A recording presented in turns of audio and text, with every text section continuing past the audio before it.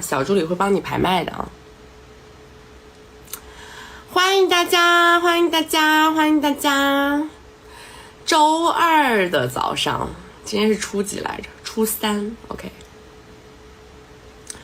你们是看不到我真的我整个人都是肿的，你们知道吗？我每次回武汉就是这样，不知道为什么。我觉得我们家就是有毒。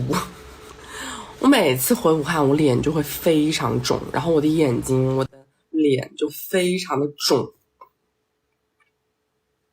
眼镜反光，是的，看着不肿，那这不是那个美颜效果好吗？黑眼圈拉到顶，法令纹拉到顶，要不然的话就不是这个精神面貌了，知道吧？来，大家没有关注的宝子左上角先点个关注啊，然后想连麦的宝宝送4000个币的礼物，然后就可以排队了，排着到了你之后呢，我们就会把你连上来的。我们每周直播是3场，周二、周六早上10点到下午2点，周四晚上6点到晚上10点啊。然后呢，我们的系列 class 金贵的关系，还有我们的专属社群金贵的社群，都是在首页粉丝群，小助理会跟大家给到一个入口。怎么排？你送了礼物以后，我这边就会显示，然后你可以点一下屏幕下面的那个连麦的那个钮，你试试看，看看哪个是连麦的钮，我相信你一定可以试出来的。来，我们今天第一个是谁？我们直接开始连麦了啊！直接看，衣服没有链接，衣服是 off white， 你们自己去找吧。Hello， 你好。喂，你好，你好，你好。是这样的，我跟我男朋友，现在谈了3年了，是第2年的时候呢，我们就那个订婚了，然后我们是对碰的嘛。然后经过父母那个认识的，然后后2年呢，我是去他家那个工厂工作的，然后因为他家条件呢比我家他家资产是比我家多很多的，然后但是他就是他爸爸是一个非常极度大男子主义的人嘛，然后他基本上很多性格脾气都是遗传他爸爸的，就是他说什么话呢，就是顺着他说的话他就可能差不多，如果跟他吵的话就我们经常争吵嘛，因为我的性格呢也是之前也一直是那种非常强势，也是一个非常强势的女生，所以说这2年呢我们一直在争吵，然后今年呢包括今年也是而且今年吵得更凶，就是2022年啊吵得更凶，然后跟他父亲还有一些争执，所以说今年回来我们还是没有在回来之前呢我们也没有谈到婚期的事情，然后我现在觉得呢我现在已经是26周岁了，他比我大2岁，然后呢我已经是不想跟他耗了，然后他让我年后的还是让我过去嘛，还是去他家工作嘛，但是呢我就是想把这个婚期给先定下来，然后现在目前我男朋友的态度是愿意跟我谈婚期，但是他拿不定具体的一个日期，但是在我心目中呢我的一个理想日期是3到6个月之后先订婚，先把婚期给办了，然后提我家开了一个条件嘛，一些房子车子加一些彩礼之类的，如果他能同意我就过去，不同意呢我就不想过去了。然后现在目前的形势是我男朋友他愿意谈，但是他在家做不了主，然后他爸爸的之前也跟我们说过，昨天还来我家拜年就说过那个他会听他儿子的意愿，然后现在我就在想那是不是需要我父母把他给叫过来，看他一个意思，因为看他想就是愿不愿意这个时间，如果他愿意的话再把他父亲叫过来，然后我们再一起谈这个婚期的时间，你认为呢曲曲？你不费劲吗？双方这个连家长带小孩坐一块儿谈不就完了吗？坐一块谈是吧？对呀。但是我怕就是怎么说呢，坐一起谈是最好的是吧？因为我觉得我男朋友先把他这一关先搞定之后，然后就再找他爸爸谈。你都多长时间了？你没有搞不定男朋友那关呀？现在你男朋友跟他爸2个人是在推搡啊，他说他能定，他说他能定，他说他能定，他说他能定。对，他们俩不愿意交谈。对呀，人家说白了就是没有那么想推进嘛，那你就赶紧把全部的家人都坐在了一块聊得行就聊，聊不行就赶紧白了，还自己捏着鼻子红眼睛干什么呀？自欺欺人干什么呀？对对对，他是没那么想推进，这是一。二就是他家不着急嘛，因为我人过去了，我天天在那工作，他肯定很有安全感，对我的损失很大，毕竟他家没有付出，对不对？我的意思是说，如果想让我过去，是一定必须把那些东西谈好之后，然后先把什么彩礼或者首饰给先买了，我才会过去，因为我不想跟他耗。对啊，就全部家里人他全部坐下来聊，不聊这个事儿就不用想了噻。那人家就不想跟你好，那你还琢磨啥？对，如果说他家不同意的话，就肯定是没有诚意的嘛，对吧？或者说比如说我提多少多少的彩礼，如果他即便他愿意了，但是我想让他家就年前先把彩礼打过来，或者是先把首饰给买了，但是我觉得他爸就这个是重点，可能婚期他们会同意，但是如果说现在让他们把这个东西给弄过来，他家很大可能性不会同意，这是一。二就是我觉得呢，就是他因为他家嘛，就是现在由于我跟他相处的模式嘛，让他爸爸妈妈挺失望的嘛，他自己也是没有信心的。但是他是那种，就是你哄他两句他就好，你跟他吵他就会想分手的那种人，就是完全靠情绪那种为支持的人。然后我就是在想，我现在跟大家提这个彩礼啊，或者让他先买，因为我的想法是提一个30万，或者是的彩礼，或者是再买一个多少20万的首饰，然后或者就让他家答应其中一个。你觉得他可能会答应吗？就先给我。哎，小姐，他要是不答应的话，你跟不跟他好？不跟。那就废话，那你管他答不答应呢？那你还琢磨他答不答应干嘛呀？他不答应你就不跟他好了噻。对，也是这样子。还有就我还想问一下，其实我心里都挺犹豫的，因为我跟他两个是否在一起合适，还要再处下去，我都不是很坚定。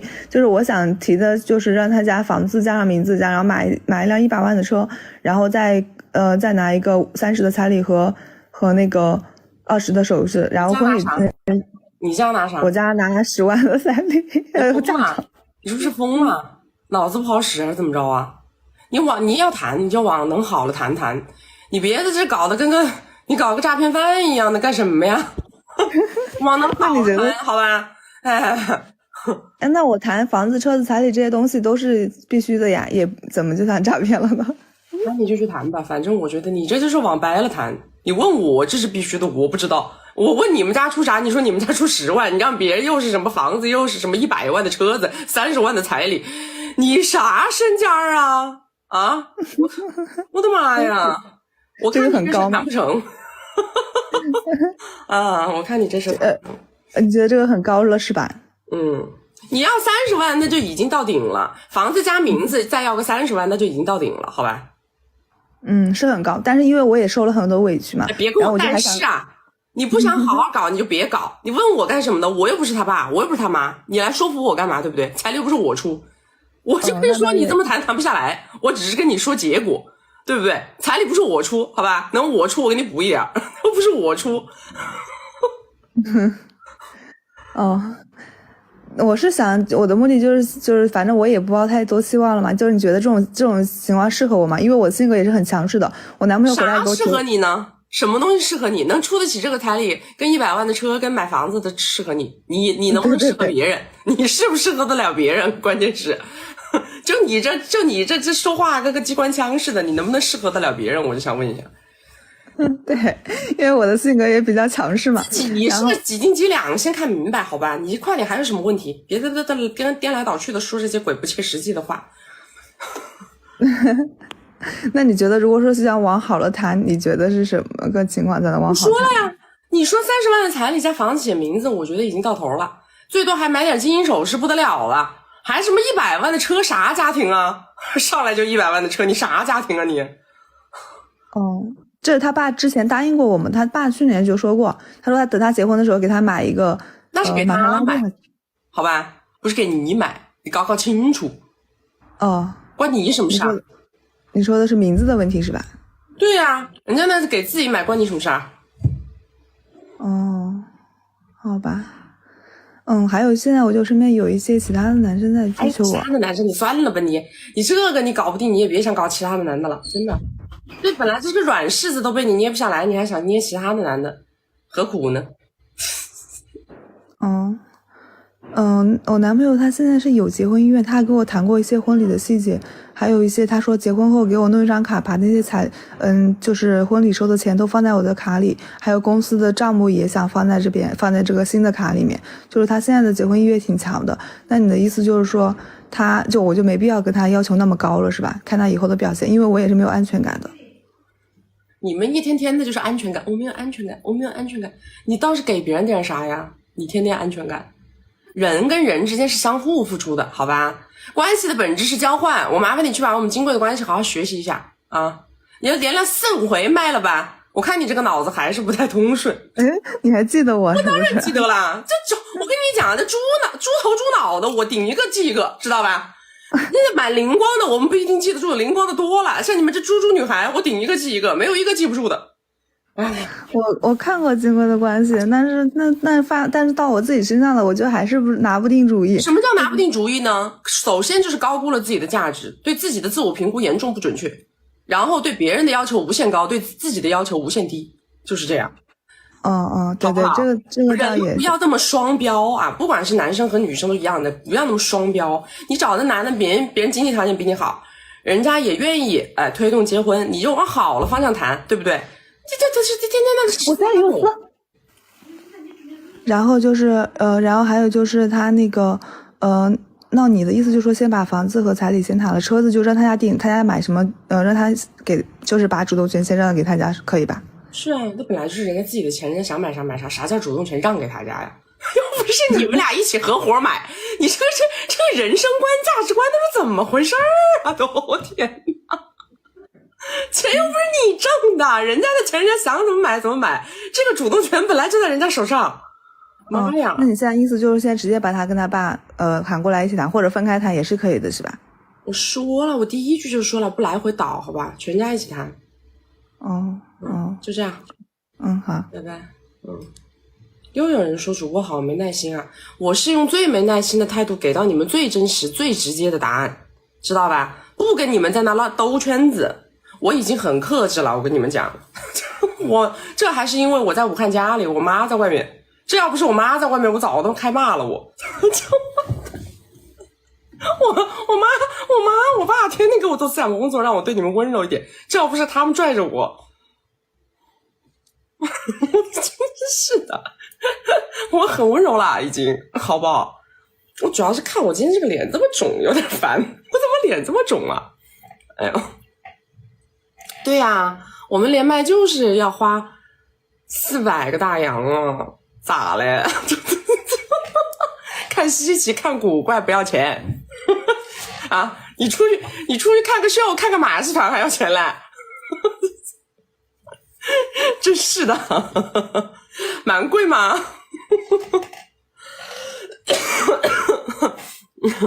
就是啊，我们就是解决问题。你说我跟他说的对不对嘛？首先自我价值评估就是不准确，天天就是怼着别人提要求。你要是情绪价值真的给的很好，人家爸爸能这样吗？是不是？人家爸又不是个不懂事儿的人。大家没有关注的宝子左上点个关注啊，没有加入粉丝团加个粉丝团。没有加入粉丝团加个粉丝团。为什么我要这么严厉？我跟你们讲，就是因为有些东西它是底层价值观的构建问题。底层价值观就是我们说的什么道，对不对？你道不对，你上面有再多的术都是浮云，是吧？首先道要对啊，你要知道这个世界运行规则是什么，你要知道底层的价值观是什么，对吧？关系的本质是交换，你是拿什么换别人的什么，不是说什么东西你就哐一顿要，别人给你什么都是应该的，没有应该的，这个世界上是没有应该的，好吧？我引导付出这个事情是个技术活，你以为呢？哪那么容易啊，对吧？那个要连麦的宝子送4000个币的礼物，然后就可以排队了。想要学习我们金贵的关系，进我们金贵的社群的宝宝，左上角头像点开到我们首页的粉丝群啊，小助理会在粉丝群里面给你们给一个圈圈的入口，你们可以在圈圈来跟我们连接，好吧？来下一个来，白衣服我不说了吗 ？Off White， 知道吗？知道那牌子吧？有知道的可以帮他们call一下，但是这个衣服蛮贵，划不来，又没个 logo， 划不来。买个你们就去买个类似的，就是羊毛衫嘛，不就是高领带拉链的，搜一下高领拉链羊毛外套。下一个是谁？下一个是谁啊？一颗豆芽菜。Hello， 你好。喂。哎，你好。Hello，曲曲，是我吗？是的，你说。啊，我好喜欢你啊！啊，我终于到我了。你这不是才开播15分钟就到你了，终于到你了。啊，好开心啊！新年快乐，新年快乐。啊，新年快乐啊！你说。我介绍一下，我是94年的，然后收入一般，长相大概6、7分左右吧，原生家庭一般，3、4线城市的，我现在遇到一个问题，就是我老公想跟我扯快乐证。然后他是个2代，他原生家庭比较复杂，但是他条件还可以。他们家经济大权在他爸爸那里，然后他爸现在有自己的家庭。啥叫他爸有自己的家庭？就是他爸就是他爸再婚了嘛，就有一个后妈嘛，就比较复杂一些。然后现在的话，我就发现他外面有个2+1。然后他要跟我离嘛，然后他开了条件说，给我70个 W， 让我跟他扯快乐证。你们俩啥经济水平啊？他们家啥条件？他自己啥条件？他的话他在他爸公司那边工作嘛，然后基本经济还是他爸爸吃住，我就是体制内的，就收入一般。然后就是你们俩结婚多久了？2年，但我们谈恋爱谈的比较久，4年吧，4、5年。那你们结婚2年，你们这个财务是怎么在弄呢？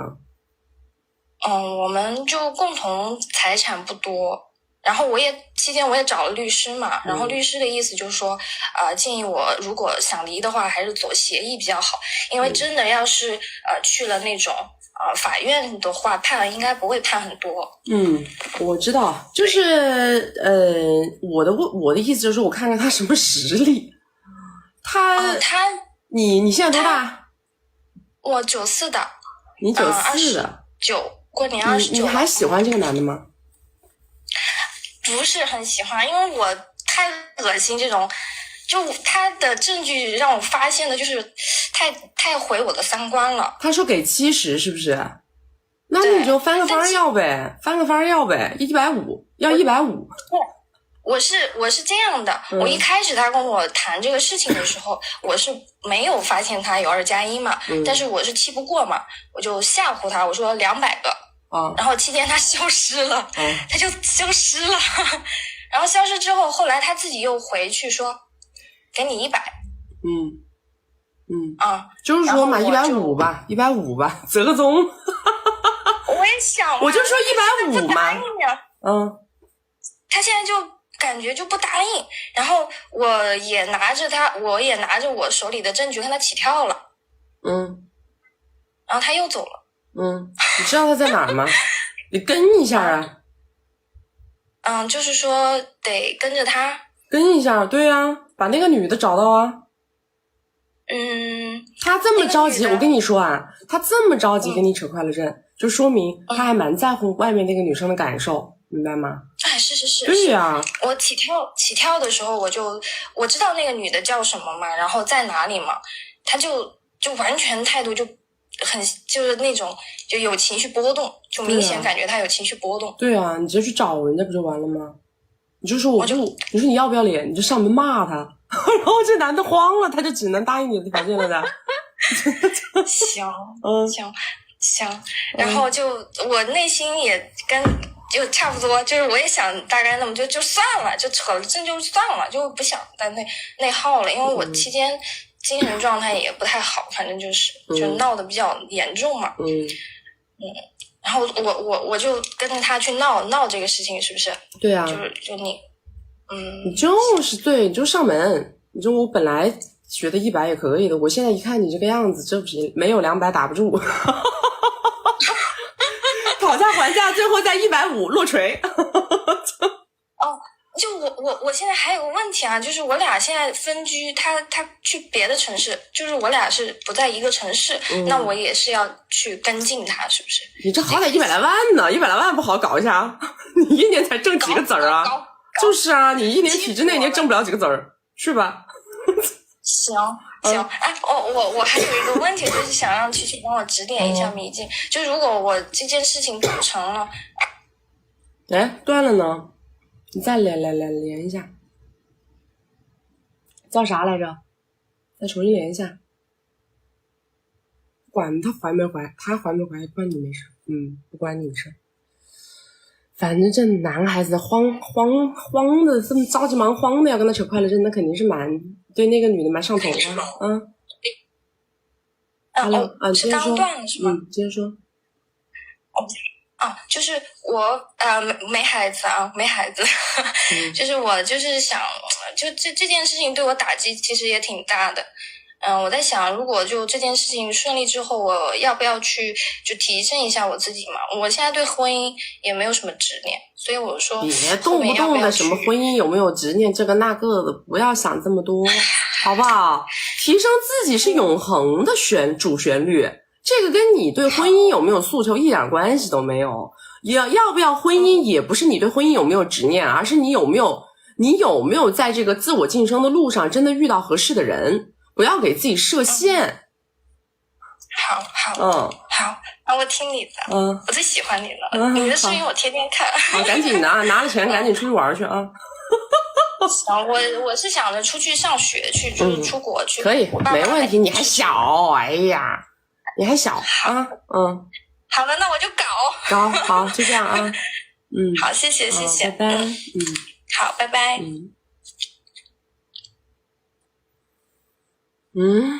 律师不能像我们这么出主意，那是他们是有从业资格证的，知道吧？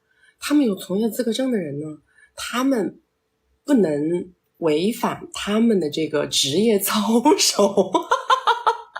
但是我们没有职业操守。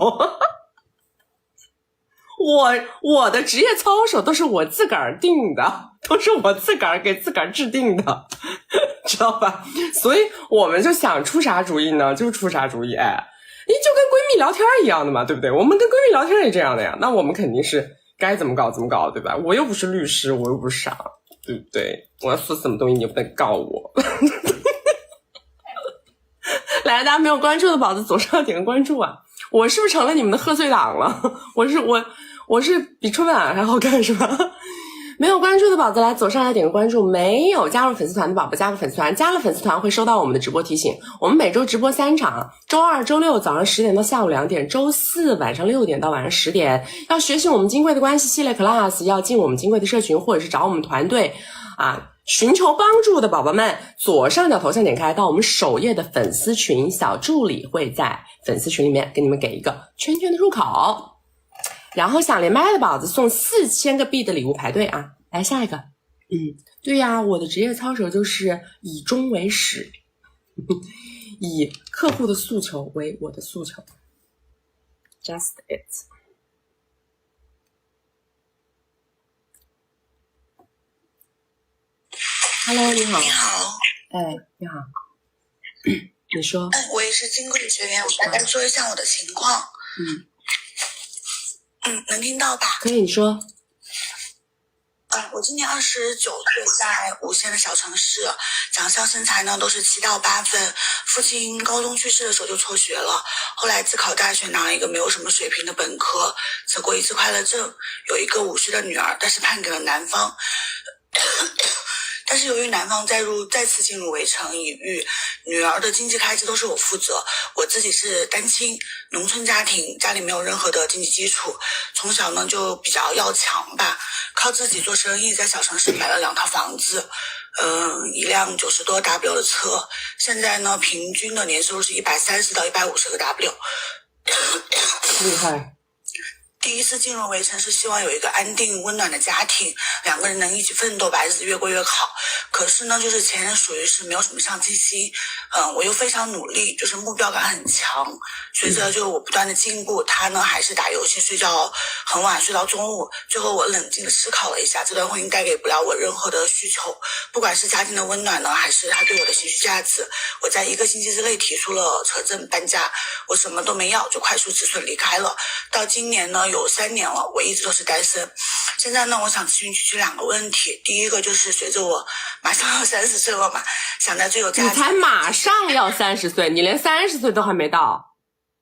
29，你才29岁，你就已经年入百万，娃都5岁了，你这属于人生赢家。但是还是比较焦虑，因为没有什么背后的支撑，都是靠自己。就选一个，就是我想30岁的时候选一个，因为现在马上30岁了，我想在有价值的年纪选一个有价值的男性伴侣。我的工作全是接触的女性，接触不到我想就是比较喜欢的那种类型的男性。在我们小城市，我又算是很多人都认识的那种人。我再问一下，就是在未来的择偶选择上的空间是什么样子的？我个人希望通过以后的伴侣，或者是会把自己的家庭，或者我女儿的生活质量再往上拉一下，不一定是物质的，因为赚钱我自己是可以的，可以是教育水平啊、学历啊、修养这方面的。还有是我想，我需要降低我的择偶标准嘛？就是这方面是天花板，我想听一下你的建议，让我能够更坚定和有方向一些。我跟你说实话，环境对一个人的影响是巨大的。你所待的那个地方，你是找不到你心里想要的那种男的的。对，我是在湖北的周边的一个城市。你找不着的，就你这个条件，我跟你说实话，你要想找优质的男的，你要是说没娃呢，也许可以，或者说你要是年纪你没这么高收入，可能也可以。你的收入又高，你又有娃，你知道小地方的男的，他就是一年挣个30万，他已经要在家里称王称霸了，你知道吧？他要在家里称王称霸了，你凭什么让他称王称霸呢？你不会给他这种感受啊，你不会给他这种情感体验啊，你们之间都是需求错配的。我明白了。其实我也是想换一个城市生活，但是呢，这是我第2个问题，因为我的工作是开实体店的，在5线的这种小城市，我其实很向往大城市的生活，但是我的客户呀，还有我的门店呀，都是实体店。如果说想去换一个城市，那对我的收入肯定是有一定影响的，毕竟我现在的工作和我经营的这个品牌是很稳定的，就每年可以这么多收入。我是建议你别找男的，不要把找男的作为你的什么人生当中的什么现在要急于完成的事儿。我告诉你，你以这个想法，你必走坑，必踏坑，信不信？我也想过，就是不早，所以我这3年一直都是单身。不是，你也不用一直单身，你们有的时候就是蛮喜欢走极端，知道吧？该谈恋爱谈恋爱，对不对？喜欢跟谁谈就跟谁谈，但是不要老是一谈一个就想着我是要以结婚为目的去谈，不要这样。你们这个样子就会把自己过得很累。因为你想找的那种结婚对象的标准的那种男的，在你那个地方他本来就不存在。然后你要是为了去寻求那种男的，你又要放弃你的事业，问题那种男的又不一定找得着，你这不是疯了吗？我明白了。那我第2个问题就是，我现在工作是实体店嘛，那我想换一个城市生活，所以说我又有点矛盾。为什么呢？你这换城市生活的主要诉求是啥？到底是为了赚更多钱，还是为了找男的？也不是为了赚更多钱，也不是为了找男的，是想自己的生活环境和对未来孩子的教育会好一些。你现在手上多少存款？几百个吧。几百个存款。那你是做什么？服装行业吗？我是做皮肤管理的。做皮肤管理的呀？你的客户都是周边客户是吧？对。那我觉得这个东西是这样的啊，你要是说换城市的话，那你周边的这些客户可能就没有了，你这个事业的整个你得重新起盘。那你要完全重新开始，你要有这种从零开始的勇气。还有一个办法，我觉得你把你现在所有的店，你全部一起卖出去也可以。对不对？我明白。我明白。你找个，或者说你找一个大一点的机构或者什么的，对吧？你全部卖给他，因为你这个都是应该有小连锁的概念了，是吧？对。你找个大品牌或者什么的，你像有一些大品牌，他们如果说他们要做下沉市场的，你把你的品牌的店卖给他们，或者说你自己在里面持点股，你这样的话，你带着点身份光环再到大城市来。我明白了，好的，我没有问题了，谢谢曲曲。好，拜拜。好的，拜拜，再见。我没有吃圆，我不是吃圆的，我是一回武汉我就肿，我真的是一回武汉我就肿。哎，你们女孩子真的啊，不要到了那个什么29、30就开始焦灼于婚姻，啥自己是个什么东西你也不看就焦灼于婚姻，你自己都已经混得很好了，好不好？娃也有了，钱也有了，你已经是人生赢家了，你现在还要去找个男的给你当拖油瓶，你咋想的呀？为什么我说你找个男的会是拖油瓶？因为你焦灼。什么样男人你要怎么找才能找得好？慢慢看，慢慢挑，对不对？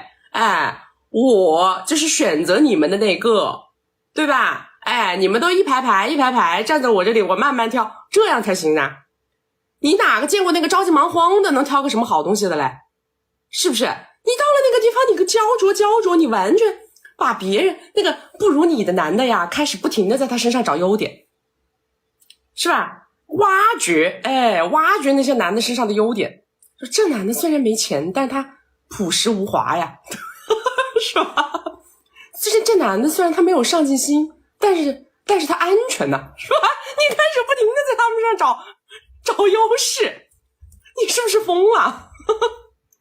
就自己都选择就是也选择性的当个盲人，没太大必要，好不好？该谈恋爱干嘛？3年挂空档嘞？你这忠贞给谁看呢？你们感动天感动地的，你这个忠贞到底是忠贞给谁看的呀？是不是？给你写部赞歌，好不好？表彰一下你，就没必要啊。还有个办法，你先慢慢盘，对不对？慢慢盘你的店，在大城市去找个什么 MBA 读一下，每个星期去上一次课，对吧？去大城市上个 MBA， 每个星期去认识同学，打大城市的圈子，对不对？平常就在自己的小地方赚钱，到了周末去大城市，一边学习，晚上就去泡仔，白天就去上课，对不对？晚上就动词大词动词大，白天就去上课，是不是多完美？把自己生活不是安排的蛮好吗？一天天的是哪里想不开呢？我就搞不懂了。我为啥不做正？因为我有好几个镜头，我一下看看这儿，一下看看那儿。大家没有关注的宝子左上角点个关注啊！没有加入粉丝团，加个粉丝团，你还可以到那去冲单身，冲从来没结过婚的，哎，对吧？还可以当你29不来，在外面你在大城市里边29没结过婚不太正常了，大把的抓，是不是？完全就是纯单身，是吧？精神有米的单身小姐姐，多好的一个人设，对吧？想怎么玩怎么玩，横着走，是哪想不开？我这个美甲已经要换了，大家没有关注点关注啊！没有加入粉丝团加个粉丝团。我们每周直播3场，周2、周6早上10点到下午2点，周4晚上6点到晚上10点。加了粉丝团的宝宝应该会收到我们的直播提醒。然后想要学习我们金贵的关系的系列课，想要进我们金贵的社群，或者是了解怎么跟我们团队来衔接的宝宝们，左上角头像点开到我们首页的粉丝群，小助理会在粉丝群里面跟你们给一个圈圈的入口啊。想要连麦的宝子送4000个币的礼物排队。来下一个粉丝团进不去，等粉丝团怎么会进不去呢？你说粉丝群进不去是满了吗？满了让小助理待会儿再给你们开一个啊。来下一个。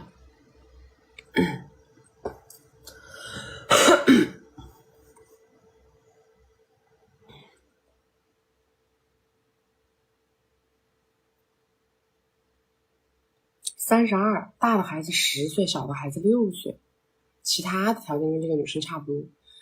你再把收入奔到300以上啊！你这个比100万的收入养2个娃有点费劲呢。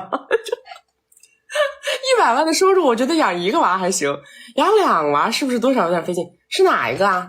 你怎么连了2个上来啊 ？Hello， 你好。Hello， 你好。下头脑，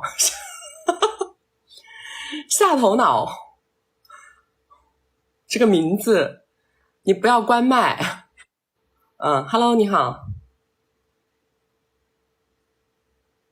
Hello， 说话，你再不说话我就要挂了。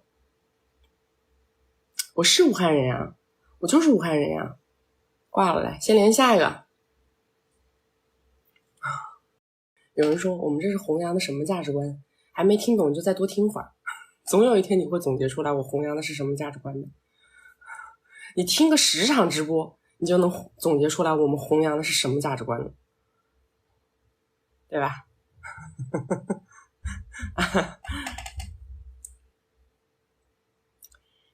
下个是谁？下个是谁？那些证书都是我小的时候得的证书，全都是唱歌的证书。Hello， 你好。喂，你好，能听到吗？你可以，你说。哎，你好，我这边是我们2个人都是研究生，现在在准1线城市。然后高中的时候是没有在一起的，就是后来大学的时候我找他，然后2个人就直接在一起了。然后为了我，然后他陪我一起去国外读书，然后前几年是比较宠我的，然后学费啊、房租啊什么都是他付。然后20年的时候2个人领的证，然后去年就是过了2年嘛，2个人领了快乐证。原因就是没有办婚礼嘛，然后我总觉得在感情里是没有安全感的，感觉他不太喜欢我，可能我没事可能1个月的话就会做一次，然后基本上都是他过来哄我，然后给我讲道理，然后每次我也是答应的比较好，然后但是过一阵子可能就又原形毕露了。然后最近也在跟他聊，他说他其实对我没什么要求，就是希望我能够对他说点好听的就可以，然后就不希望我像现在这样。然后过年之前是正常联系的，然后过年回家期间，因为我爸妈之前一直是为我考虑嘛，就觉得不办婚礼，想让我早点分手。然后他之前也是一直向他家里隐瞒我的情况的，就是希望我能够改好。然后去年的时候他把这个离婚就是领快乐证这件事情告诉了他妈妈，然后今年的过年的时候他爸爸也知道了，就是我们2个可能一直不是很好，但是就是领快乐证这件事情没有告诉他爸的。然后过年的时候我就情绪不太正常，然后一上头，然后又把他删了，又给他拉黑了，然后他又联系了我一次，然后我冷静下来了之后，然后我又给他加了回来。就是现在他是这么说啊，他说他是很伤心难过的，我也不知道我是应该怎么去做，然后去挽回吧。我也看了您之前的一些视频，我就是觉得自己一直太不懂得珍惜了吧，就冷静下来又觉得自己太冲动了，然后年后回去还是在一起的，我也不知道自己应不应该搬走还是怎么样。你要不去看看心理医生？你看你这情绪，啥事儿没有，说着说着就不行了。就是我现在就是比较焦虑，也不算比较焦虑吧，就是有的时候我能想的挺明白的，有的时候我就是可能情绪确实是波动比较大吧。可能说他总说他就是这样说我做100件事情，可能做了其中1件事情做的不好，我可能就炸庙了。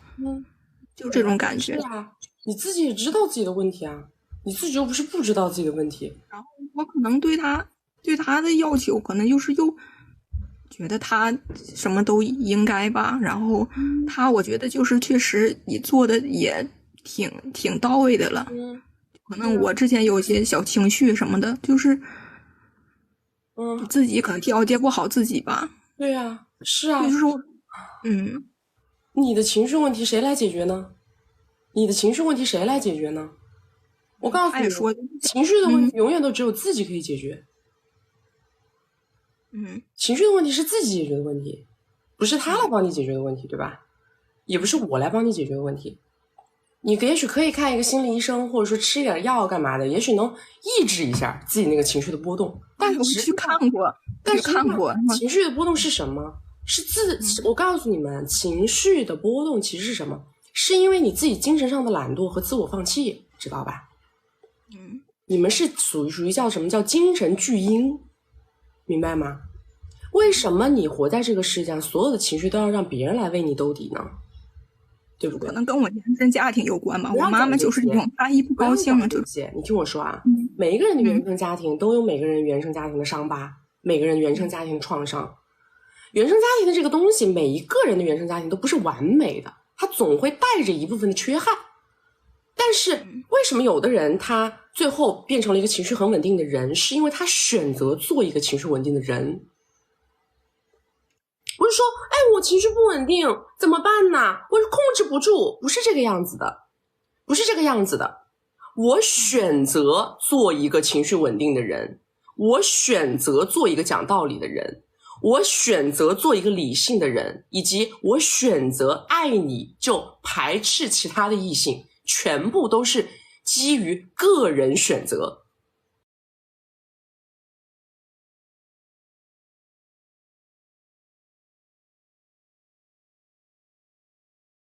明白吗？你们说所有的我的情绪我控制不了，我要纠缠你，我找不到你我就要发疯，你这件事做得不好我就要搞你。为什么？因为你对自己没有要求，你的要求全部都是凌驾于对别人的操控上面的，可是你不要求你自己，你对于你自己是放弃状态，知道吧？你对你自己没有要求，你把所有的要求都凌驾于对别人的要求，最后你就会变成一个失控的人，情绪失控的人。那您觉得就这种情况下还有可能去挽回吗？重点不在挽回，重点在于你到底要做一个什么样的人。如果你不能成为一个情绪稳定的人，或者说相较而言情绪更稳定的人，那么他还是会离开你，对吧？他是时间问题，因为没有人是来到这个世界上来救赎你的救世主，因为每个人都有他自己他是一个独立生命体，他是要独立生长的，他不是为了来救你活在这个世界上的。这个世界上要救你的只有你自己，别人没有责任也没有义务来救你，没有义务来搭救你的情绪，一次两次三次出于人道主义，但是他不能一直这样，对不对？他不能，对，他也一直不能这样。然后那我如果说情绪稳定了，我对他好好的，您说还有可能吗？你知道情绪怎么稳定吗？就是我自己觉得就是有的时候我可能一些事情想的太悲观了吧，就是我对他的要求可能太完美了，然后我自己这边是有点放任的这个状态。我也知道自己有的时候这个状态不好，我可能太想他去当我的情绪垃圾桶了，就是自己不自立吧，就是自己感觉总在有点逃避的这样一个状态。需要出口，怎么出？有很多方法。我写文章，对吧？我会用这种方式啊，这是我的方式。我喜欢写东西啊，有的人可能他会喜欢听歌，或者他去跑步，他去运动，他必须要找到一个自己能消解的方式，而不是把这种压力施加于别人身上。你这种是一种精神折磨，对别人来说，你是在给别人上刑，明白吗？所以重点根本就不在于挽回。其实所谓的情绪稳定，它是非常细节的事情。比如，在我想要口出恶言的那一瞬间，我能不能选择闭嘴？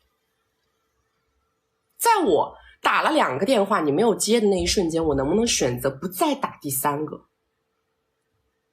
在我给你发了2次信息没回的时候，我能不能选择不发第3条？所有的所谓的情绪稳定不稳定，最终都是要体现在细节上。每一件事情，我能不能停止我的行为？我能不能停止给对方施压？我能不能停止要求？他所有的事情，他都要归结于这些具体的点位。你每天在家里想了，哎呀，我情绪不稳定啊，哎呀，我好需要他呀，哎呀，我知道我自己做的不对啊，怎么改？怎么落实？对吧？所有的东西你要把它细化，每做一件事情的时候都要过脑子，我这件事情怎么做才代表了没有给他施压？怎么做才代表了我控制住了自己？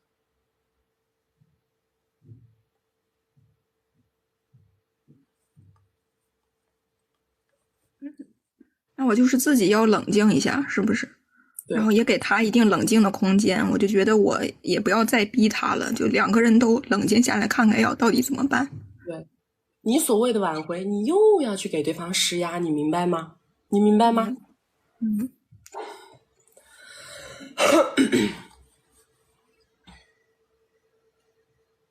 就是我先把我自己做好，然后再去看这件事儿，对不对？对，每天问自己一遍，我有没有把所有的问题往好的方面想？我有没有成为一个更好的人？我有没有对自己更严格的要求？我想对他提出一个要求的时候，我能不能先写下来，我看一看这个要求我认为合不合理，我自己愿不愿意为他做，对吧？可能就是他一直以来对我太怎么说，太迁就了吧，我自己就太任性了。很多女孩子很初期的时候都是这样的，但是你们都年纪不小了，我认为不能一直放任自己的情绪。这是对自己很不负责任的一种行为。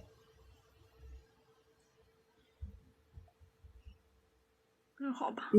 好吧，就这样啊。拜拜。谢谢。拜拜。我跟大家说过一句话，情绪是什么？有人知道我说的这句话吗？我说情绪是什么？有人知道我讲这句话吗？我给大家讲过，情绪是什么？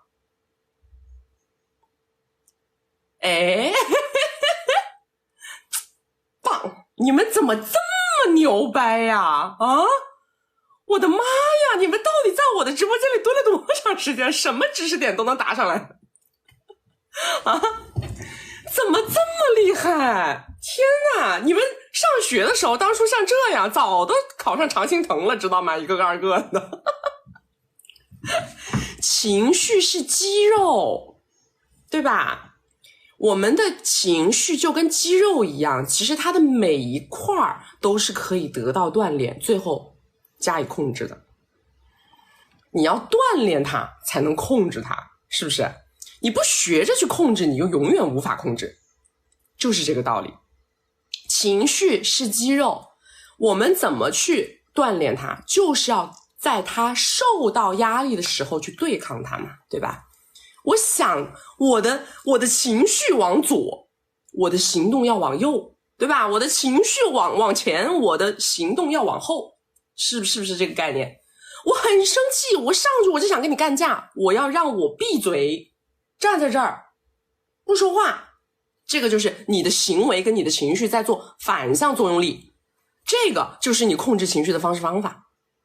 从一开始是痛苦，很多人说这我多难受啊，这我不憋死了，这我不怎么，这其实是什么？这就是你的自我放任，这就是你自己在偷懒，你是一个对自己的精神没有要求的人，所以你才会这样说话，明白吗？当你知道这个是自我修炼的一个过程，你自己会告诉自己说，我是在修炼自己，我是在修心，我是在把自己变成一个情绪更稳定的人。那么你有一天你就会发现，它就变成了你这个人本身，你就不再需要刻意的去做这件事了，因为它就很自然，因为很多东西它就不再引发你的愤怒了，它就不再会让你，就很多以前很小的一些事情你就会愤怒，你就会悲伤，你就会哭泣，但是你后来发现很多曾经让你感到情绪波动的事儿，现在不让你波动了，你那个时候才叫真正的掌控了情绪，做了情绪的主人，对吧？然后才到下一阶段是什么？利用情绪达成目的，对不对？它是这样的，你把它用好了，它才能成为工具，是吧？可是你怎么才能用它呢？你怎么才能驾驭它呢？你连控制都不能控制它的时候，你谈何驾驭啊？我们说语言和情绪都是为了我们的目的做服务的，那我怎么能够锻炼自己的语言，锻炼自己的情绪，去围绕目的做服务呢？你连控制都控制不了，别人说他控制不住自己口出狂言，他控制不住自己恶语伤人，他控制不住自己要去跟别人干架，你说他都控制不了，他怎么驾驭？对不对？那你再来谈我们所有的以终为始，我们所有的我们要围绕着自己的目标再反推，我们要去用什么样的情绪，什么样的语言再去完成我们的目标，你那就是天方夜谭。那很多人听我们直播他就会觉得这怎么做得到呢？对不对？那当然做不到了，因为这中间还有好多个环节呢，这一个一个环节的全都得一步一步的往上走，是吧？那才可能一步登天呢，对不对？大家没有关注的宝子左上点个关注啊，没有加入粉丝团的宝宝加个粉丝团，还没有学习过我们金贵的关系，没有学习过我们金贵的关系，没有进过我们金贵的社群的宝宝啊，左上角头像点开到我们首页的粉丝群，小助理会在粉丝群里面跟你们给一个圈圈的入口。好，要连麦的宝子送4000个币的礼物排队。我们每周是直播3场，周二、周六早上10点到下午2点，周四晚上6点到晚上10点。来，下一个来。我不做什么职业的咨询师，因为我不想让自己有什么职业道德。我不希望这个世界上还有什么更多的规范和道德指标要来约束我了，我并不想要。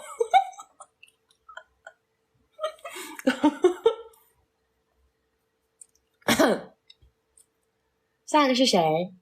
看不到呢。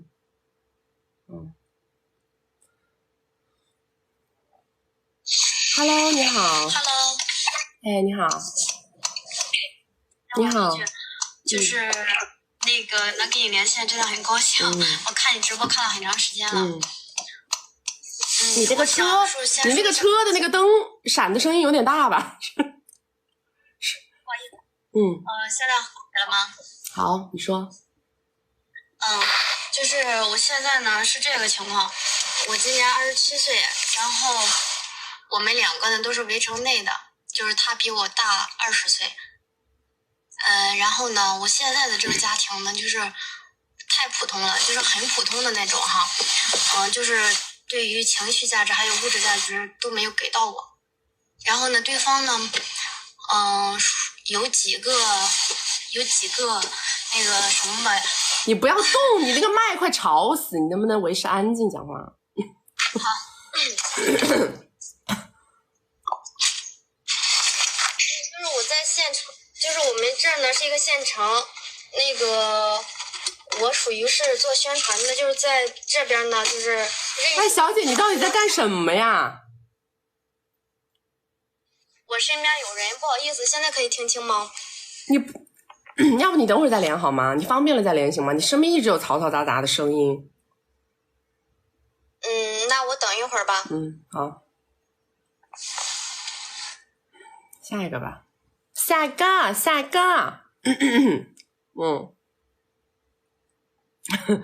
Hello， 下头脑。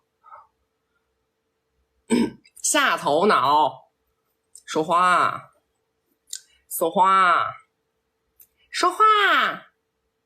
Hello， are you there？ 说话噻，这个乖，你不说话，我又要把你抱上去。现在可以听到吗？好了，说。哇，太不容易了。你好，曲曲，我是金贵的学员。然后我最近遇到了一个跟我一样大的男生，就我俩还没发生呢。然后他认识了我18天，给我花了16个 W。然后我就想赶紧来找你帮我分析分析，就接下来要以一个什么样的模式和姿态跟他相处。咋花的呀？就是我跟你讲嘛，然后我俩情况是这样的，就是我俩都是北京的，然后围城内的，都是33岁我俩，然后他在 IT 行业，大概年薪也就100个左右吧，然后资产就是北京有2套房，车大概有100个 W， 他平时穿的用的也都是那种大牌儿，然后他家那位就是家庭条件也不错，他是属于那种就是一毕业就结婚了，然后就看上他家那位的那个户口和条件了，这是他的条件。然后我呢，我是体制内的，然后有北京户口，长相也就6.3分这样吧。哎呦妈呀，还有牛整的呢，精确一下。然后我的那个资产条件就只有他的1/4，然后我俩是通过交友软件认识的。就我刚开始没想的长则，但是就是他第2次见面，然后就跟我说他除了初恋之外，然后什么就对我心动，就这种话。然后我俩就每天见，然后手机聊天也没有停止过，就感觉他特别上头。然后第2面见我就，然后送那个2-3个 W 的那个项链，然后后面就一直在送。然后我不是过年的时候就去那个三亚嘛，然后他就觉得好几天没见我，就追过来了。然后我来大姨妈，我就来大姨妈了。哎，有点乱，我再捋一下，就是我俩那阵手机聊天，天天聊，然后感觉他挺上头的。然后我在这个过程中呢，也一直给他的都是正反馈。然后他也是经常给我就是买礼物啊，付出这种。从第2次见面就开始送礼物。然后他第1次给我转米是因为什么？就是因为他应酬去那个商务爱情 KTV， 然后他是之前跟我说过，但是我无理取闹，然后就管他要罚金。然后这是他第1次给我转米，转了3个 W。然后后面他说，然后后面我就跟他说，我说再这样的话就再去商务 KTV， 不管什么原因，然后就罚5个 W 这样。然后就过年了，然后我就去三亚了。去三亚了之后，他就要跟过来。其实我知道他跟过来其实是想跟我发生什么。然后我那阵也挺喜欢他的，但是就特别巧，我就来大姨妈了。然后就他来找我的那2-3天就什么都没有发生，但是也没有影响到我们的相处。然后他还去就是给我买个6W 的礼物，然后整个就是算下来我们就认识了18天吧，然后就给我送那个什么手机项链，然后转米还有什么礼物，加起来也就是14个 W 这样。然后现在就是这种情况，然后还是天天聊天。然后我就是挺享受这种恋爱的感觉和又能给我买礼物的感觉的，然后我就想问问您，就是像我俩这样一样大，然后又是这样的一个情况，我们接下来就怎么相处能让它变得更长久一点，或者说是让我利益最大化一点？我觉得你想多了啊，想那么多干啥呀？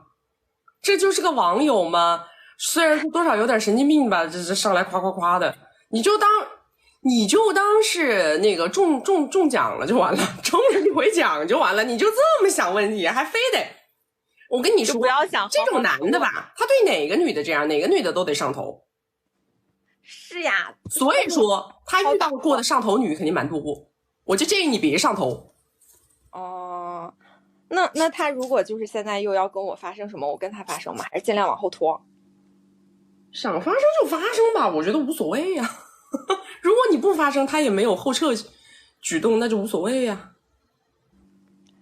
那所以你的建议就是不要把它当回事儿，就当中奖了，能享受多久享受多久。对呀，本来就应该这样，能玩多久能玩多久，然后也不要太在意，也不要太伤心。对呀，就应该这样啊。哦，我每次遇到这种感觉特别好的，我就特别想好好把握。你把握啥呀？俩围城，还好好把握，这个说的个话真是。那好吧，不要乱搞上头，乱上头了以后，你一上头你就成为了人家手里的筹码。那我不上头的表现就是跟之前一模一样呗，就是该给正反馈的时候还是给正反馈，该聊聊就聊，不想聊就不聊，不要一天到晚就特别在意他的感受那样。对呀，当然啊，因为就是在这个过程当中，他不是在给你正反馈吗？他的付出就是给你的正反馈呀。那我也不用想再从他身上捞太多，是吗？有可能吗？我不知道，你想怎么开口你就怎么开口，你之前是咋开口的，现在就咋开口就好了。我之前没有开过口，就都是他说的。那你就继续不用开口，就是你们的模式就是这样的，那就让它持续就好了，让它按原有模式持续就好了呀。好嘞。然后这是一个问题，还有一个问题就是，之前有一个男的是大我17岁，然后资产有一个小目标，然后但是从来没把我当回事儿，然后我俩就然后我俩就同地在一块儿，就待了3个月。然后他给我付出也特别少，就3个月就7、8个这样，然后后来分开了之后也就再没怎么联系，断断续续的。然后他现在就是说又要来北京了，大概1个月来一次这样。然后他现在就我感觉到他已经在预热了，他过年已经在跟我问好了，就本来好久没联系，他过年已经在跟我问好了。然后我想他年后肯定是要来，你说他来了的话，我是以一个什么样的态度对他？比如说他约我吃饭，我是推辞一下再去，还是说去了之后给他阴阳怪气的？不用阴阳怪气啊，吃饭干嘛不去啊？吃嘛，往好的地方吃嘛，对不对？吃完饭嘛，他要是说正常像朋友一样嘛，那就像朋友一样。他要是想怎么着嘛，你们直接开口不就完了？他之前可气人，你知道吧？就是他跟他相处那3个月，我还挺喜欢他的。结果分开了之后，我就特别上头，然后他就爱理不理的，然后我还当了一段时间舔狗。然后现在我就好不容易走出来了，遇到了一个新的走出来了，然后他现在又来找我，我当然是心里一点波澜都没有，我就想知道就是怎么跟他开这个口。这有啥不知道的呀？他要是又想跟你好，你说你这转了一圈又来波动我的情绪了，你说那不行，这次不能就这样波动我的情绪，要不然的话现在就去给我买个礼物，要不然的话咱们就是朋友，就好了吗？现在就去买个礼物，我告诉你啊，就是直接往那20个 W 往上的看，知道吧？行，那我用不用前面再跟他说说感情，跟他聊一聊，就是我那段时间他不怎么理我的时候，我多难受多伤心，然后天天多关注他，要说吗？ No， 都不要说。越是这个样子，男的越是觉得说，那你不应该很想念我吗？啊！你想他们那普信的那个劲儿一上来，对吧？我懂了，就是还是要姿态自然点，高一点。正常，哎，本来就是朋友，我都已经失忆了，你干嘛呀？现在要激活我，现在要激活我的那个脑电波吗？好的，我懂了。还有问题吗？谢谢曲曲。再没了。还有就是跟您反馈一个状况吧，不知道之前有没有人反馈过，就是在排麦就是在排麦的时候吧，他这个平台就会给你推别的直播间，就是不管他的说。那没办法呀，这咋办呢？那因为你们被别人投流投走了，我也没有办法。你们被别人投钱投跑了，那咋办呢？我也没有办法呀。好不容易感觉就排到了，然后被平台弄别的直播间去了，贼气人。好，就这样啊。拜拜。期再见。拜拜。没办法呀，他这个咱们这个直播间吧，有点被边缘化，你知道吧？咱们这个直播间就有点被边缘化。你看，他又警告我，今天没有谈论低俗话题吗？这不是谈的挺好的吗？挺阳光的吗？怎么的？你们那些男孩子不要坐在这里举报啦！你们换个直播间待待行不行？咱们这个直播间就是个女生直播间，男孩子不要坐在这里举报了，我的妈呀！还有别人的情感主播的运营，不要再坐在我的直播间里面一边抄一边举报了，好吧？我真谢谢你们，好吧？我真是会谢。怎么回事啊？一天天的。你们要知道，现在这个连麦规则在我们都已经成了这个行业的通用语言了，这可是我给这个行业做出的巨大贡献。你们不要在这里搞事情，好吧？对不对？你就大家各做各的，各吃各的饭，干嘛呢？这一天天的，我又不抢你们的客户了，你们的客户又不会到我这里来消费，干啥呀？来，大家没有关注的宝子左上角点个关注啊！没有加入粉丝团加入粉丝团。你们知道为什么我现在大号从来不发？你们没有发现我的大号都不发那个一些关于情感方面、价值观方面的东西？你没有发现我不发吗？你没有发现我现在大号，我自己的2个大号我都只发日常吗？我就是时不时的可能发个什么日常 vlog 剪一下，就是因为举报的人太多了。他举报狠了以后，他就把我的直播间一封1个月，知道吗？所以说我现在就干脆就什么带价值观的东西我都不发，所有价值观的东西你们只能到我的直播间里看，或者是你们要从就是很多粉丝自发的剪辑号上看，要不就是小助理的号上看。你们在我的号上已经看不到我的价值观了，因为我不能输出价值观，太多人天天蹲在这里举报。曲大女人啊，曲支招啊。然后月传曲是助理的号，来下一个吧。大家没有关注的宝子点个关注啊！我今天被警告2次了，待会儿可能会关播。没有关注的点个关注，没有加粉丝团加个粉丝团啊。然后那个到我们的首页粉丝群，通过那个圈圈入口联系到小助理，然后万一关播了的话，你们知道上哪找我啊 ？Hello， 你好，你好 ，Hello， 你好，你好，哎，曲曲新年好，终于轮到我了，新年好，你说，好的，我大概介绍一下我的情况，我是211本硕，目前32，然后是对碰进入围城，目前无娃。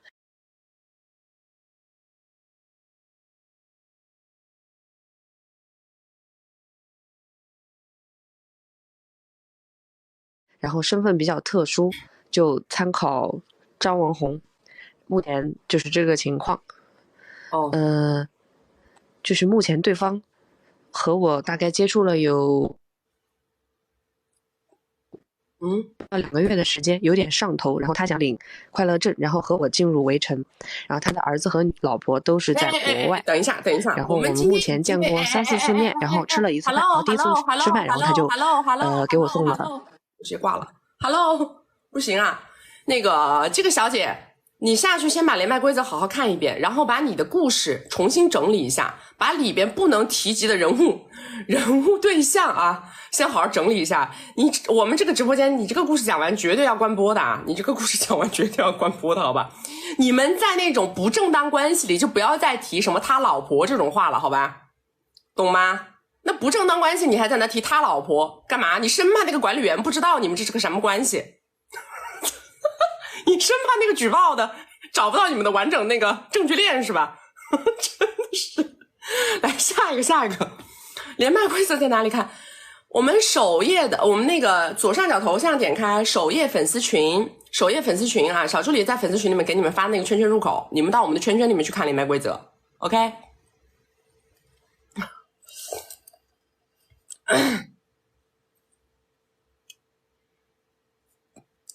下一个来，先下一个。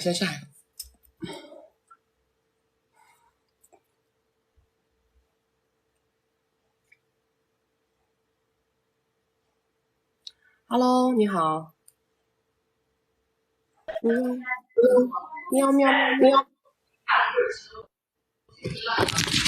嗨，曲曲，能听见我说话吗？可以，你说。曲老师，我是金贵的学员，然后我想先谢谢您啊，因为在这个乱世，您的横空出世确实是改变了很多我对事情的一些固有偏见吧，而且您也帮助我打破了我和自己很多的壁垒，我觉得曲曲老师真的是 YYDS。好，首先啊，然后我要推荐一下，咱们不能说您啊，就是第二个事儿，也别曲老师，好吧？这不喜欢啊。但我本来是给我上，可是我都不喜欢。我喜欢呀，曲曲老师。那我要推荐一下金贵 class， 因为我觉得真的很值得。然后我今天的问题是，就是如何跟这个男生推进围城，还有就是用什么方式去表达我自己的一些信息吧。我就想先介绍一下我的情况，我今年是32岁，然后是博士学历，长相身材 7.5，一线城市的土著，名下大概2000个左右吧。那我的年收入是20个左右，然后因为前半生可能是因为个人性格的原因，然后就是贪图情绪价值就被凤凰男搞定过，然后求过快乐症，但是我们没有娃。然后现在我遇到的男生呢是朋友介绍的，他是在晶晶行业，然后他年收入大概100个以上，今年是35岁。我们见过2次，然后他自己讲的是他有过很多的感情经历，现在也知道自己想要什么，然后今年有计划进入围城，就是他也是想往这方面去走的。然后他没有问我的情感经历，所以我也没有就是直接跟他说我扯过快乐症，所以我想问问曲曲，我在什么时机用什么方式去讲这件事情，比较不影响我朝围城这个方向去迈进。在他上头的时候你，然后我还想问一下，我的条件选择这样的男生就属不属于向上择偶？没问题啊，你现在看得中这个男生的条件就行了呀。对，但是我是不知道什么时候去讲扯过快乐症这件事情会比较更合适一点。他上头的时候才能讲。因为我现在营造的人设就是属于生活有情趣啊，吃穿用度也有点贵的那种，就是小白兔。然后我的长相也是那种比较干净有气质的款。在他然后要跟你推动往谈婚论嫁的方向走的时候才能讲。也就是说我不要先提，是不是？不要提。好，我明白了。那我就是。那对于这样的男生，我是不是一直就维持自己的人设，然后让他觉得舒服，提供情绪价值，这样就可以了？你前面是怎么弄的，你后面就怎么弄。现在他对你印象好吗？他对我印象非常好，因为我就是一直也在，他对我印象很好，因为维持你的水准就可以了。好，我懂了。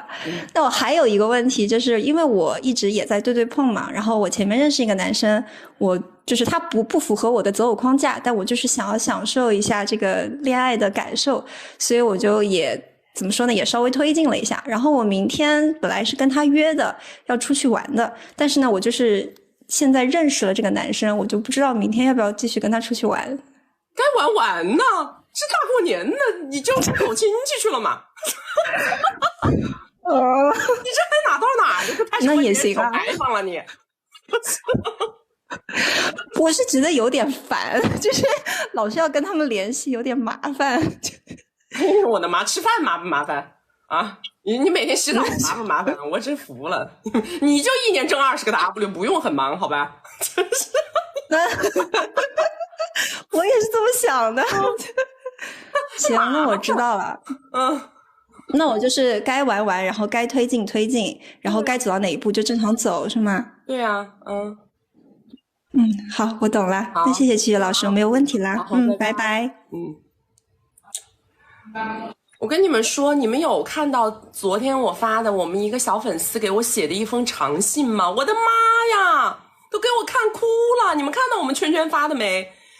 我的粉丝怎么那么有才华呀？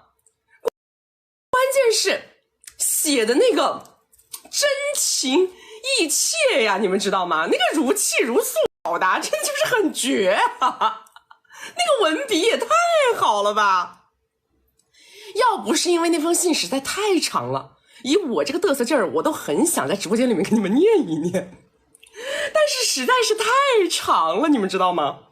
那个信我要念下来的话，我觉得怎么也得15分钟，到时候我直播间就没人了。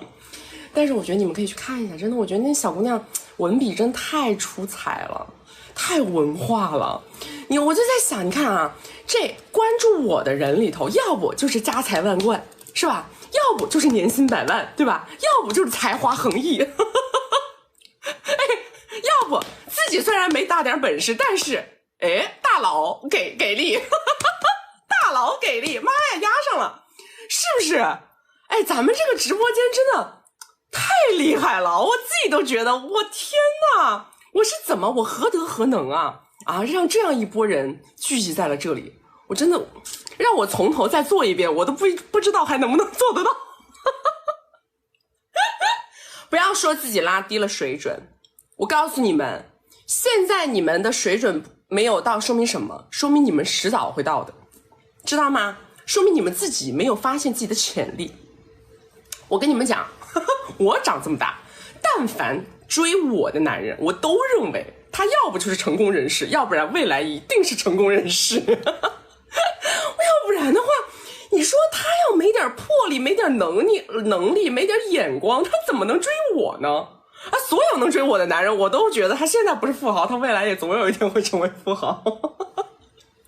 所以说你们对自己也要有这样的信心，知道吧？你们已经到这儿来了，这就是一个什么磁场能量，懂了吗？已经在这聚集了，就说明你离那个地方就已经不远了，对不对？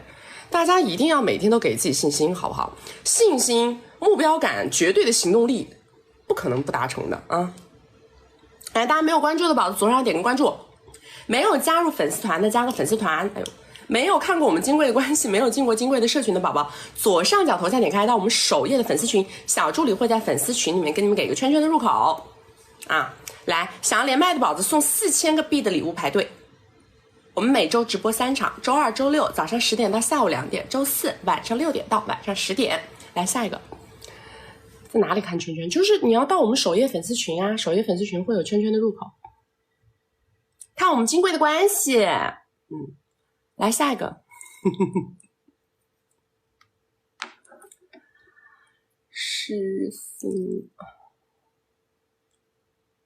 诗心没有连我，诗心没有连我，诗心没有连我。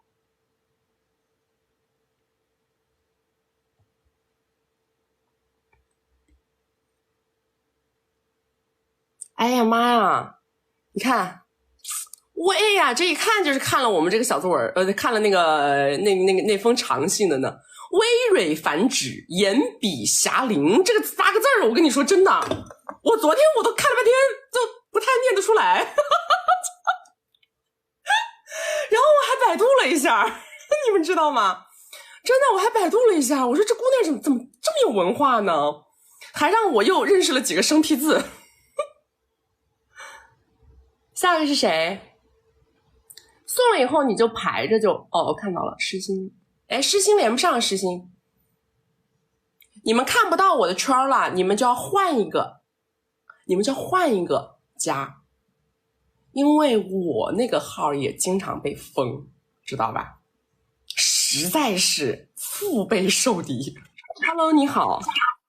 哎，你好，区区。哎，你好。我就是先说一下我的情况吧。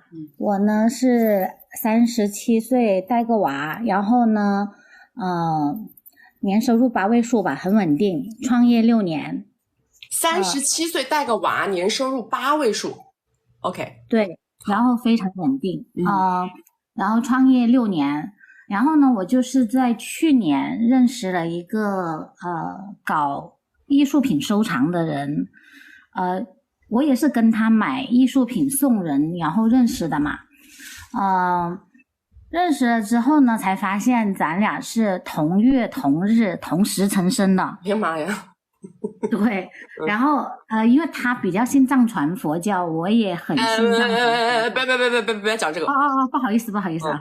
哎呀，然后完了呢，就大家有比较多的共同话题嘛。然后呢，我不知道他的收入是多少，但是呢，他就在北京有自己的私人博物馆。然后我们大概聊了有1年吧，我很少主动找他。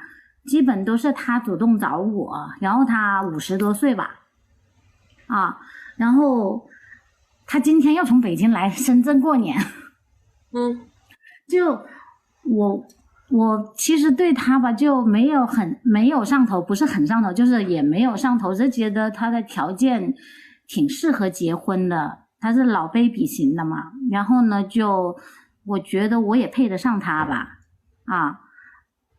就不知道怎么去相处，因为我真的很难做到去演戏，经常给他发信息，经常关心他，因为我这个人本身就比较直率真的人嘛。上次他来广州参加华艺拍卖，华艺拍卖是中国排前3的拍卖行嘛，然后呢就问我喜欢什么拍品，然后给我拍一个回来，我就随口说了一个瓷器，他就真的给我拍回来了。然后呢，我只知道最终成交价80多万吧。80多万他送给你了是吧？对。OK。然后完了呢就，我后面也给他回礼了，因为我觉得就无啦啦收人家80多万东西不是很好嘛，我也给他回礼了。然后但是肯定不是80多万的礼了，就20-30万吧。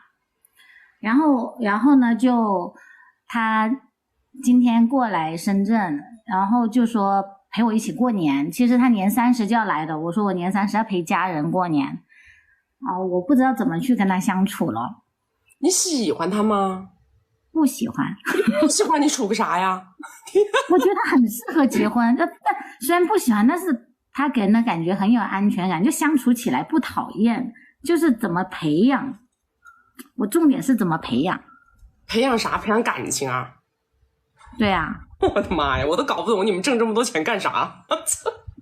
挣这么多钱，你还跟人家那个只有年轻貌美的女孩子去抢爹爹干什么呀？我都搞不懂了。爹爹有啥好的呀？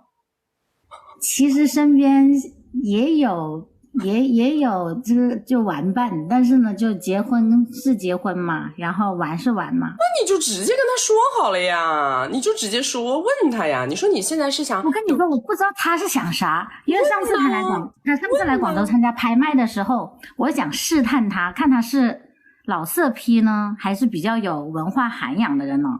然后呢，晚上10点多，我们在他朋友那吃完饭，11点多他来了我的房间。他真的就是跟我在聊艺术品，聊完之后他就走了，你知道吗？然后我就在想，他是不是不行啊？我其实那晚我就想试探他。注意一下，你别把我直播间搞关了。好，我也想试探他到底来想干嘛。我以为他想干嘛，结果并没有。我不是想跟他干嘛，但我觉得挺失望的。这对我对男人的理解不太一样，我就觉得有啥不一样的呀？他倒也50岁了，怎么着呢？还能跟个三脚猫似的上来跟哈哈哈哈哈？没有吧？人家多少还沉得住气点吧？你这他后面怎么跟我说？他说我是他觉得很值得交往的一个女性朋友，他怕说轻易开始了之后，以后大家就连朋友都不是，他想慢慢处，让相互更了解。那他说的已经很明确了，那你还琢磨啥呀？我琢磨就是如果说不喜欢就不要在一起的话，我就不要给他希望算了。啥叫你不给他希望呀？你想多了吧？不是，你这个逻辑都不对。什么叫我就不要给他希望了？啥叫你不给他希望了呀？现在不是他在给你希望吗？因为其实我跟不跟他在一起也没什么关系，关键是他现在是想来广东发展，然后他想跟我一起合伙不是，他想投一个公司让我来管。我就说我自己公司我管得好好的，我根本没精力帮你管啊。那就是啊，他主要还是想跟你合作搞事情啊。这就是他的主诉求啊。他要跟你合作搞事情，这个是主诉求。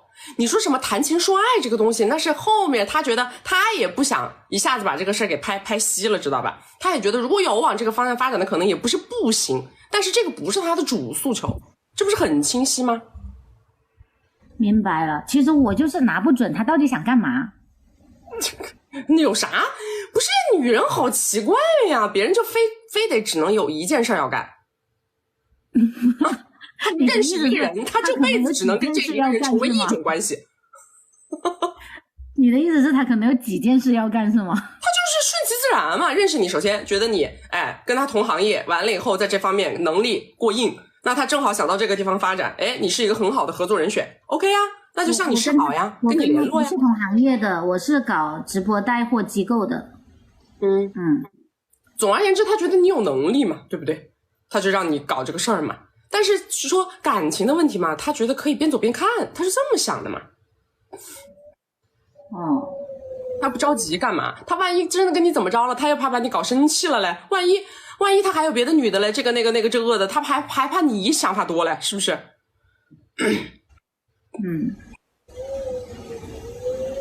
主要是这次他来，他说要跟我去我老家看，我就觉得这太那啥了吧？啥呀？人家要去你就让他去呗，你就当旅游的呀。我是一个就是跟人交往边界感很强的人，如果我觉得我跟你就没有那方面的发展希望或者是干嘛的，我不想说大家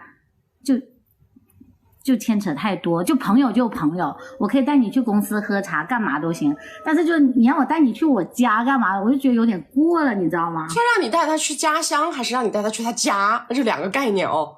还让我带他去我家乡，因为我老家是惠州。对呀，家乡人家可以去旅个游吧，没有说非要上你家吧？你看你们这些人，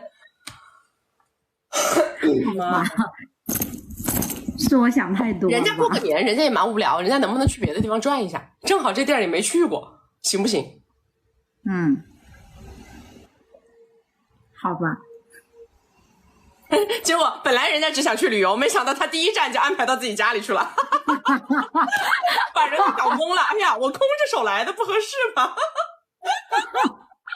对了，他每次见我都有给我送礼物，而且每次都是送古董啊。所以呢？所以我就因为我的生活圈子，你知道我们搞新媒体的也没有接触这种老钱的嘛，就挺好奇这种人是怎么想的。这跟他怎么想有啥关系？他对我来说呢，是我没有征战过的领域的那种好奇。就我想跟你一起来探讨一下这种领域的男人他是怎么想的。小姐，我觉得你特别搞笑，你知道吧？真的，就从你刚才说什么晚上什么11点，你就想看一下他到底是个什么 LSP 还是个什么正人君子，那一瞬间开始，我就觉得你这人挺搞笑的了。我告诉你，就这个世界上的男人99.9%都是 LSP， 好吧？以后咱们就这么定性这个事儿。别因为一个男的在你那儿，什么就做了一下，做到11点走了，这个就证明他不是 LSP， 不是的，这个世界上99.9%都是 LSP， 好吧？还有你刚刚说的这个话，什么没有这个领域没有征战过，没有，他就是个普通人，好不好？他跟你以前征战过的男人没有任何区别啊。这样子啊？妈呀，还换换个行业咋了？就是因为一个行业没接触过，你就觉得这个男人都变了性质。我就觉得他有，那如果是这么说，他就有点装了。为什么呢？哪里装了呢？难道是我们接触这个圈子的男生普遍年纪比较轻？对呀，不懂得克制自己。对呀，哎，你这个话说对了，是不是？你这个话就说对了。年轻的男孩子嘛，跟年纪大的那多少有点差别，好吧？好吧，那我知道了。好，就这样啊。呀，拜拜。37万不是37岁，年入1000万，稳定6年，是不是？刚刚是这么说，真有钱。哎，居然还在那里问。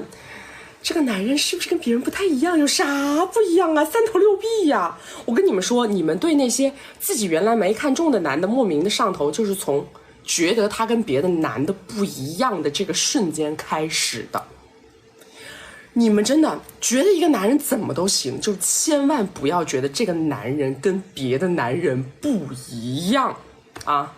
这个就是核心的核心，好吧？防止恋爱脑的核心的核心就是不要认为你眼前这个男人跟其他男人有任何的不一样。所有的男人全部都是同一个品种啊，好不好？嘿，属于男性，但凡他是在这个性别里头的底色层面的那些东西没有变化，没有更改 ，OK？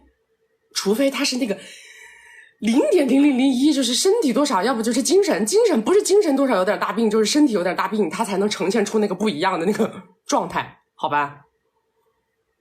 医生，他跟别人不一样，他这个领域我没有征战过，什么玩意儿啊？真是一上来开始把别人往上捧，往哪儿去啊？真的是，哎。来，没有关注的宝子左上点个关注啊！没有加入粉丝团的宝宝加个粉丝团，没有学习过我们金贵的关系，没有进过金贵的社群的宝宝，左上角头像点开到我们首页粉丝群，小助理会在粉丝群里面跟你们给一个圈圈的入口。OK， 那个卖盗版课的在我们的首页粉丝群里面在发消息，小助理看到没有啊？我这里都弹出来了。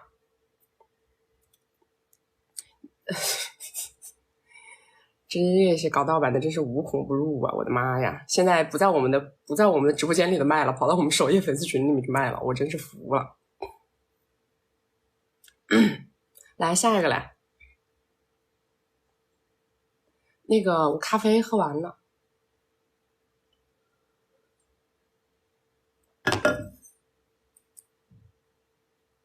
Hello， 你好。你好，你好，哎，你说，哦，我刚刚被挂断了，我现在又来了。好，你说，你说。你好，211本硕，然后是32，然后对碰进入的围城，目前无娃，然后体制内小苹果，对方是围城内，比我大20岁，身份我刚刚说过了，有点敏感，我就不说了。反正是我目前能力能接触到的最大的最安全的大佬。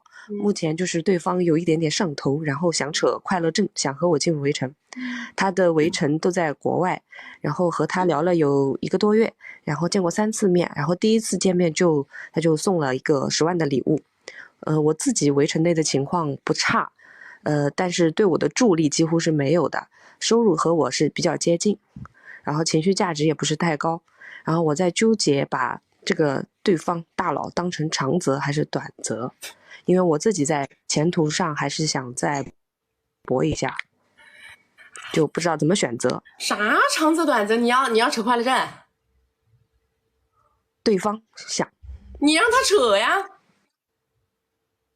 他让我跟他同时，他屁，我就有点扯淡，在骗我是吧？那肯定啊，你扯了他100%不扯，你信不信？真的？哎呀，真的？假的？我就是要骗你呢！我开个直播为了啥呀？不就是为了骗你们？真是个笑死！但是对方表现得非常认真。你看是不是？我也是觉得他比我表现的认真多了，难怪我说的话你们不信。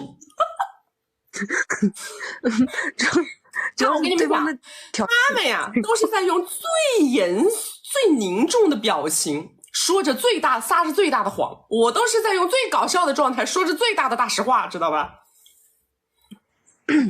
我们不是认识1个多月，我看到评论区有姐妹在嘲笑我，笑死了。哎呀，不重要，我告诉你，你只管让他扯，他是不会扯的，好吧？我就没有见过，好不好？我就没有见过哪个男的会莫名其妙的跟一个跨洋的那一位去扯快乐证的，我就没见过啊，我就没见过，好吧？意思就是不现实。不是他犯得上吗？他犯不犯得上？我就问你，人家就管也不管他，他多此一举。他想进入人生的下一个阶段啊？啥？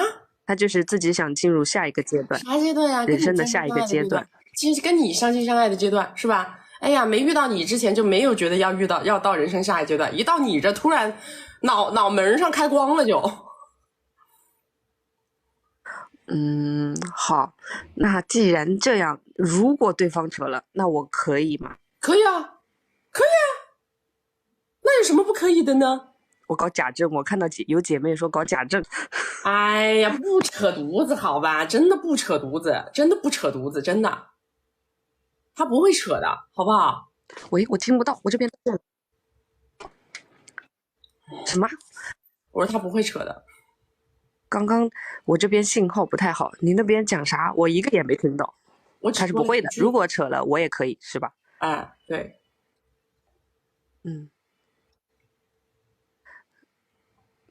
那么目前的话，我是如果没扯的话，要怎么办嘛？啥怎么办呀？不用怎么办呀？不用怎么办呀？你就说，我不是还想跨国的那个快乐证不好扯。你说你得先把它扯了，你扯了，我秒扯就好了，对不对？跨国的那个事儿多难扯呀，咱们这个天天一个屋檐下的多好扯呀，是不是？就是不是人跨国，只是他目前在海外。是啊，不是一样的吗？他在海外那个证怎么扯呀？就回来扯你就回来再说嘛，对不对？有变数呢，变数太大了呢。意思因为中间这一段我没听到，意思如果真的对方扯了有诚意，我也可以是吗？是的。这值得吗？我在权衡。有啥不值得的？你这个老公你又不想要？还可以吧，不差。哎，你今天都跑来这里问这种问题了，他如果真的扯了快乐证，你是不可能不扯的，我告诉你。你是个女的，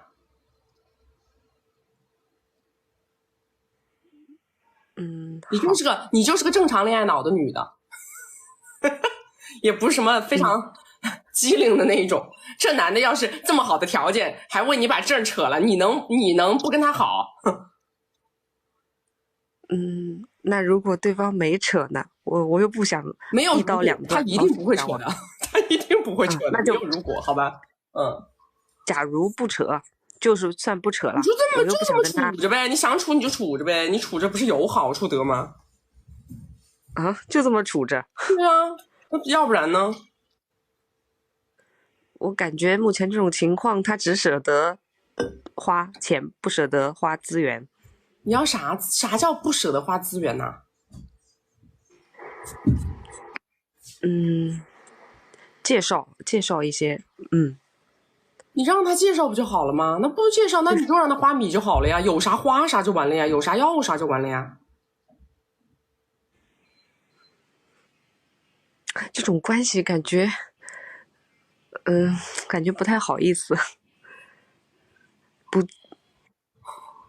不好意思，可能我说的有点含蓄，我又怕说到什么名字吧，好不好？那你就下去1v1吧，啊。要不我还是在直播间说吧。那你说呀。我就是有点纠结，就这种情况，如果不是进入围城，他是不太好帮你介绍资源的，就是身份是怎么介绍呢？对吧？妹妹、表妹、朋友的女儿。好，我懂了。然后就是关于学历提升这一块，我就还是想再提升一下，这一块能跟他提吗？为啥不能呢？想提啥都可以提，有啥不能提的呀？我就怕对方说，那你，对吧？你现在是什么身份？怎么了呢？他怎么了呢？大家不都一样吗？有问题吗？只要他愿意就可以，对吧？对啊。好，我懂了。其他没有什么好问的。就这样，拜拜。拜拜。你们一个个都道德标兵啊！你们特别喜欢在不道德的关系里做道德标兵，你们发现没有？你们这一辈子是咋活拧巴的，知道不？哎呦我的妈呀，就是在不道德的关系里非要当道德标兵啊，怎么回事呢？在哪儿当不了啊？是你人生中的哪一个环节挡住了你，让你当道德标兵？你非要去在一个不道德的关系里当道德标兵？我真的不懂，我真的不太懂，真的。每次在这种关系里的时候，我就开始跟他说，哎，那你要啊，那你说他就会啊。可是我觉得这样不好吧？这样会不会显得我很势利？这样会不会显得我很物质？这样会不会显得我很现实？就搞得好像是我拿了一把刀怼着你，非要你跟这个男的好一样的，就非要你跟这种不清不楚的关系，你非要让你陷入这种不清不楚的关系，没有吧？大家在选择这种关系的初始，难道不是抱着诉求跟目的上去的吗？你们是抱着什么上去的呢？抱着做慈善的目的上去的。你们有没有听过一个笑话？完了，我今天有点嗨。你们有没有听过一个笑话说那天早上我迷迷糊糊的睁开了眼睛，就是他说，然后看到一个男人看到一个陌生的男人正在关我房间的门，于是我喊住了他，嘿，我还不知道你的名字呢。男人回头对我说，你就叫我雷锋吧。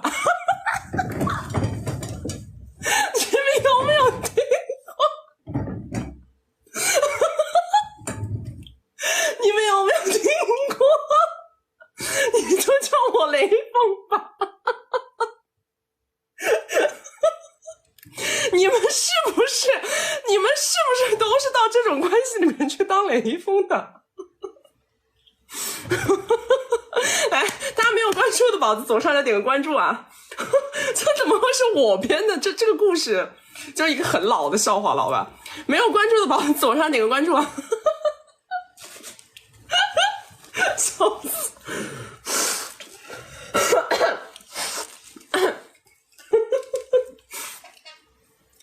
没有加入粉丝团，没有学过经过的，我都不好意思推我的课了。他们在想，这人真的能讲出什么正经东西吗？这精神看着都有点不正常，精神都看着有点不正常。没有，我们还是很有实力的，就是大家不要误会啊，我们还是很有实力的，好不好？我们还是很有实力的。没有看过金贵的关系，没有进过金贵的社群的宝宝，左上角头像点开到我们首页粉丝群，小助理会在粉丝群里面给你们给个入口啊。给你们给一个圈圈入口，你们会在圈圈里边看到我们的连麦规则，看到我们的直播金句总结，还有我们的系列 class 以及我们的那个1v1方式啊。来，下一个来。对呀，大过年的不就是要开开心心的吗？是不是？大过年的就是要整整齐齐、开开心心，对吧？哎呀，我头发好油啊。Hello， 你好。Hello， 你好。你好，如愿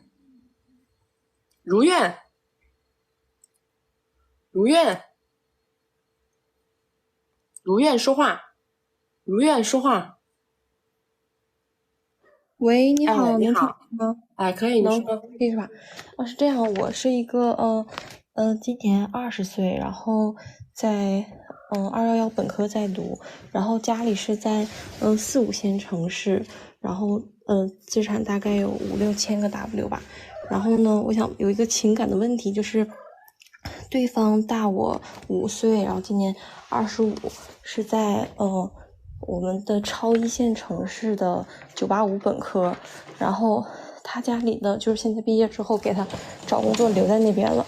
然后呢，我们两个是通过你不要动别的东西哦，不要制造噪音。好的，我们两个是父母，就是认识很多年了。然后，他家就是他是一个妥妥的一个高富帅，然后家里大概5、6个小目标这样吧。然后，但是我们从小就认识了，然后这2天我们通过自己这样联系上的。然后我对他就是有很多年的这个仰慕吧。然后这次联系上就是挺机缘巧合的，很快就恋爱了。然后在这之前，他是一个属于特别爱玩的那种，但上大学之后，家里对他管的就特别传统、特别严，就只谈了1个恋爱，是他们学校的同学，然后家里都非常满意。谈了2年之后呢，就是分手之后，家里就是那意思，说不要再随便恋爱了，然后也别往家里带了，如果不能结婚的话。然后后面他就是身边女生没断过，但是就是没再谈过恋爱。然后和我在一起呢，就是开始他也没想谈，就只是想这样联络玩一玩。后来可能觉得有点未来，然后挺上头的，我们就谈了半年。然后我们之间争吵每次都是因为他是一个特别小心眼的人，就特别在意我和异性的这个边界感。然后呢，最后分手也是因为这件事引发的。然后分手后我就一直挺想复合的，但前期就是他挺冷淡的，然后后期呢，就是我是明显能感受到他是给我，就是有那种信号的，就是比之前要主动很多。然后就在就分手这半年也没有断联系。然后就是在前一阵跨年那几天吧，就是我有一次到他们城市的机会，然后他就说我们就见面了。见面之后我是一直都很想复合嘛，然后他也没提复合的事儿，我就是提了一个复合，我就提了一下，然后他还是说他不想再谈恋爱了。然后就他这个人就是个回避性的人格。然后我就说那你这不想和好，你就一直这样天天吊着我干什么呢？然后就给他说了一顿，就是挺哑口无言的。然后在那之后吧，就是他说不想复合，但我们俩还是像就是谈恋爱一样，一起跨年，给我买礼物啊，然后甚至比之前还浪漫，就是比之前付出的更多。然后我自己也想开了，反正我身边就是也其实不缺这种优质男孩，但我就是喜欢他，就权衡利弊立翻，就是挺想就是拿下他的。但如果拿不下，我就想无所谓了，反正这样我也挺开心，就享受一下吧。然后呢，然后在那几天呢，我就是通过各方面的就看手机啊什么的，我就发现他对我还是有感情的，就是对我还是挺用心的，会在我去之前给我准备啊，就计划什么，但这些都还是没让我知道说自己发现的。然后在我快走的那天，我就想无所谓了，反正都这样了，然后我就跟他说，我说那个我不管，我是接受不了这种关系的，我说反正现在你就是我男朋友了，然后就想耍赖一下嘛。然后我以为他就会立马变脸，然后我说至少反正过年之前你就是我男朋友，反正我接受不了就是PY这种关系。然后他就说他说为什么是过年之前呢？然后我说你这是默认了呗，然后他也没拒绝。然后从这之后呢，我就是自然而然的把他就是当成这个男朋友的关系了。然后我们俩的相处也就是跟这个恋爱一样，但是就是我可能试图会叫他很亲密的那种的时候啊，他就是还是会回避。然后我也想就是能不能就是这样一直给他努力提供一些情绪价值什么的，就我也很努力在提供，但我还是挺别扭的，不太会提供。然后他面对他也有点像浪漫过敏的这种感觉，就我一提供他也觉得很尴尬。Hello， 演了就不知道该怎么相处了。你多大呀？我20。你才20岁？哦，好，那随便玩吧，随便玩吧。你尴尬啥呀？他都不要，他喜欢他提供浪漫，他不用你提供浪漫，好不好？他喜欢他主攻。啊，但我一直觉得他很被动啊，就我一直是。我觉得他很贱，就是我怎么求他什么复合人不行，然后我就说我就耍赖，我说不行你就得和复合，然后人就默认了，然后我就想很主动，就是让他开心呢，咱们就是提供这种恋爱的快乐，然后我又觉得这样会不会太甜？并不是，他只是喜欢你强势一点对他而已。我觉得并不是说你的那个什么什么提供那些什么甜言蜜语那些东西他并不需要啊。你不觉得你都说了他不见得了，就是你吼他呀，你干嘛，你强迫他干嘛，他还挺爽挺开心的。但是他就是挺忽冷忽热的，就是这个人那我是要对他持续就是我是要后撤一下吗？还是要一直就是？他挺喜欢的嘛，你撤啥呀？对呀，你想找他你就找他，对不对？你想干嘛你就干嘛。你才20岁，这个恋爱谈不到最后的。就是玩嘛。但是我又觉得，那现在我也不知道是不是在谈恋爱，我要把他就是称呼什么的，也就是就跟谈恋爱一样吗？不重要，其实根本不重要，一点都不重要。因为我跟你们讲，像你们这种啊，没有结尾的关系，其实你怎么喊他都无所谓了。你说你把它定不定义成 PY 也好，或者干嘛，其实到最后还不是一个长一点的 PY， 还有啥区别啊？你去怎么定义它，其实不改变它的本质，好吗？可是那就没可能力挽狂澜了吗？就是往哪儿揽呢？你想怎么样怎么样，听不懂吗？你想跟他约会你就找他，你想干嘛你要让他陪你，让他陪你，你要让他给你打电话，你让他给你打电话，你想干嘛干嘛。但我是想往有结果这样。啥结果呀？不可能的，你才20岁，你有啥结果呀？可是他不是25、6了，他25、6了。对，那他也还很年轻。按你说的什么人长得又帅呀，什么条件又好，这个那，你不用想那么多，真的，你不用想那么多。那在他冷漠的时候，我该怎么做呢？他冷漠的时候，你还是可以强势啊。我就是还是主动，持续主动，没事的，无所谓呀，你开心就行了。可是我是想让他对我，就是我还是想跟他能有一个结果，就正式往下谈。想多了，人家不表现的挺明确的吗？人家不表现挺明确的吗？你要亲热要干嘛的，他就不要啊，他不要升级关系啊。不是，这个是有的，就是我只是就可能叫他老公什么，他会不好意思这种。那你为啥叫人老公呢？你才20岁，你为啥叫人老公呢？就我试探他呀，就是我就想试探他，因为我提复合他，这不属于默认了吗？他最后没拒绝。没有啊，你怎么觉得那个叫默认呢？他没说话，就是没说话嘛，也没那叫不想驳你面子，你怎么不这么理解呢？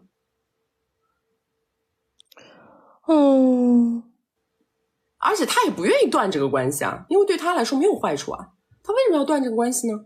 对不对？那所以就是我们能不能正式的就是复合，他还得是看他哪天心情好了，就是完全看他怎么想了，我没有什么做法改变。你认为他是你男朋友，你占有了他全部的时间，他就是你男朋友，你听得懂吗？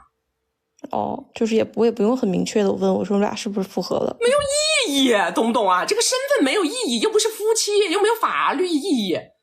也是哦。谁是给你盖个章，给你公个证？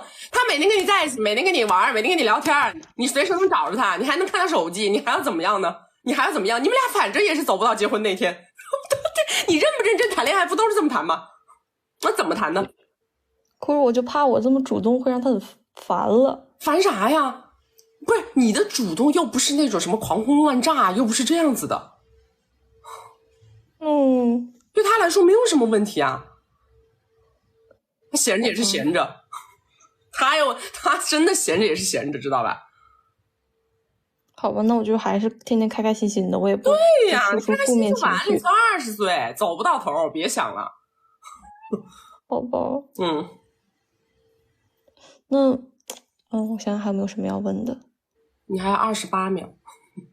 所以我也不要给他什么压力什么，咱就开开心心谈恋爱。对呀，本来这个就是这个事情的本质，这个事情的本质就是这。好的，好吧，好的，谢谢曲曲，拜拜。你就老觉得要走到头，他就越发走不到头，你明白吗？因为你对这种关系，你们对这种关系的诉求就不能太大，因为这男孩子说白了，他没有什么，哎呀，一定要稳定下来呀，或者什么的，他那种必要，他一定是什么？他一定是在相处的过程当中，他真的觉得，哎呀，我想稳定了，哎，我也觉得我不想离开你了。他那个时候他自己可能就觉得，那就也大家都挺合适的方面。但是你总是想把他往那个稳定的方向去引导的时候，你一定会动作变形的。你才20岁，对吧？你才20岁，你一上来就要搞那些动作变形的事情干什么呢？你就会让这段关系提前结束，其实没有必要啊。你有这个试错的时间跟成本嘛，玩呗，对不对？玩个2-3年，你玩个2-3年，你才22、23，你还可以从头再来。他玩个2-3年，他28，他正好要到结婚的时候，对吧？他那个时候要是还对你没有这种想法，你就换个人就完了呀。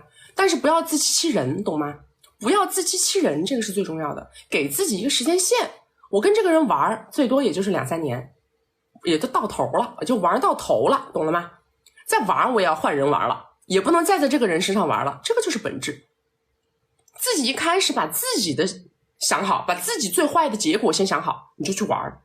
他也说了，哎呀，长得又帅，我好喜欢，我好崇拜，什么？他就是挺喜欢的，既然喜欢，那就让这段关系舒服的延续下去就行了，对不对？延续到你自己觉得我要去找结婚对象了，你就把他踹了就完了呀，就是这么简单呢，是不是？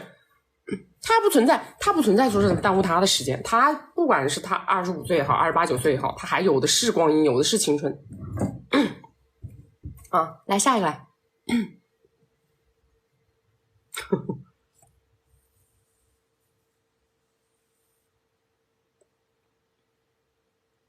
下个是谁？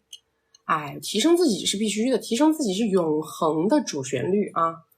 自我提升、自我精进是永恒的主旋律，我们永远都不要把主旋律搞歪了。这是你搞任何事情都不能被影响的永恒的主旋律啊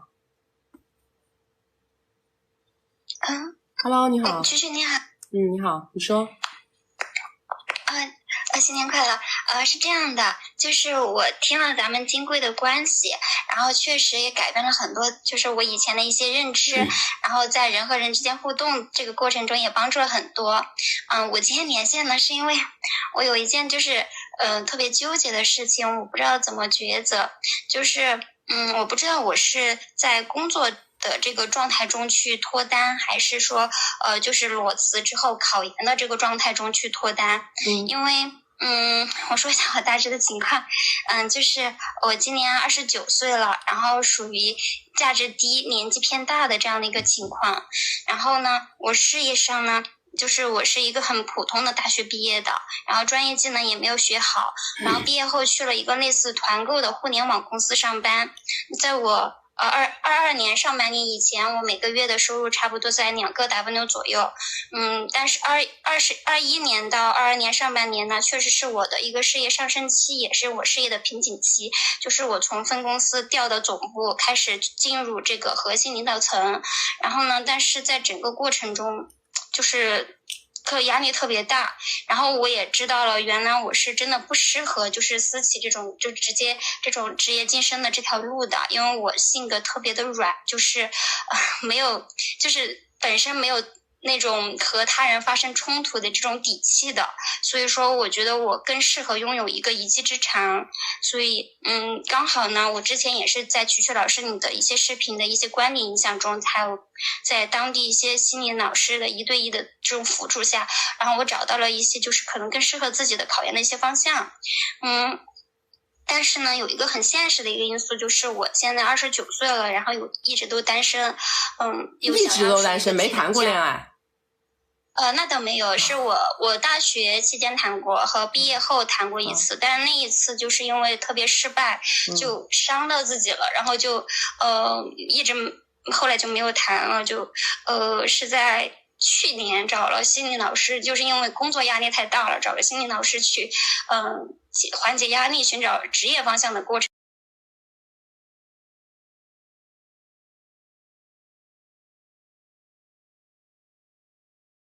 中，然后走出来，然后开始又要继续想要说其实我还是想要一个家的这种状态，然后开始往这个方向走的。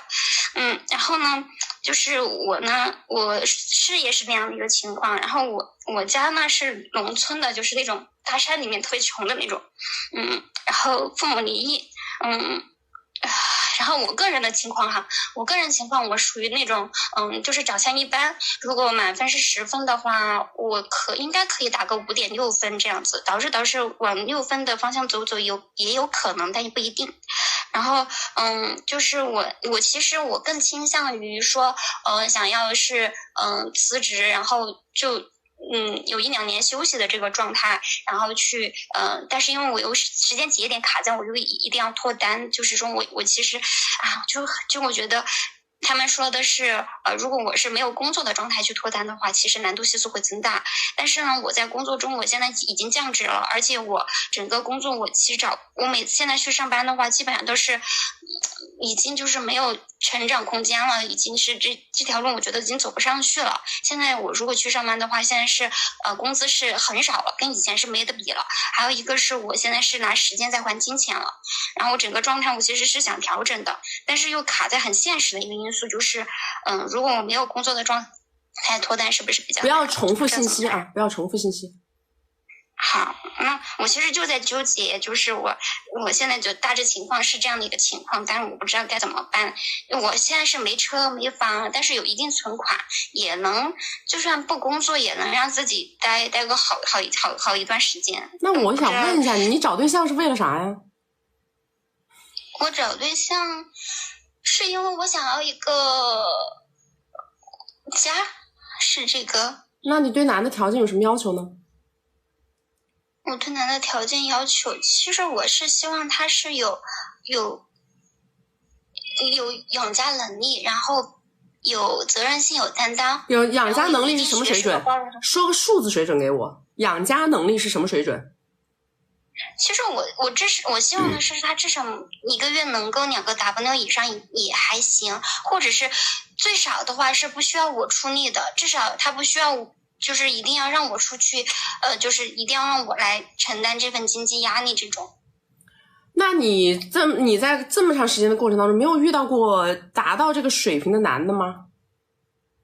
遇到过，但是因为怎么说呢，就我们公司找我的也有几个，但是就是可能这方面那方面的原因。哪方面的原因？什么东西不适合？就是其实找到我的一个是有些是性格比较软的，就是我觉得我性格比较软了，他的性格跟我一样，那我觉得那我还是想要找一个性格就是稍微要刚一点的，就相当于是我觉得会让我有保护欲的，不说反了，反正就是这个意思吧。然后还有的话是他可能就是比较花心这种，就有些人就小姑娘是这样的啊，我跟你讲啊，是这样子的。首先啊，你也知道自己啥也没有，你知道吧？你就是啥也没有，咱们就有什么说什么，有什么说什么，就是啥也没有。对，你啥也没有，你现在的主旋律到底是什么呢？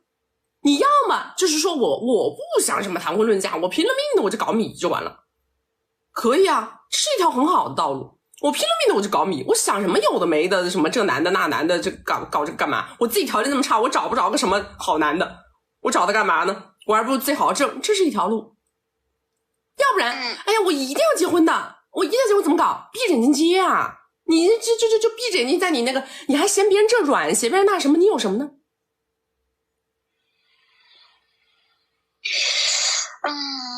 可是我现在就是想两个都想要，就是一个是事业上我也想再去弄一弄，然后又卡在就是没有2个都想要的，没有2个都想要的，因为你的精力很有限，能力也很有限，是不是这样呢？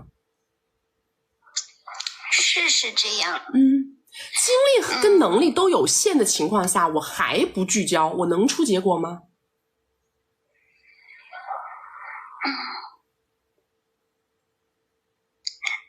可是我觉得找对象真的太难了，那就不找啊，对不对？对，没错，找对象是挺难，因为你要找你觉得方方面面合适的是不好找，那我就好好搞事儿就完了嘛，我好好挣米就完了嘛。我想着我怎么把我自己条件往上拔一拔，对不对？我自己能让自己生活的不错，我自己能让自己挣个2万1个月、3万1个月，对不对？这个我还是有希望的。我对象是没那么好找的。但是你要聚焦啊，你要聚焦啊，你精力能力都不够啊，你精力能力都不够，你还不聚焦，它就出不来结果呀。聚焦，就是我就是有点不甘心，就是我想的是事业的话，我就我还是想的是去考研，然后去往适合自己的方向走。但是你有存款，你想考研你就去考，明白吗？不要老是天天脑子里想着那个找对象的事儿，听得懂吗？你天天脑子里想着那个找对象的事儿啊，你自我精进这一块你就做不明白。你自我精进这块做不明白，你想找的那种条件的人他是看不上你，他是个死循环，明白吗？可是我今年29了，如果考研的话，花1-2年考研，到时候我就觉得到时候我可能都拖到30、12了，这样找对象会不会就更难了？所以我说了，要不然你就闭着眼睛把人家看得上你的只要经济条件达标拿下再说，这是不是我刚才告诉你的另一条路？你嫌别人这嫌别人那，你自己又啥也没有，你哪条路都走不通啊。因为你未来就算你去考研，你也有可能遇到，还有可能遇到达到你说的哎呀他的经济收入啊2万一个月2-3万的，但是人家还是会有各种各样的缺陷，明白吗？那不是说一个人他刚刚好他就方方面面吻合你的想法的。可是你说我29了，我马上30了，我焦虑我着急，你这个时间你过了不也就过了吗？你不找这个人结婚，你不找他，你要找的你看不上，你要找人家看得上你的你又不想要，那最后这个时间过了就过了呀，还是会过呀。你要么你就改变这个思路，我就接，我管他的，我这么焦虑，我只要他经济条件达标，我接了再说就完了。好，谢谢。哎呀，我对，就是不要纠结，要选定一个目标去做就行了。因为你没有什么资格纠结啊，乖，真的，好不好？好，就这样啊，拜拜。拜拜。我跟你们讲，女孩子时间就是青春是筹码，对吧？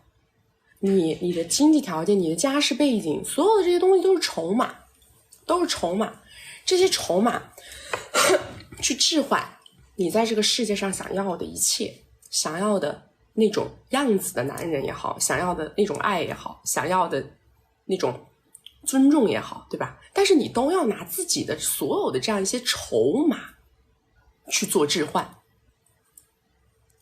对不对？你要知道自己为什么你的人生就是走到一个不管走到哪你总觉得那么的困惑呢？是因为你在哪一个节点上的时候你都没有十足的努力过。你们认不认同我说的这个话？为什么人家说我要全力以赴过，我不行了我才不后悔？其实人是这样的，他并不是说我所有的东西我都尝试了我就不后悔，不是的，而是我真的在一个点位上我全力以赴了，我知道这个事儿我干不了，我也就认了，对吧？所以人他最后是什么？他是要自己内心豁达，自己内心不焦虑，自我和解。那么无论你处在什么样的生活环境里，哪怕你今天是多少亿的富豪，或者你今天就是一个农民都不重要，但是你自我和解，对吧？你在你自己的那个点位上做十足的努力。你说我长相一般，我学历一般，我学习能力也一般，我工作能力也一般，那请问你把你的精力放哪了呢？是不是这个道理？因为你方方面面一般，所以上天就应该给你一个救命稻草，让你往上拔一拔，有没有这个道理呢？那这个世界才是真正的不公平，对不对？人家想结婚的人吧，他就会在这结婚这个点位上拼了命的努力。那个想做事业的人呢，他是要在这个做事业的点上拼了命的努力。对不对？你说你什么点位上你都知道自己一般般，可是有些一般般是自己无法改变的，比如说你说我的家境一般般，这个你无法改变。可是你说我的学习能力也好，或者我的工作能力也好，它这个一般般，我真的当时没有提升空间吗？我其实不太懂，我其实不太能理解这件事儿。所以你要知道，你的这个状态会导致你在人生的任何一个阶段你都会焦虑的，你都会觉得我无法，我不知道怎么办，我不知道怎么走。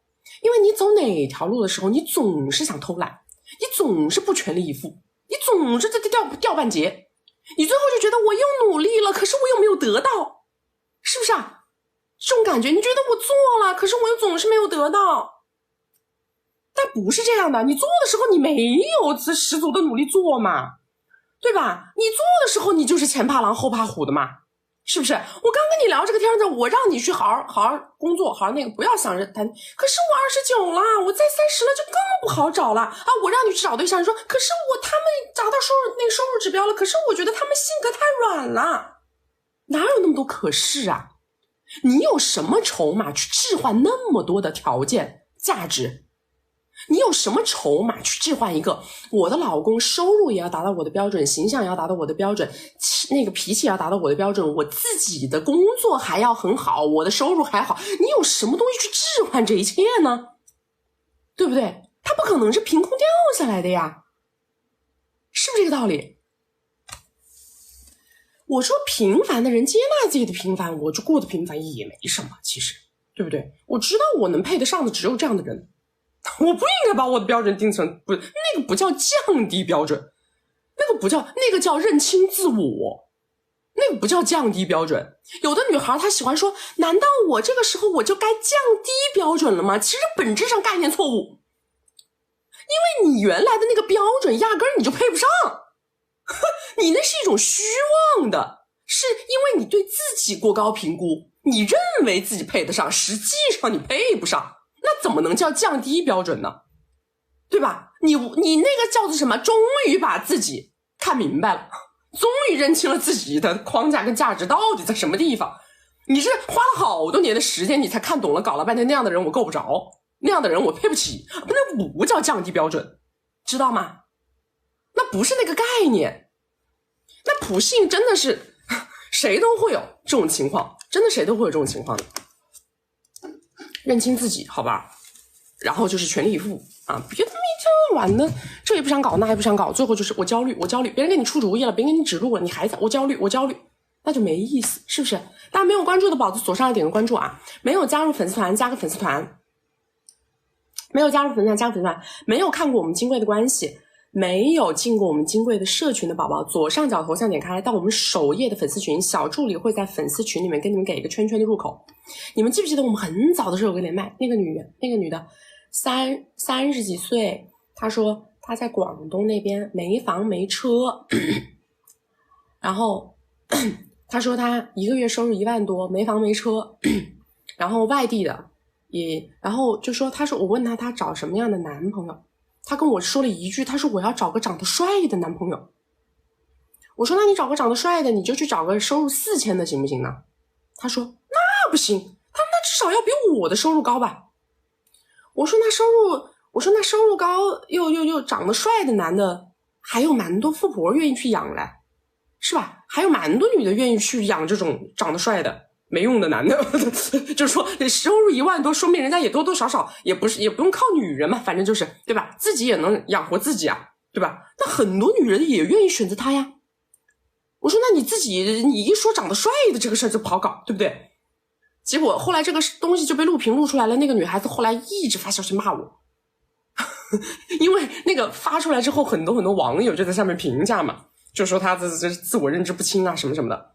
那当我跟她说，我说你找个长得帅的，能不能找个就是只有月入4000的长得帅的，他也没房没车，月入4000的你能不能接受的时候，那怎么可能？那我肯定要找一个他要有房子啊，他要收入比我高啊，或者说收入跟我一样啊什么什么的时候，其实这个就是你们认为的，当我跟你说让你找4000的，你认为我是在让你降低标准，对吧？从他的视野里看，从他的视角上看，他是不是觉得我是在劝他降低标准？但但实际上真正你们作为局外人的角度，你们再来看呢，是我在劝他降低标准吗？是我在劝他看明白自己的市场竞争力，看明白自己在市场上到底在哪个位置上，对不对？来下一个来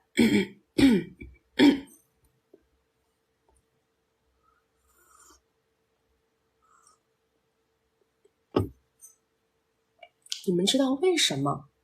我再给你们讲一个啊，我多讲两句啊。我因为这个点，我突然想到，你们知道为什么那么多的年轻漂亮的女孩子，她们愿意去找那些大佬做这种编外的关系吗？为什么？你们说这是为什么呢？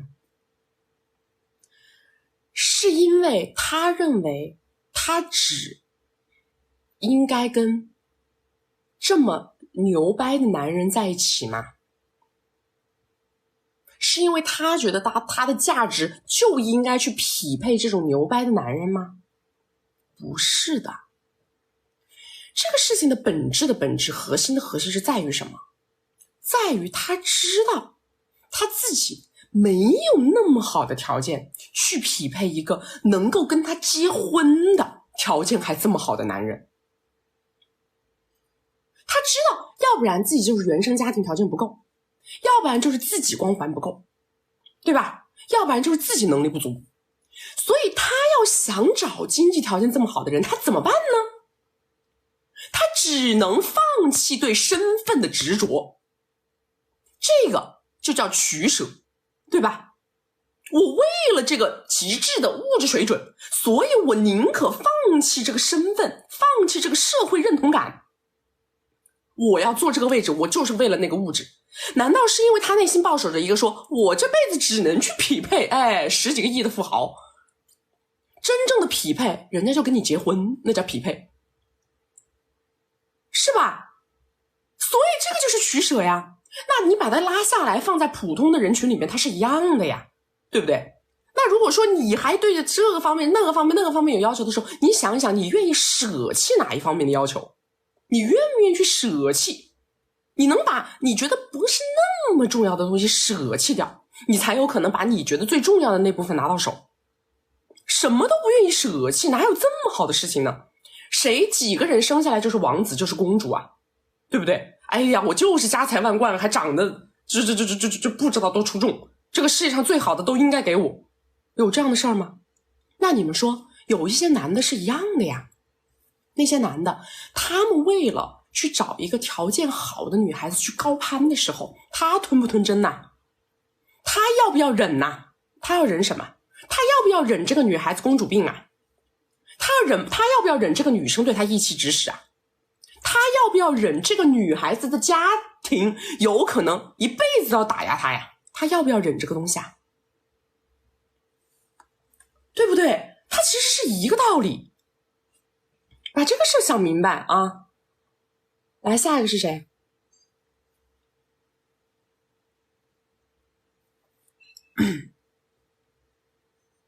下一个是谁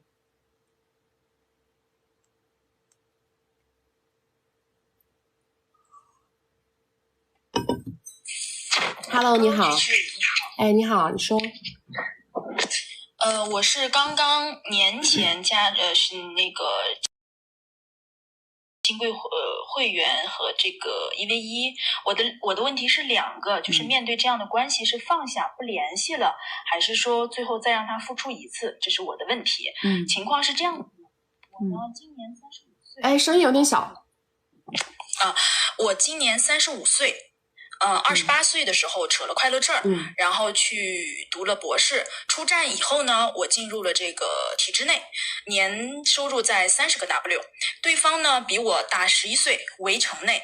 然后最近2天学了金贵关系以后，发现我对他的定位应该是个皇帝男。2021年8月份的时候，我俩在一起了，然后他每个月给我2个 W。初期的时候，我和他也有一点拿不准。在2022年的6月份的时候，他翻了我的手机，查了我的通话记录，发现我和我的上级关系不正常。因为在这个过程当中，我的职业上升的速度是比较快的。然后他就冒用我曾经注销的一个手机号，注册了这个地球，然后就套用别人的话，后面他就查了我的很多的这个资料，然后他就动了手对我。在这期间呢，我俩稍稍有一点缓解，但是呢，始终都有隔阂。2022年的10月份开始，他就不给这2个 W 了。然后中间呢，8月的时候呢，我之前开的车也就是个10几个 W 的，然后他就说给我换一个50个 W 的，然后就首付了，然后每个月给我还贷的钱。之前不在一起住，然后也是在这个买完车之后呢，他又让我住到了他同一个小区，他在1号楼，我在4号楼这样子。到12月份的时候，就是我俩的这个地球的互动就不怎么回了，但是电话也接。年前的时候，他突然跟我说，就咱俩做好朋友吧，说心里还爱，但是这个心里面就我毕竟踩了他的线了嘛，他就说他内心付出不了了。然后春节前的一天，我俩争执了2句，就互相删了地球了。情况就是这么个情况，所以想请教曲曲，看是这个关系是放下不联系了，还是说最后我要不要再让他把这个房贷的这个一次性给我付了？他怎么给你付呀？他怎么可能给你付呀？你这话说的跟做梦似的。这男的不是明摆，这男的就是找到新的了呀。这男的对你们就是他这个整个的行为路径是他现在没心思跟你搞，知道吧？他有新的人，他要那个。我之前真的是一个标准的一个恋爱脑，然后他经常跟我说的就是我除了家那位，然后我就我只爱你一个，怎么样，甜言蜜语。就我人生当中从来没有听过那么多的，从来没有听过那么多的甜言蜜语，是吧？哎呀，我的妈呀！我以后就找个男的，专门不跟你们打甜言蜜语，让你们付费。有毛病。那就特别确定他应该是有其他的人了。肯定啊，这是没有什么这个东西没有逻辑的行为，知道吧？没有逻辑的行为，全部都是导向这个方向的，明白吗？他那个时候就知道的事儿，现在拿出来，就跟我们有的时候说，为什么我们说知道一个男的犯了什么事儿，我们要捏着不说，对不对？为什么我要到了一个关键性节点再拿这个事儿出来挑？那是因为我要博得更大的筹码，对吧？他是一样的呀。他那个时候为什么他发现了的时候他不搞，他非要到现在他来提这个事儿？他是因为他现在的着急忙慌嘛，他不是忙不过来了吗？这。那我从我的情感上来讲，可能会有一点点，就是可能我也就是前期我是不上头，后期是我上了头了。其实我有点就是有一点不甘心，因为他原来我自己是在我自己的房子住，然后他又让我和他住到了一个小区，他们家的人包括孩子读书啊什么的，我基本上就都我在给他出的力比较多，所以我在想要不要后期的时候。比如说就像有的时候看你的课，就我示弱是否在跟他就是请求他最后付出一次。不是，这男的一共给你付出多少呀？到底？我想想啊，连车乱加到60个70个吧。多长时间啊？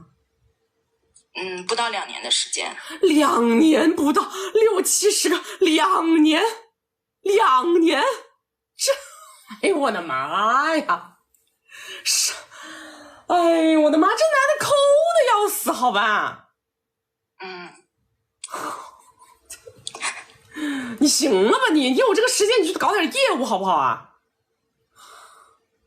好，那就彻底不联系了。我的妈呀，头疼。我原来还是想着，我最后想让他把最后的这个车贷让他给还完。他都不理你，这男的都不搭理你，他说不搭理你，他就可以不搭理你了，个稀巴烂，也没啥责任心，手段又强硬，这种人我们沾都不敢沾，知道吧？从他第一次看手机那一刻开始，直接就已经彻底从我的人生当中进入黑名单。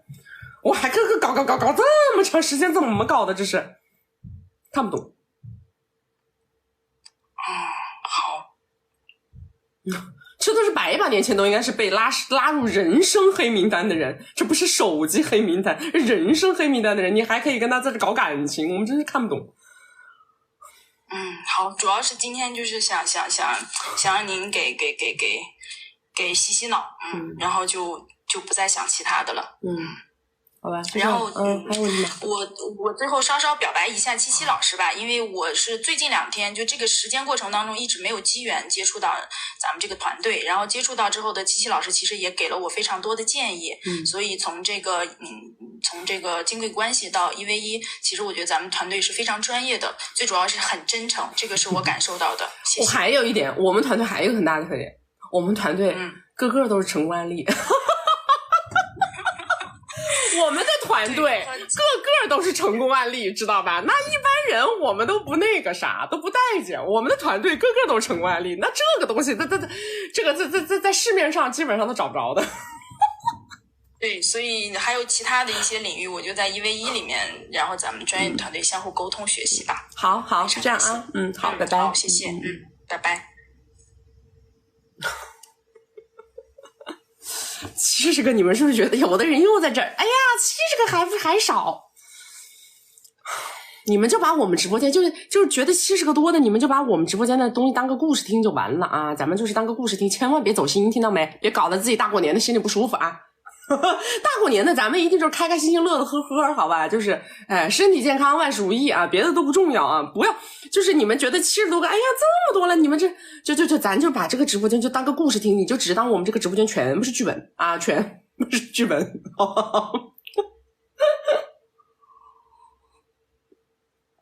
哎，我跟你们讲过一句话了的，我们有很多的价值观，就是我这个地方给你们有过很多的价值观。我们有一个价值观是什么？不能帮你跨越阶级的那种不清不楚的关系是完全没有存在的价值跟必要的，懂了吗？不能为你跨越阶级的不清不楚的关系是没有存在的价值和必要的，懂了吗？我说了的，一切为我所用，一切为我赋能，无论你走的是哪条路，只要你最终都是为了精进自我，我都是双手双脚支持。但是你们一定要知道，你们的这段关系到底为你带来了什么，这个非常非常重要。就是我朋友买这个包有什么意见，他只是突然间就很愧疚，多少也有点意见，明白吗？他不是没意见，他多少有点意见，他完全没有意见他就不会说这个话，他有点意见，但是呢他毕竟有这个财力水平在这儿，他也不是说他的这个意见是来源于他就觉得说他突然之间就是这个愧疚跟他这个有意见这个事儿他是贯穿的连通的，知道吧？他是这一瞬间他突然就觉得他看到这个东西，看到你花了这么多米买了这个东西的时候，他就会在想说，你看我家那位啊奉献了一生，他一直也没有这样去花过米，他就觉得你看你一个小姑娘对吧，你还花这么多米买这种包，也不说你做的对不对，但确确实实我会觉得我做的有点不对，明白吗？他是这么个概念。所以现在最好的处理方法就是让我朋友去二奢买一个全新的，就是同档次的一个包，就是给到他，然后就该怎么说，就问他嘛，就说你是让我去买，就单独买一个包，还是说我也去配货？你说但是配货吧，你说挂在我的名字下面，我感觉可能不太好，免得以后万一有什么问题。你说要不然我就去外面专门做爱马仕的这种代购或者什么的地方，你说我给他们拿一个全新的啊，全新的保证是真的，对，就这么对，就不用配货了。行，知道。好的，没啥其他问题。那就祝曲总2023兔年继续突飞猛进。你们这一年搞1000个 W 的朋友，这得进我们公益圈啊！见必须得见。好，就这样啊。好，拜拜。曲总拜拜。假的肯定不可能了，人家这个财富量级他买毛线的假的，又不知道他自己花米了，总不是有人报销的，那必须得买真的，这肯定不能买假的，开什么玩笑啊？这开什么玩笑啊？这怎么能买假的呢？真的是不是自己花米你还买假的，你疯了。来，大家没有关注的宝子左上要点个关注啊，没有加入粉丝团加个粉丝团，然后呢，没有看过我们金贵的关系，没有进过我们金贵的社群的，或者说想找我们1v1的，或者是想对闺蜜圈感兴趣的宝宝，左上角头像点开到我们首页的粉丝群，小助理会在粉丝群里面给你们给一个圈圈的入口，你们可以通过这个圈圈联系到我们。然后想要连麦的宝宝送4000个币排队连麦，我们每周直播3场，周2、周6早上10点到下午2点，周4晚上6点到晚上10点。八卦我简单跟你们讲一下那个八卦好吧。那个八卦就是这样的，就是我呢认识了一个男生，然后我就觉得那个男生呢长得还可以，然后也不是说那种顶帅，脸打分的话，脸啊可能7分，6.5到7分，但是呢个子很高，身材比较好，就是穿衣服是我的完全吻合我的审美，因为我非常喜欢看男生穿那种就是比较韩范儿那种休闲西装啊或者什么的，然后也是世界级的名校毕业的。我呢就觉得那个男孩子就是我对那个男生印象很好，然后就约那个男生出来玩嘛，结果就出来玩呢就接触了几次，我就感觉我那个狗鼻子你知道吧，我就感觉有点不太对，然后呢你也说不上来哪儿不对，就老是在一起玩干嘛的过程当中感觉有点卡壳。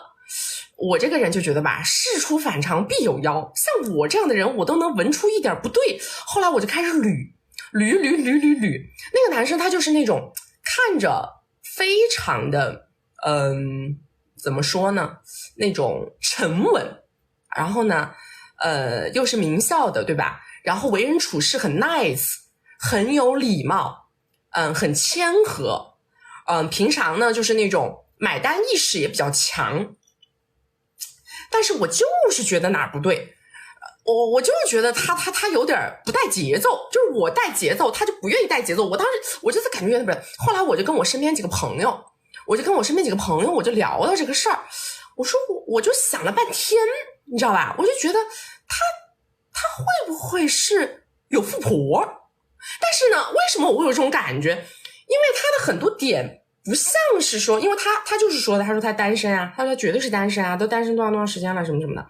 但是呢，我就会感觉他好像是那种会非常非常的临时放鸽子的那种，你知道吧？我当时就觉得他非常临时的放鸽子，我就觉得这个男生会不会是有一些不受控的这种情况，你知道吧？我就觉得他会有一些不受控的情况。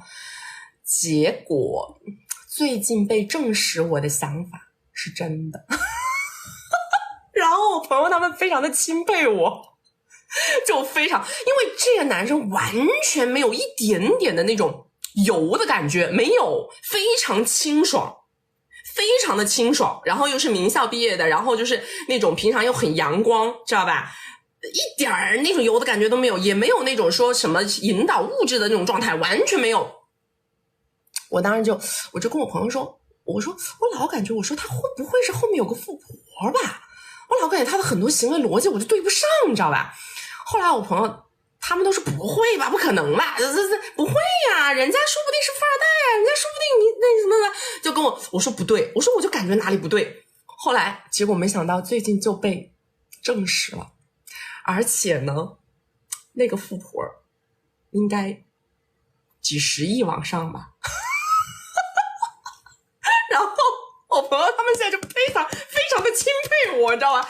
说你这情感界的麦肯锡真的不是白叫的，真的不是白叫的，我跟你们讲。因为我有蛮多朋友都觉得他长得很一般，然后我朋友还在说怎么可能啊？他说肯定不会是富婆啊，他说他顶多充其量就是个富二代什么什么的。他说而且啦，他要是富婆，那他长相也不达标啊什么什么的。我就是觉得不对，我就是觉得哪儿不对。然后最后这段时间被验证了，然后我才发现我对男人的审美居然跟那个级别的富婆是一样的。完了，我说我得重新审视一下我自己看男人的眼光啊，我必须审视一下我看男人的眼光啊，我怎么能够啊，我何德何能啊，我跟人家那么个级别的富婆啊，我跟人家那个级别的富婆看的是同一种人。他们说估计我离那个身家水平不远了。笑死，他们都说我真的是情感界麦肯锡，就那么一点点的不对位。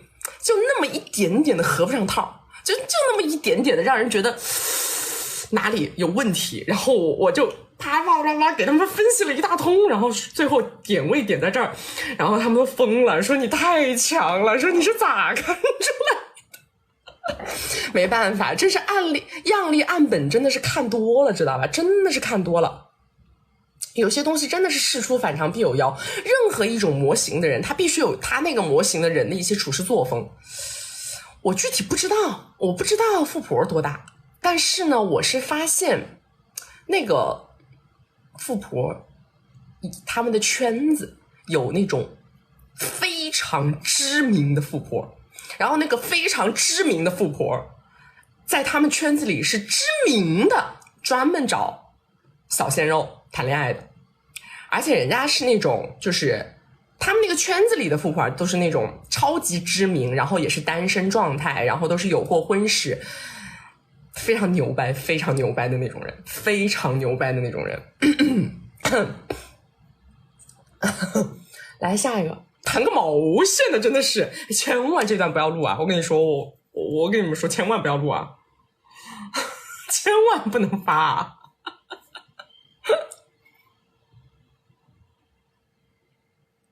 这个但他们那个圈子，我们知道的富婆是那种还保养的非常漂亮的那种，但是非常知名，非常知名，但是保养的很好，还是好看的，Hello， 你好，你好，曲曲你好，新年快乐，你说，是这样的，我是想咨询一下，就是我是元旦，然后半个月前呢跟我男朋友分手了，然后呢我现在比较纠结的点是我要不要去花精力去挽回，然后我简单说一下，然后我们都是适婚年龄，都是30多出头，然后呢都是在就是比较稳定的单位里面工作，然后年收入可能也就正常吧，就30-40的样子，然后我们也但是我们只在一起2个月，可能也因为就是都到了适婚年龄，各方面也比较合适，所以推进的还比较快。然后关键的点是在于我们可能是在元旦，我刚刚去了他们家里去见了他们家亲戚，然后回我们工作的城市的时候，我们当天就吵架了，然后那是我们在一起2个月里面第3次吵架，然后这个第3次吵架里面前2次呢都是我先发脾气有点作，然后闹分手，然后他会哄我，然后我们就好，然后呢第3次的时候他就不愿意了，然后就说是觉得我们性格不合适，然后忍不了一辈子，然后反正我也做了很多反思，也看了一下之后，我觉得应该是我的问题会更多，我没有给他情绪价值，然后现在问题就是我确定他已经彻底下头了，我在想我有没有这个必要再去首先我知道我的问题是情绪价值部分我需要去改变，那我在想的是我究竟是说在等可能下一次遇到的感情里面我再去调整我这个部分的之前的短板，还是说我再想办法去挽留，但是我觉得可能挽回它的难度很大，我又不想再继续去在这件事上去耗费精力时间就大概就是这个照表来讲。耗费精力时间了，你还问啥？你内心的动力都不足了。就是没有信心，我觉得就是如果要是能我觉得有希望挽回成功率高，我可能会愿意去做，但我现在就是没有信心，我觉得可能很难，就是这样的。我们做事情不是这样看问题的，我跟你讲，我们做事情不是看希望大不大，难度大不大，我们是看我想不想，我对这个人的兴趣大不大，明白吗？我不是说就是希望大不大，难度大，希望大不大，难度大不大，不影响我要用尽我一切的办法去做，不影响。我做不做得到，我用尽了一切办法，做不到再说。我们是这样子看问题的。从感性面肯定还是想就很怀念之前在一起那种好的时候，但是理性面呢也知道有些不合适的地方，而且也担心就算复合了，那如果回不到之前就他对我比较好很包容的那种状态，那是不是这件事情这根本都是无谓的担心。你自己也知道你们之间掰的问题是在于你自己的性格跟脾气的问题，对吧？对啊，你要复合也是要调整自己的性格和脾气的问题。你所谓的担心是在你不调整性格脾气的情况下，你还要回到原始状态，那肯定不可能啊。人没有变，历史就会重演，对不对？对，首先我自己改变这件事情我已经是很确定了，而且我现在就是也做了一些，就是说我平时说话，包括不单单是谈感情嘛，可能包括工作什么，我觉得这都是通用的哈，就是都能够要去要提升自己，让自己更好。现在就是可能纠结点就是我就是有点犹豫摇摆要不要挽回。还是再回到原点呢，你的犹豫跟摇摆就是你内心原动力不足，你要实在不喜欢就换，别纠结，有什么好纠结的呢？不是个什么金饽饽，蛮简单呐。要不然就是价值取向，对吧？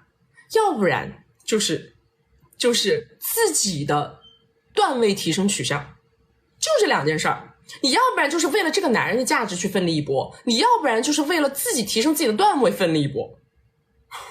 你没有第三个噻。哎，我价值也一般，哎，我也不想提段位，那我搏个毛啊！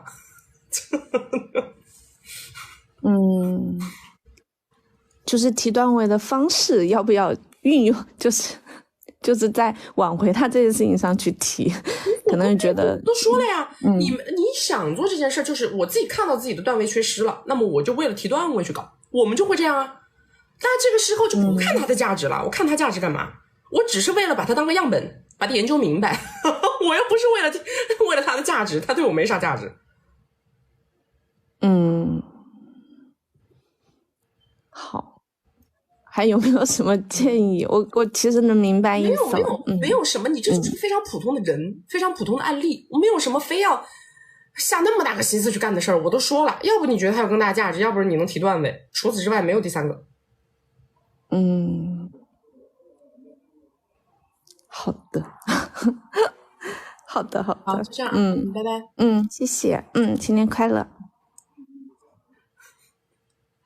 哎呦，那个八卦跟你们一讲吧，我想完了，别人肯定又看到我讲人家八卦了，本来人家不知道我已经把这个事儿搞得明明白白了。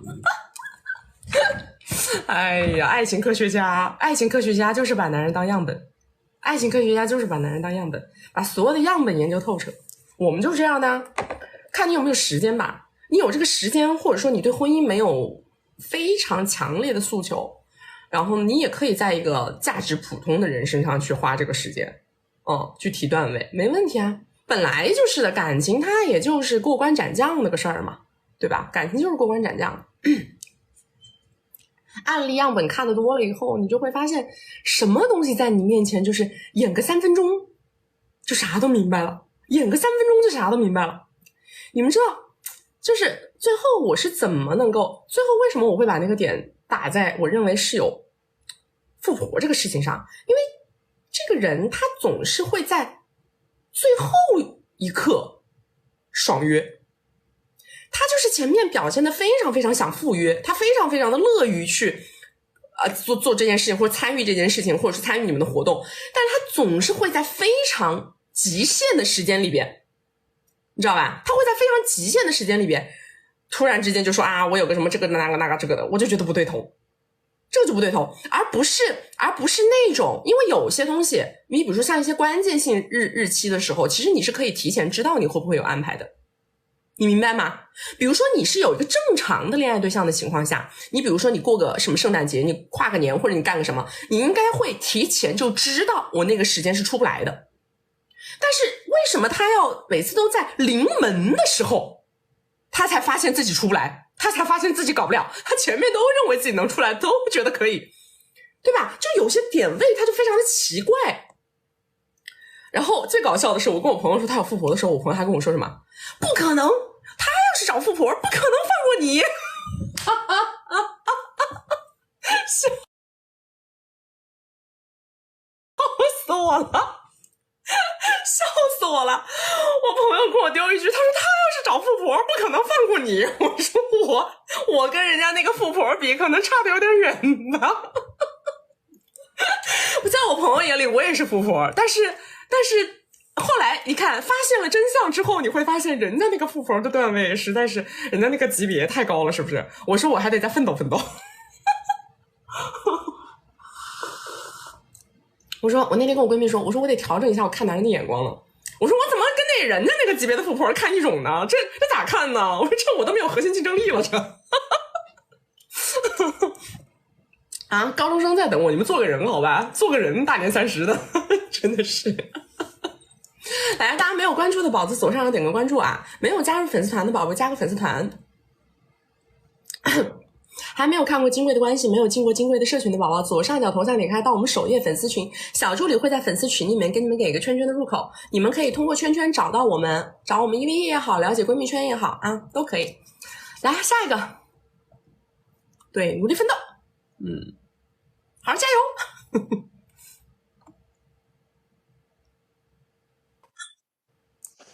你好，你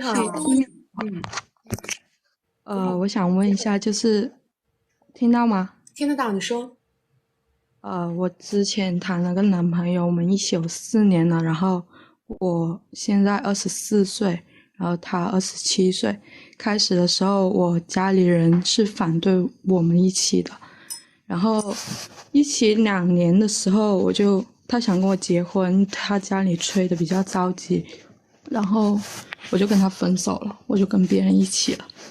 然后后面我们又和好了，然后他一直又说让我先领证，我也没有放在心上，就现在就是拖太久了。然后他家里人开始挑我的毛病，然后反对我们一起，然后我们最近就分手了。我就想就是现在是要挽回他，先冷他一段时间，还是说一直保持联系？后面再和好。目的是什么？终局在哪里？你跟这个男生你想要的结果是什么？我觉得他们家庭条件比我家好，然后我想的如果差不多了，也24岁了，就差不多了，就这样结婚吧。结婚？就是他现在那你结婚你为啥什么又要冷又要这要那的？你就好好谈结婚不就完了吗？那你在扯什么呢？之前觉得他总是差一点没有想结婚的冲动。那你现在有冲动了吗？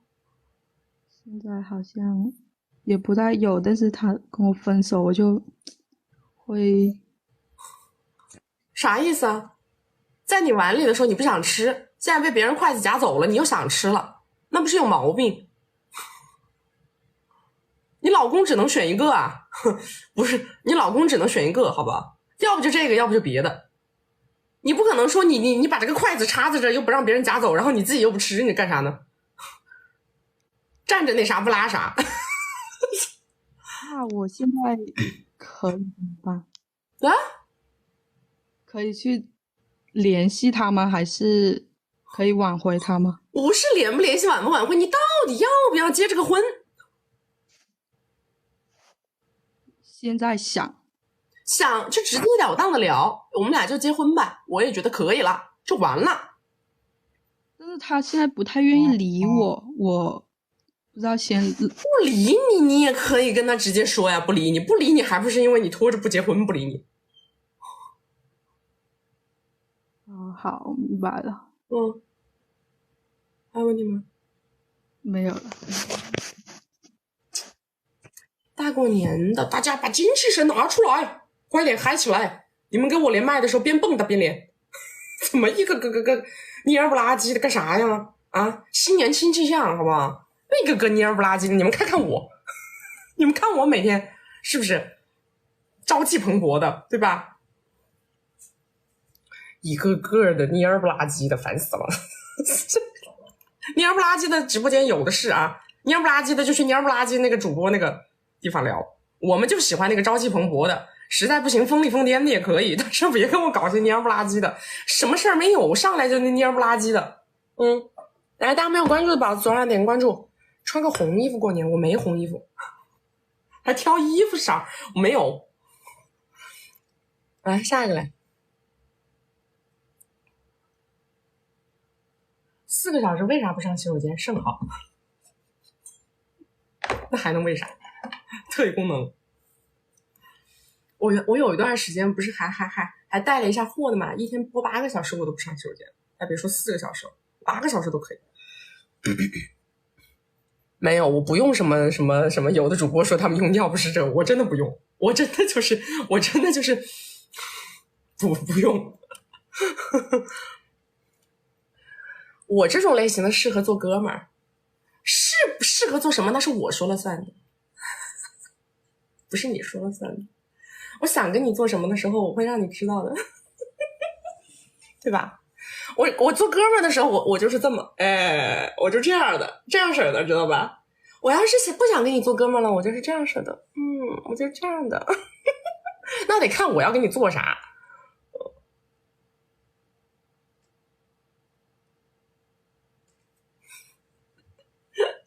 Hello， 你好，猫猫，你好，你好，猫猫，猫猫，曲曲你好，哎，你好，你说，老师，我很喜欢你，我也是那个金贵的学员，然后今天我的问题就是这样子的，我今年30岁，然后现在我的年薪是30个 W 这样子，然后我之前是在3线城市，就是我们家的一个小县城，体制内的。当时我老公呢，他也是体制内的，他的收入大概15个 W 这样子，但他们那个部门是比较有权的那个部门，他现在也是一个部门副职这样。后来因为我当时给他生儿子的时候，我们去买车，他们家给了10个 W， 我们家也给了10个 W 去买车。我就跟他说，我说我刚给你生完儿子，这车的名字能不能挂我名下？然后呢，他说，不行，这个车得挂在我爸爸的名下。但是他爸爸是没有驾照的，也不会开车的，他是为了不挂我名下，也不挂他自己名下，所以他还找个借口说挂他爸爸名下。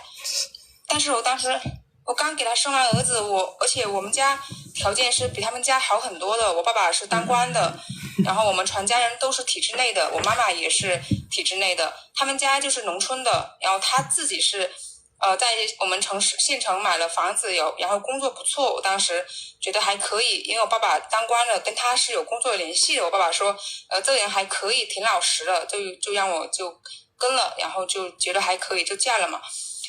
然后就那时候因为买车和坐月子的时候，他们家没有人过来照顾我，都是我爸妈在忙的这个忙的那个去照顾我，所以当时我就提出了离婚。从生完孩子以后，不要说这个词啊，开始我就提出，不要说这个词。扯快乐证，不好意思。完了以后呢，因为我当时还在老家，所以一直扯不成。我妈也一直劝说，哎呀，忍忍吧。她说，人家老人家可能也不方便照顾啥的。然后忍了这么多年，后来我就想办法辞职了，把我那个体制内的那个工作辞了，我就到2线城市去。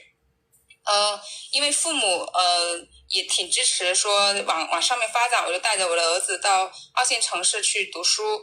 我一个人在上面，之前是买有2套房子的，然后买2套房子以后，那个房子的费用跟我之前买了一辆30多万的车的费用都是我自己出，然后买房子有部分钱是我父母支持我，但是存款那个房子还有一个房子是在贷款，也是我一个人的工资在支付，我老公是没有参与过1分钱的。然后呢，我在上面带着儿子，一个人带着儿子又工作又教育他读书又做副业，才能够达到现在30多个 W 的这个收入。然后他是2-3个月，你跟他提说，儿子钢琴要交钱啦，还有什么其他费用啦，他就会给你转个1万或者5000。但是他跟我说他1万块也是找别人借的，也就是说他现在快40岁了，他是连1万块的那个存款都没有。我本人的话，现在在2线城市是2套房，加上有80多个 W 的存款，所以我上个月我又想买一套比较大的给我儿子读初中的学区房，我就跟他说，我说你能不能拿个50个 W 给我，我去买个学区房给儿子读初中。他去卖血。然后对，然后他说拿不出来，我说要不我们就离婚吧。哎呀，行了，你问题提问。就是说我就跟他提了持快乐证，我说他不愿意的时候，我说那我2020年买房的时候你的征信不过，那时候我只能全款买，那因为你征信不过影响我贷款，我只能全款买，现在我又要去买学区房，所以我说这个扯快乐证这个事情，你如果拿不出50个 W 给我的话，那我们继续就去谈这个扯快乐证的事情吧。现在我们也分开住了，就是异地嘛，也大概有100多天也没见，所以我就想问的问题就是，我该不该扯这个快乐证呢？赶紧起诉，你等什么呀？你等着浪费青春。就说这个他虽然就是收入不高，但是他平时对小孩呀什么都还可以。怎么个可以法呢？几个月拿个5000、1万的，还说是借的，这个叫可以？你是缺个男保姆还是怎么的？你花5000请一个行不行？我当时也是挺难过的，因为我当时去年7月份找他要过一次，他说借了1个 W 给我，我到10月份3个月过去了，我说小孩的钢琴要交钱了1万块。哎，别废话了，别废话了，你本来找的就是个凤凰男，条件也不如你，什么东西都要你承担，你自己一个人带娃也带了这么长时间了，你有什么放不下的呀？你是放不下他这个拖油瓶，你是缺个儿子养还是怎么着啊？你是缺个大儿子养？我朋友都说他可真潇洒呀，又不带娃，又不赚钱，又不买房。我们不接受祥林嫂式的那个表达啊，有问题就说问题，我只给答案，你们不要跟我抱怨，我不想听抱怨，我们也没有人要听抱怨，本来就是个稀巴烂的事儿啊。对，我到，但是有个问题就是我到2线城市进了国企，这个是他叫他同学帮我弄的，就是那怎么样呢？个工作，其他的那怎么样呢？所以呢？我爸爸说人家虽然没有米，但是起码那要不就听你爸的，对不对？要不就听你爸的。我的答案给你了，我的答案非常清晰，对吧？不值，没意义，可以扯，结束。这就是我的答案啊！别的东西我的什么你闺蜜咋说的，你爸咋说的，你要爱跟他们聊跟他们聊，我的建议都给你了，我的建议都给你了。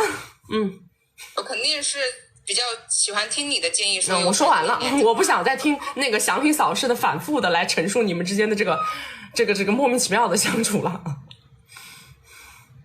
对，那我大概明白了，我也是这样想的。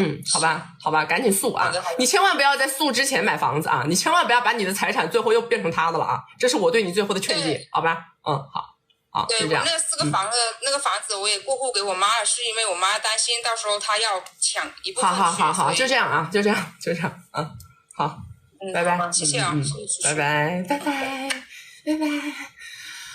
哎呦我的妈呀，不行啊！这我会我会憋出毛病来的啊！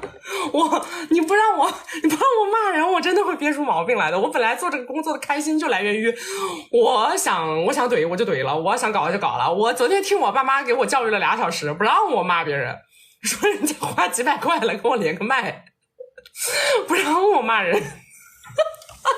他们说人家花几百块连个麦，你好好跟人说。我发现不是别的，我这一好好说，我的那个压抑的那个抑郁之火呀，我在这个地方我就出不去，你知道吗？哎呀，这太难受了，真的，这太难受了。我跟你们说真的，我就求好不好？我真的求你们那个有些问题呢。实在要走不出来，你们就去问问居委会，好吧？跟那个居委会的阿姨，商量商量，跟你们隔壁那个嫂子聊一聊，是不是？他们肯定都是劝和不劝分，对吧？就跟你爹一样，跟你爹你妈一样，对吧？人家都是劝和不劝分。你到我这来以后，我们就拧巴，是不是？绝对拧巴。为什么拧巴呢？因为我对于这种情况，我不可能劝和。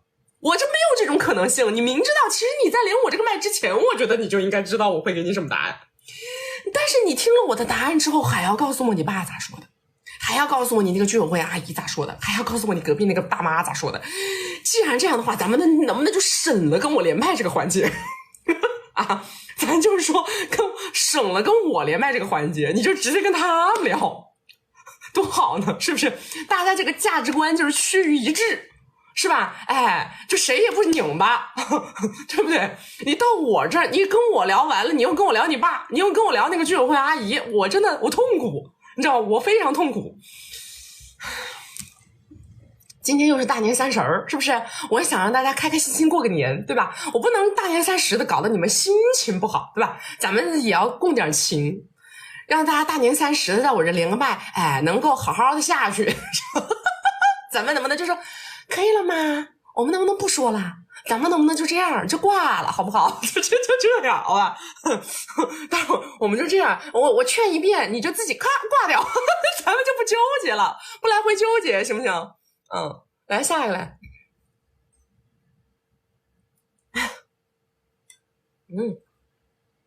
下一个，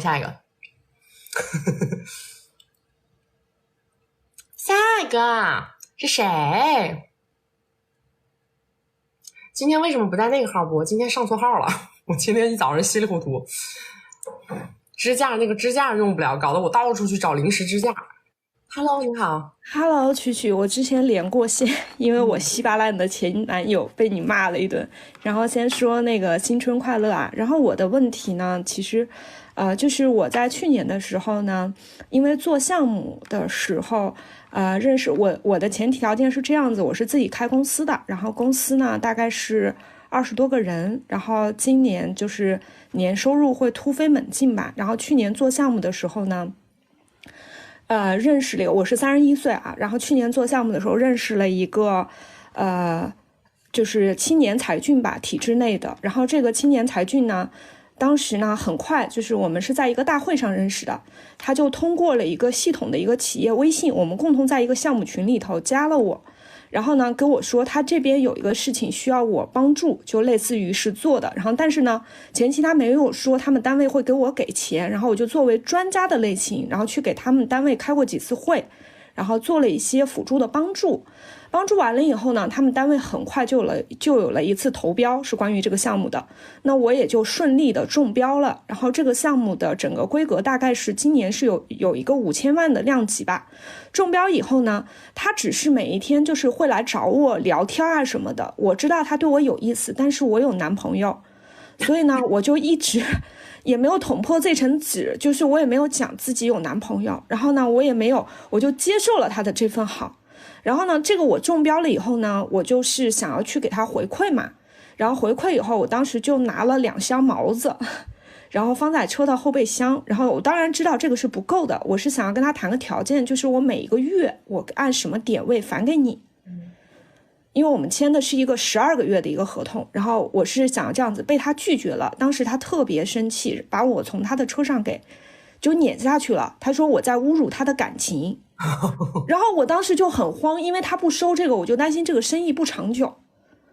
然后我说那他想要的就是跟我谈恋爱，甚至他现在已经夸张到就是他每一天往我们家各种扔礼物，就是包括花等。然后但是呢因为我们家是一个别墅，所以从花园是可以看到外面的，然后我男朋友会来，然后呢他每一天早上会派人来送，然后送的时候有3次都被我男朋友看到了，但我男朋友情商特别高，因为我男朋友长期在深圳创业，然后他就问我说这是谁，就很慌张。然后我说这个是我一个朋友，我说他就是那种想不通，然后要给我送这个。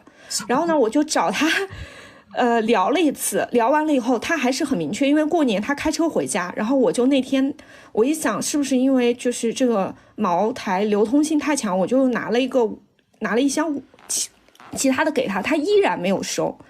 就是他开车回家，然后我就说给他妹妹他家里人准备了一些礼物吧，然后他依然没有收，依然把这些东西送回来给我了。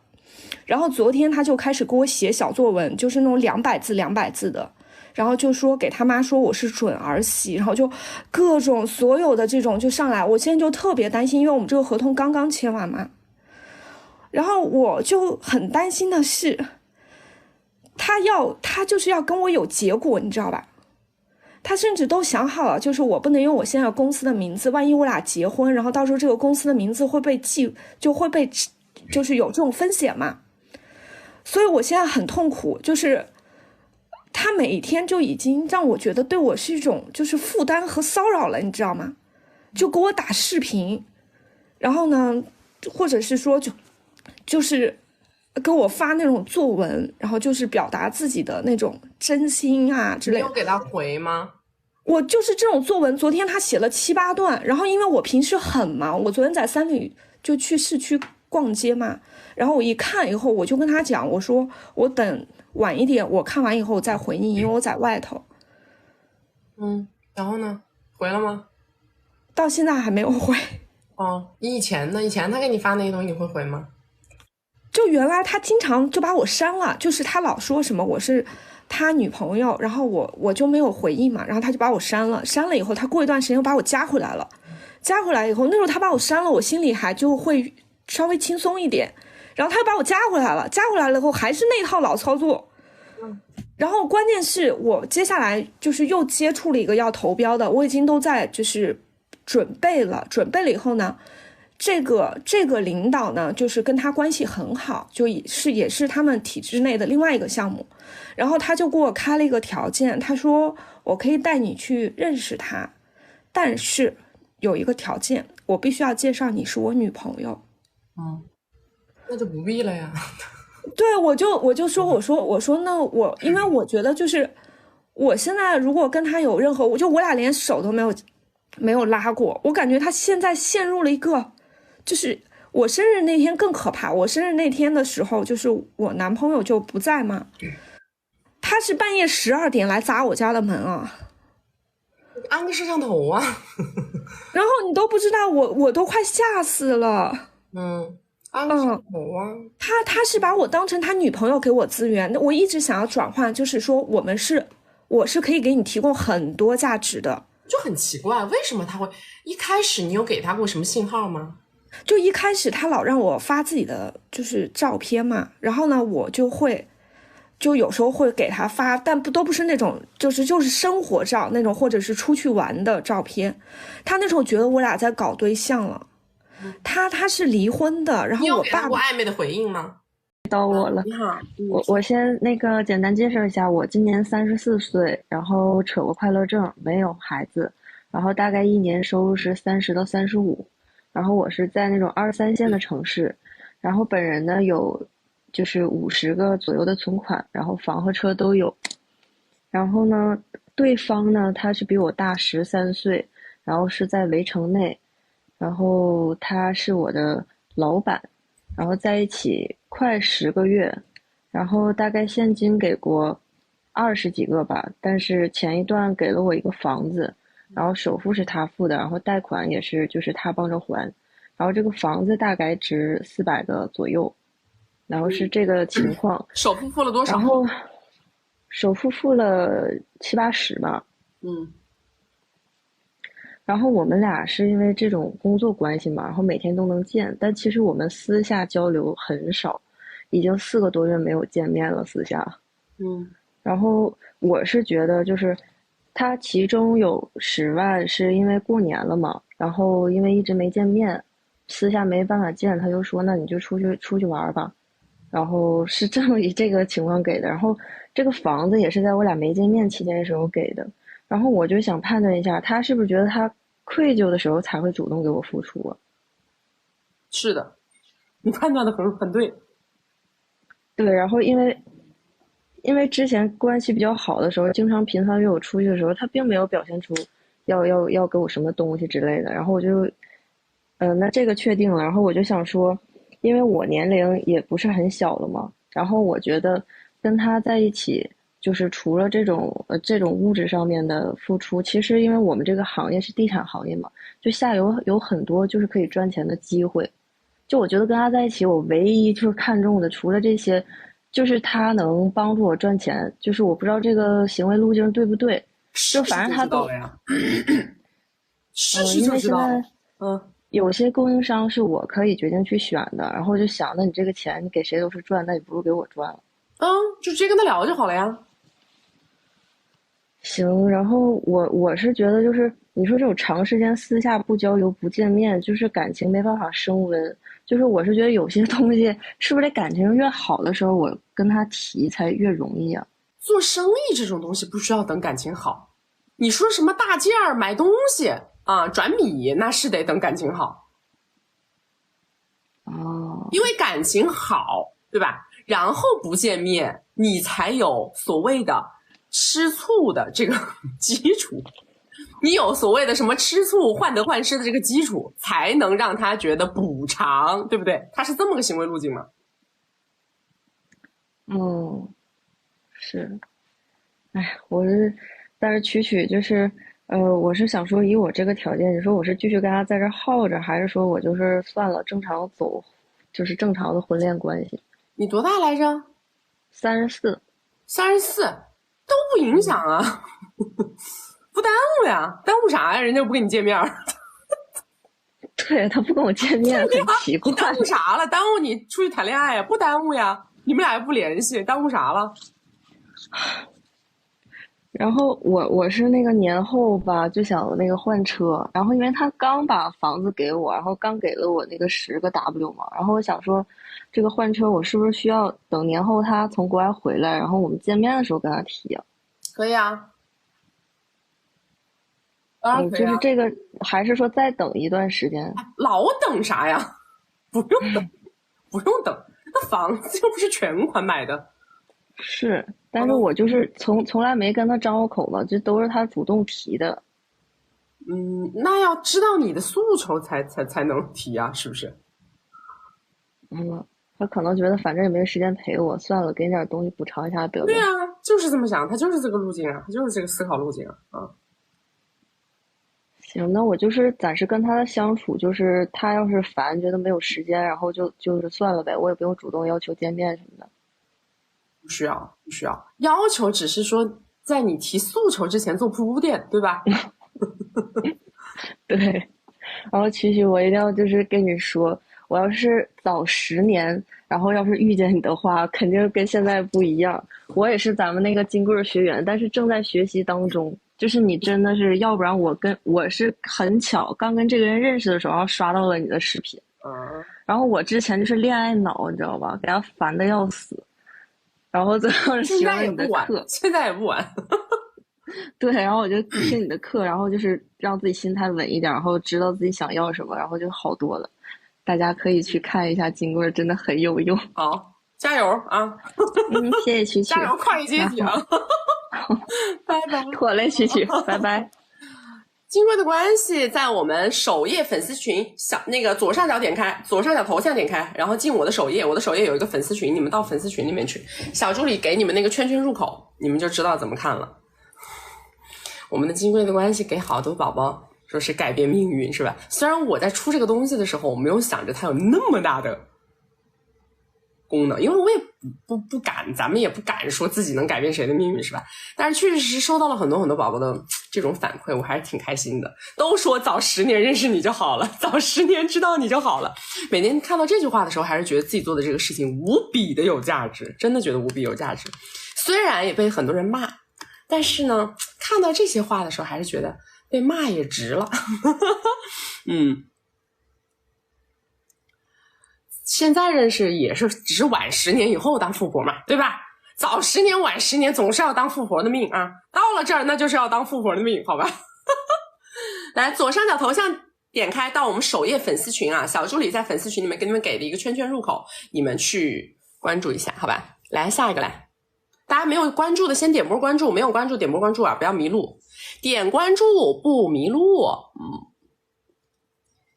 下一个是谁？这个表情我看不见嘞，又是诗欣吗？诗欣不是连过了吗？诗欣不是连过了吗？你不是连过了吗？刚刚没有接起来，能听到吗？好，你说。好，曲曲你好。然后我其实蛮巧的，我是刷到你上海的那个，你就讲了一下上海这个独特的，男性的一些想法嘛，然后进来，然后我刚好也是 base 在上海，所以我其实是第一次就是看直播，然后也是第一次在直播中连麦。我大概介绍一下我的背景吧。我今年是25岁，然后我是本硕985，然后我在大4保研的时候创业了，做了一家广告公司，然后现在这家广告公司的话，它的年分红大概是在能到100差不多，然后我另外呢还有在那个大厂工作，因为我是想说自己还是需要有一个正职，然后能让我去积累一些职场的人脉资源。然后现在大概是这么个情况，然后加上我的投资的话，我的年收益大概能到150个左右。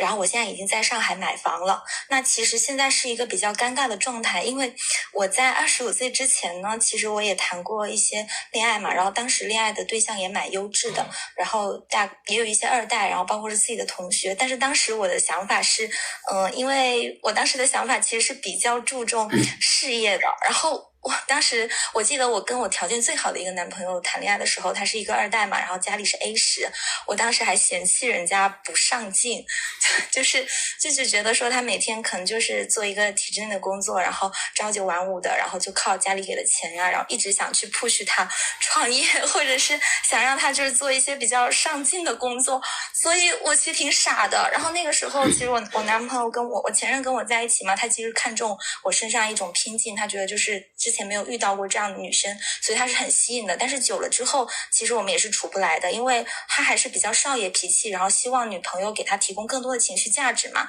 然后老觉得说我特别的忙，然后总是把自己的工作把自己的事情放在优先级，甚至说可能我自己好不容易有点时间了，然后想去上个舞蹈课什么的，也可以就是拒绝他的约会，或者去拒绝看他打球。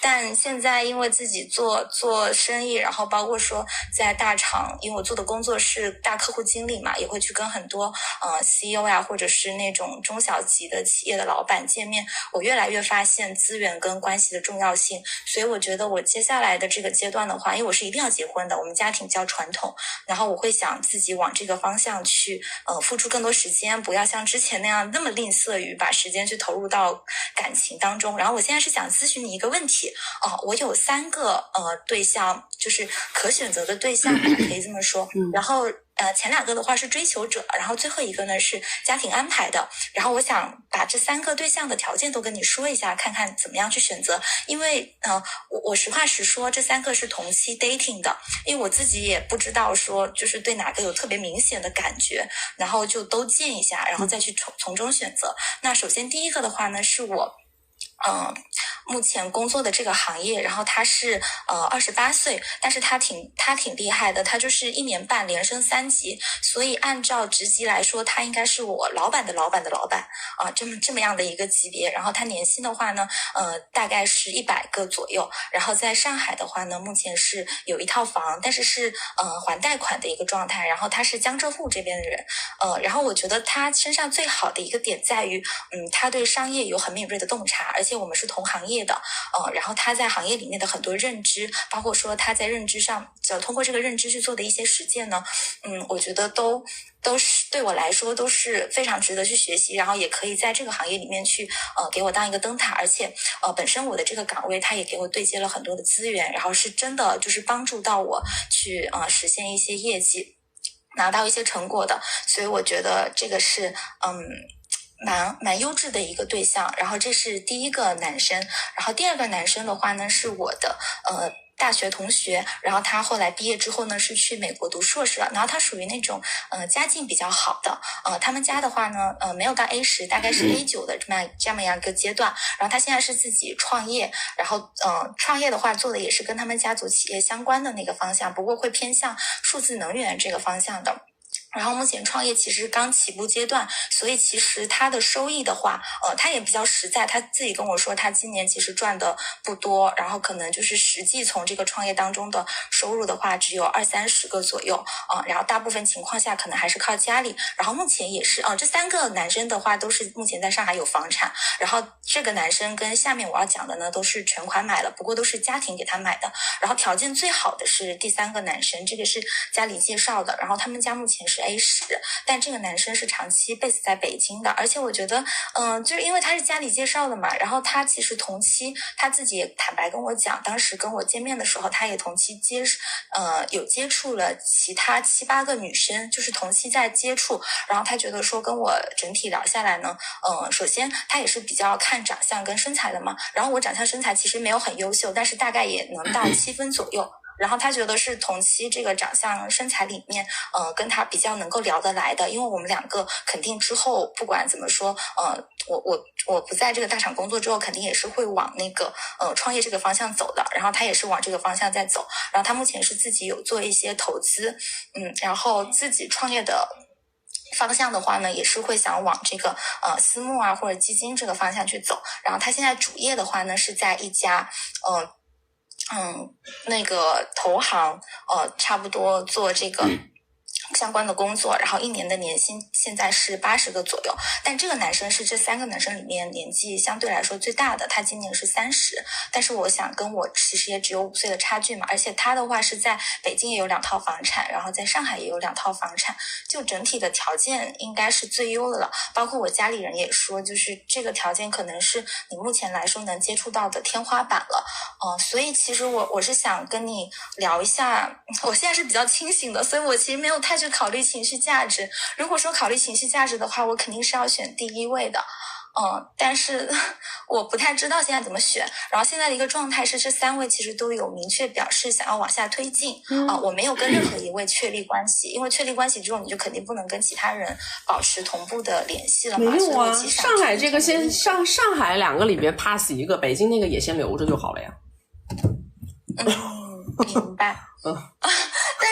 但是我还是很纠结，因为我觉得像北京这个的话，就是他的条件非常非常优秀，我觉得他也并不会因为跟你就是1v1稳定之后，他就停止对别人的接触什么的呀。这不重要啊，我对这也不是很重要，这不是很重要，重要的在于他能不能为你去付出，或者说，因为主要是做这一行的男的吧，容易计较，倒也不是说什么别的。你得看，就是说看，比如他们要推进这个关系，你可以去设置一些门槛，知道吧？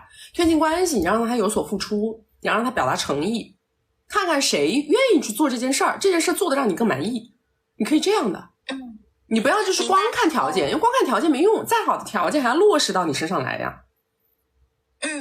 那如果看条件的话，确实也是最后一个，因为目前我们不是还没有正式交往阶段嘛，但是他过年的时候他发了一个88888的红包，88888是88888是吧？对，是的，因为这3个都在没有交往的阶段嘛，所以其他2个其实也有送礼物，然后第一个男生的话他送了一个香奈儿的包，不过我没有收，然后第2个男生的话他是新年也有表示，就是发了一个5200的红包，然后这3个我都还没有收，因为我觉得首先就是最后一个的话是家里介绍的嘛，贸然收他的其实对你女孩子的名誉感觉还是有一些影响，然后前2个的话我觉得就是这种不大不小的礼物你收下来也无可厚非，但是你收不收对你来说就是意义不是特别重大，收就是代表你认可这个关系，也没有什么别的，对吧？就是认可你其实愿意往下交往的意思。没有确认的阶段，我就不想去承认什么。我觉得离得近的关系可以再拖一拖，远的这个可以把关系先确认也没什么，因为你跟远的这个关系不确认，更没有办法看他后面是怎么一个状态。因为离得远了啊，你们相处的时间本来就不够，你看也看不懂，你要把关系确定了的话还好去往下看，离得近的嘛，反正你就算不确认关系你也可以看，你还可以再说，我还可以再考虑，对不对？对，有道理。对，好，那我大概知道了。我可能就是接下来会往那个第3个男生这个方向再去推进一下，然后第1个男生可能就先跟他说不合适之类的，然后再看吧。你别说不合适，就说我还没想好是吧？你别说不合适呀，你对第1个男的你最喜欢，你又不说不合适，你明明就最喜欢第1个。有点就是也是通过看了你的很多视频，发现就是女孩子可能有时候你说话太直或者脾气有点冲什么的，男生可能真的就会把他吓跑，所以之后自己这方面也会再注意一下。好，就这样。好的，好，拜拜。好，谢谢。拜拜。优秀的女孩子又年轻，估计家里条件也很好，所以现在她身边的男的都很优质，这也很正常，是不是？没办法呀，人家就是起点高呀，那咋办呢？是不是？人人就是起点高呀。来，没关注的宝子左上点个关注啊！没有加入粉丝团的，加个粉丝团，加了粉丝团会收到我们直播提醒。我们每周直播3场，周二、周六早上10点到下午2点，周四晚上6点到晚上10点。要连麦的宝子是送4000个币的礼物排队，但是今天已经排满了，大家不要送了啊！然后想要看金贵的关系，进金贵的社群，或者是找我们的团队联系我们的团队的宝宝，左上角头像点开到我们首页的粉丝群，小助理会在粉丝群里面跟你们给一个圈圈的入口。不要相信任何人给你们发的某私某信，跟你们发金棍啊，全部是假的。OK， 好，来下一个来。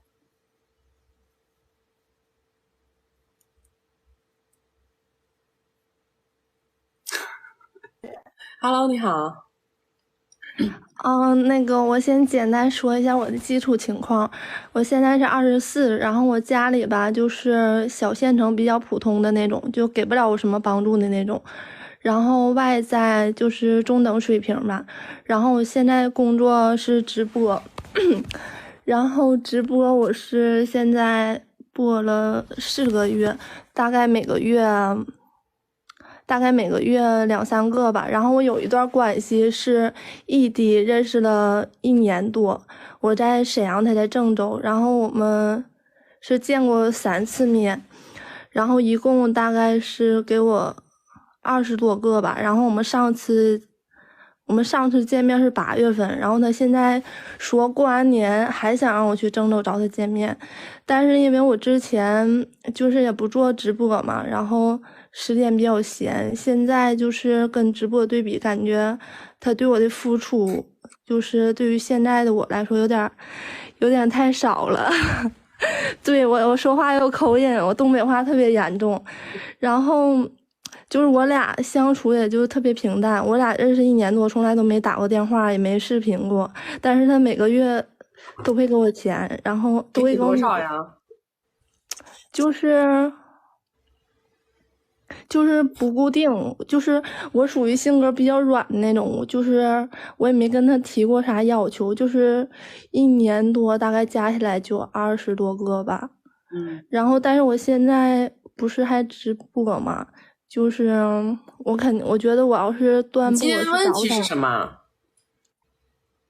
就是我觉得我要是年后断播去找他，肯定是对我现在有影响的，但是我不知道咋去跟他谈条件。就是对于这个认识1年多的这个关系，我想就是要不然就跟他谈点大的条件，要不然就断了。这男的啥条件呀？这男的啥条件？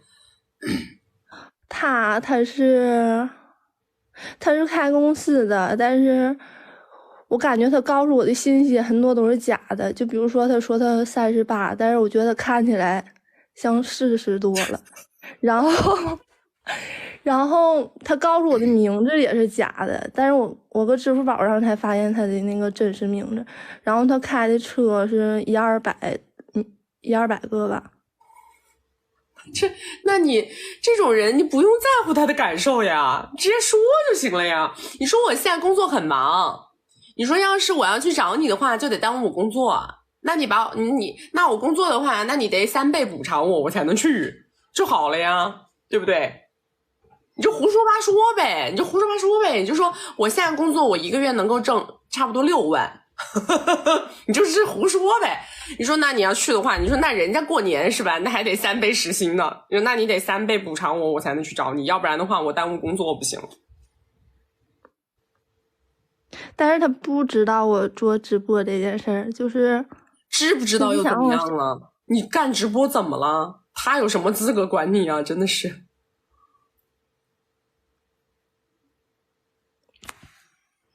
就直接和他说是吗？是的呀，反正你对这个人也没有什么感情，直打直球就好啦。你又不是没有收入来源，好不好？他买单就买单，不买单你就换个大哥，好吗？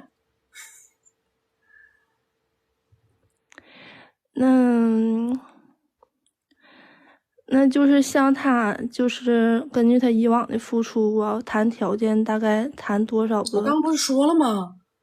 我都说了，3618，你想要多少呀？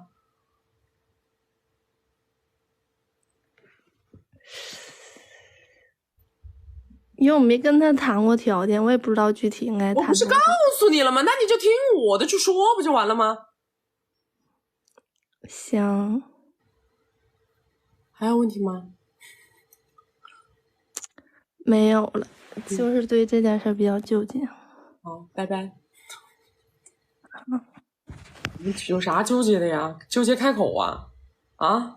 又开始了，在不道德的关系里当道德标兵，是不是？纠结开口。我为啥？我们开口就是这男的不是1年20吗？给他那按1年的标准没问题啊，我觉得按1年的标准还差一点，是吧？问题不大啊，问题不大。来，大家没有关注的宝子左上点个关注啊，没有加入粉丝团加个粉丝团。你输在哪儿了？你就输在你这不是太有道德感了吗？对不对？咱们以后就是这样嘛，是不是？你没看很多人就是说那些成功的人为什么那么成功？哎，还是因为啊，像我们就是心地太善良了。很多人不就是这么跟自己自我说服的吗？我就是因为心地太善良啦，我们就是因为心太软啦，我们就是因为哎呀嘴巴太直了，性格太直了，我们就是为人太实诚了，是吧？所以呀，我们得罪人呐，所以呀，我们搞不成事儿啊，所以呀，我们赚不了那个脏钱呐，是不是？每天那个短视频下面不全都是这样的留言吗？对吧？这个世界上所有的贫苦人民，他们都在说自己有多么的善良，因为他们的善良，所以导致他们，是吧？其实我觉得我也挺善良的呀，真的，我觉得这个事儿不冲突，对吧？一点都不冲突。其实这个世界的运行规则特别简单，大家就是各取所需，价值交换，对不对？价值交换就好了嘛，对吧？我拿什么换什么，对不对？我提供别人想要的，然后别人也给我想要的，所以我就能滚雪球嘛，对吧？你不愿意给别人想要的，比如说别人想听好听的话，你就是不愿意说好听的话，对不对？别人想让你给情绪价值，你就是不愿意给情绪价值；别人想让你服软，你就是不愿意服软；别人想让你做好服务工作，你就是不愿意做服务工作，那就没关系啊，那你就不要想挣别人的钱就好了呀，对不对？你就不要让别人为你付出就好了呀，是不是？下个谁啊？下个是谁？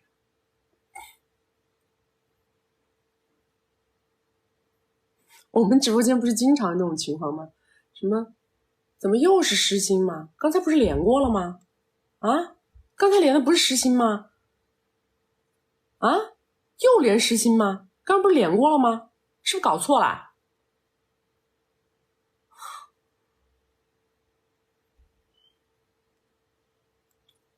？86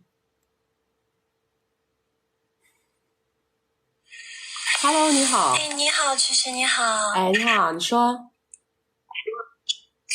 哦，好像网络有点延迟。然后我是之前跟您连过麦的，然后当时您对我的评价就是说钱送到了嘴边都不知道怎么拿的那种女生。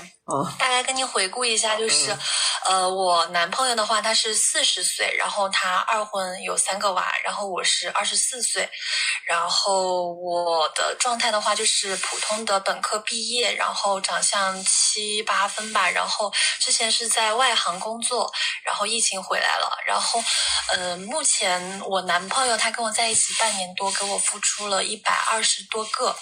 然后我现在的问题的话就是说，因为他之前我因为他然后放弃了一个很好的一个工作机会，然后他就有跟我承诺说会在年末他收到米的时候会给我100个 W，然后就是现在已经到了过年了，结果他在除夕那天只转了10个 W 给我，但是因为我们除夕没有在一起过，我也觉得他一个人在外面一个人去钓鱼去过年了，就不大好开这个口，我就想是不是要等什么样的时机，用怎么样的话术再来跟他提这个东西呢？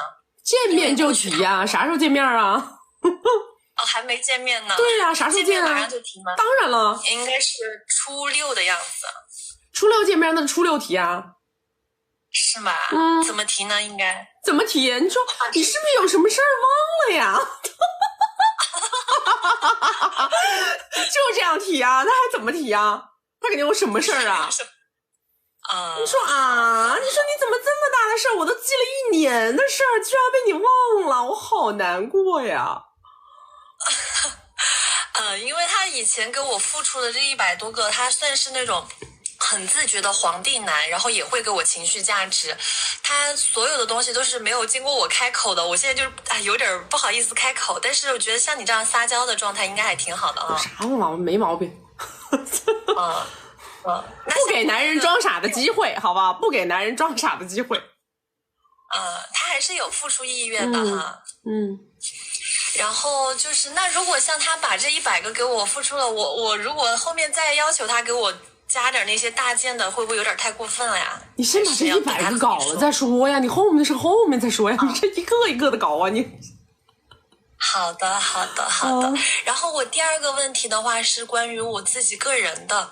就是刚刚有跟您说到，我以前是外行的嘛，然后因为疫情的原因，然后回来了，现在就是有在开放了嘛，就是我也在想，我是应该是接着维系我这个男朋友，还是说要再接着去做自己的这些事情呢？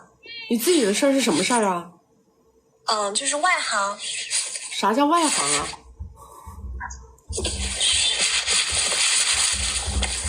就是国外的航空公司，然后做空乘这样。这种啊？你多大？我是24岁，然后今年25岁了，98年的。可以继续做呀，没问题啊，继续做呀。万一找着个结婚对象呢？你不把自己嫁出去了吗？对，就是您也是觉得这个人是没必要作为结婚对象的，是吧？他能结婚吗？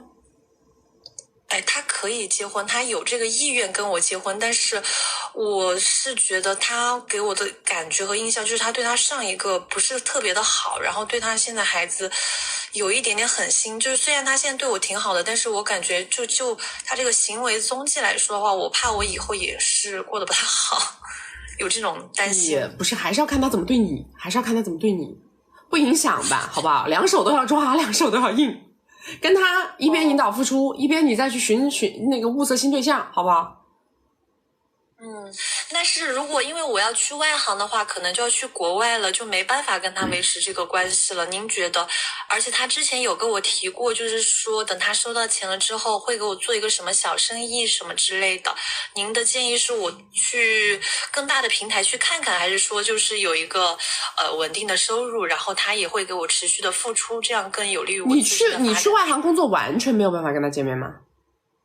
因为我去外行，要不然就是去新加坡，要不然就是去中东那些航司。那你去的全是富豪扎堆的地方呀！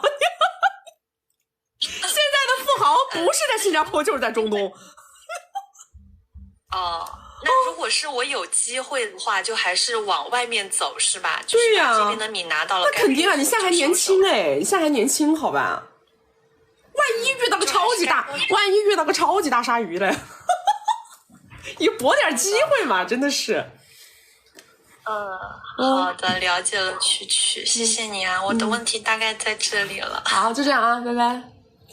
好，拜拜。真的，现在那些米已经安全落地了的那些大土豪，不是在新加坡就是在中东，现在就是全部聚集在这2个地方。那种米已经落袋为安了的，你们懂了吧？你们懂吧？你们懂我说什么吧？手上大量的现米的，没地儿花的，他们现在每天真的在那边金钱的盛宴，真的是金钱的盛宴。人家那每天晚上喝一顿酒的米都够你过1年的。我需要冷静，我需要冷静啥？我不需要冷静，我有啥好冷静的呀？我有啥不冷静的呀？我想问问，土豪又不是我的，大哥又不是我的，我有啥不冷静的呀？我冷静的不得了，我巴不得你们都发大财，知道吧？我巴不得在我直播间里的女孩子一个比一个有米，这样的话我这辈子就被你们养着，我也不愁吃喝。我的想法可简单了，真的，我就准备让你们以后就是众筹给我养老。你们赶紧的，每个人都大富大贵，知道吧？每个人都跨越阶级，飞上枝头变凤凰。然后以后你们就每个人众筹给我搞一个赡养基金，赡养我，对吧？然后保我一生衣食无忧，鲜肉不断，这个就是我的理想，可不可以？可以吧？啊，来，大家没有关注的宝子左上角点个关注啊！没有加入粉丝团，加个粉丝团。自个儿给自己画饼都不行吗？我喜欢，我乐意。你们不给我画，还不行我自个儿给自个儿画吗？没有加入粉丝团的宝宝加个粉丝团啊！加个粉丝团会收到我们的直播提醒。我们每周直播3场，周二、周六早上10点到下午2点，周四晚上6点到晚上10点。然后要学习金贵的关系，进金贵的社群的宝宝，想要在未来几十年参与我的养老众筹的宝宝们啊，左上角头像点开到我们首页的粉丝群，啊，小助理会在粉丝群里面给你们给一个入口。真的，我闺蜜圈的宝宝那过年的时候给我发小作文，发的都是啥？曲，我当初进闺蜜圈的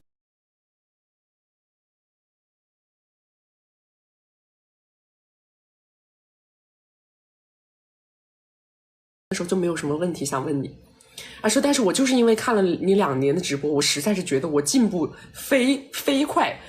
他说我觉得只有给你画米就是最好的爱你的方式。我闺蜜圈的宝宝真的都是这样，都是抱着来赡养我的心情过来的。来，下一个是谁？下一个。你看别人那些搞情感的天天扯皮，我们就不一样了。是不是？你看咱们就不一样。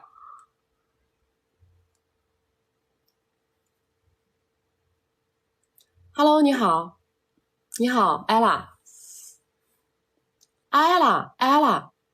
你好，说话。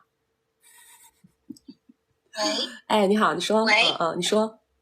哎，你好啊，曲曲好，新年快乐。哎，你好。然后然后我是想，就是我的那个比较普通，情况也比较普通，然后案例也比较普通，我主要想咨询一下那个挽回的问题。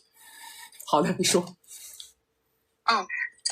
就是我其实是这样子的，我其实前面已经做了3个月的挽回，然后其实都没啥效果，所以我想请您就是给我指点一下，然后看一下有没有什么方法。你是在哪儿弄的挽回啊？就是各种换了3个咨询师，但是呢，没有到我们这儿是吧？对，没有到我们这儿，先来跟我连个麦是吧？好的，吓我一跳，吓我一跳。咱们这个话得说清楚，这话必须说清楚，知道吧？首先第一，我们压根就不接挽回。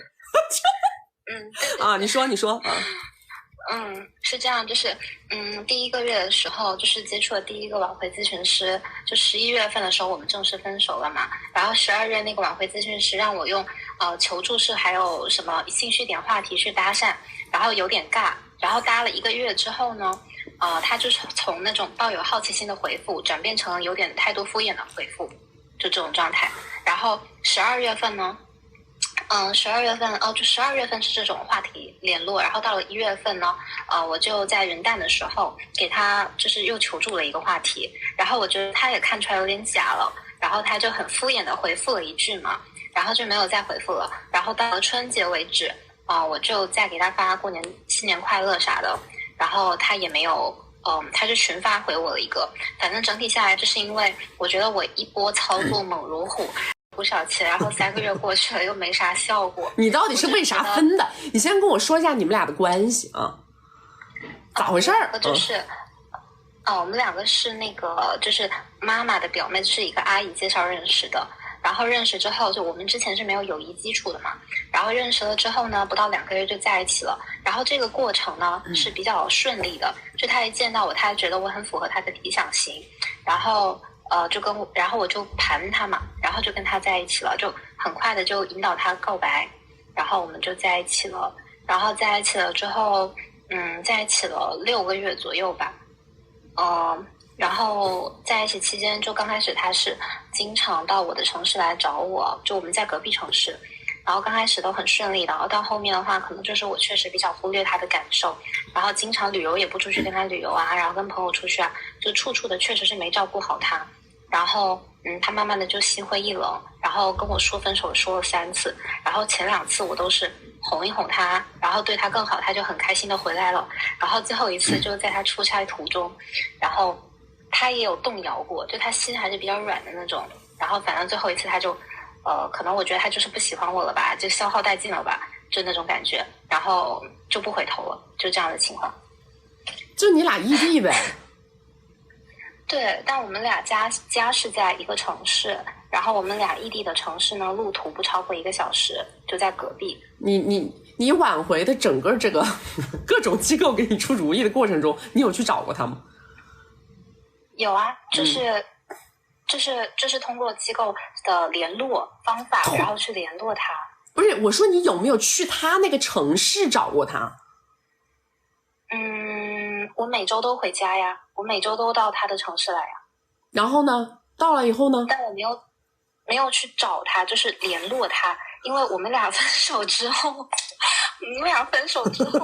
就是你靠什么挽回呢？你是靠念经吗？就是念经保佑我一定要挽回成功，是这样吗？啊，然后就是给他发消息，然后就希望他那个突然性情大变，然后他就想跟你好了，是吗？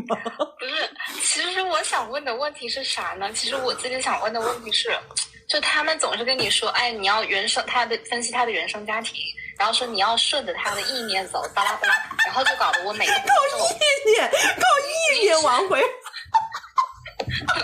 先别笑，对不起啊，我实在是受不了。我也很容易笑，等等，先别笑，等等，对，就是那个，就是都是靠沟通，就是我一直觉得，就是我应该是要真诚大方的，主动的去就是追求，就是想挽回要表露的直接一点，但他们都跟你讲，哎不，男生就是不能这样，你挽回中就不能暴露自己的这种想法感官，你就要各种，就是他们一堆操作特别，就是各种操作特别多，然后我感觉很别扭，但是我又付了费了，我又得信任人家，我又得照着做，然后就很奇怪嘛，然后到现在为止，我就不知道到底该怎么办了。哎呦，你们现在是不是在一个城市啊？不是过年吗？过年在不在一个城市嘛？在。找他去嘛！哎呦我的妈呀，你们把我累死了，我靠！找他去上他家拜年去啊！干嘛呀，在这儿杵着？但我觉得这样他会很像纠缠，因为之前我分手后已经纠缠过他了，然后我感觉他就是一副我已经跟你划清界限了。你咋纠缠的呀？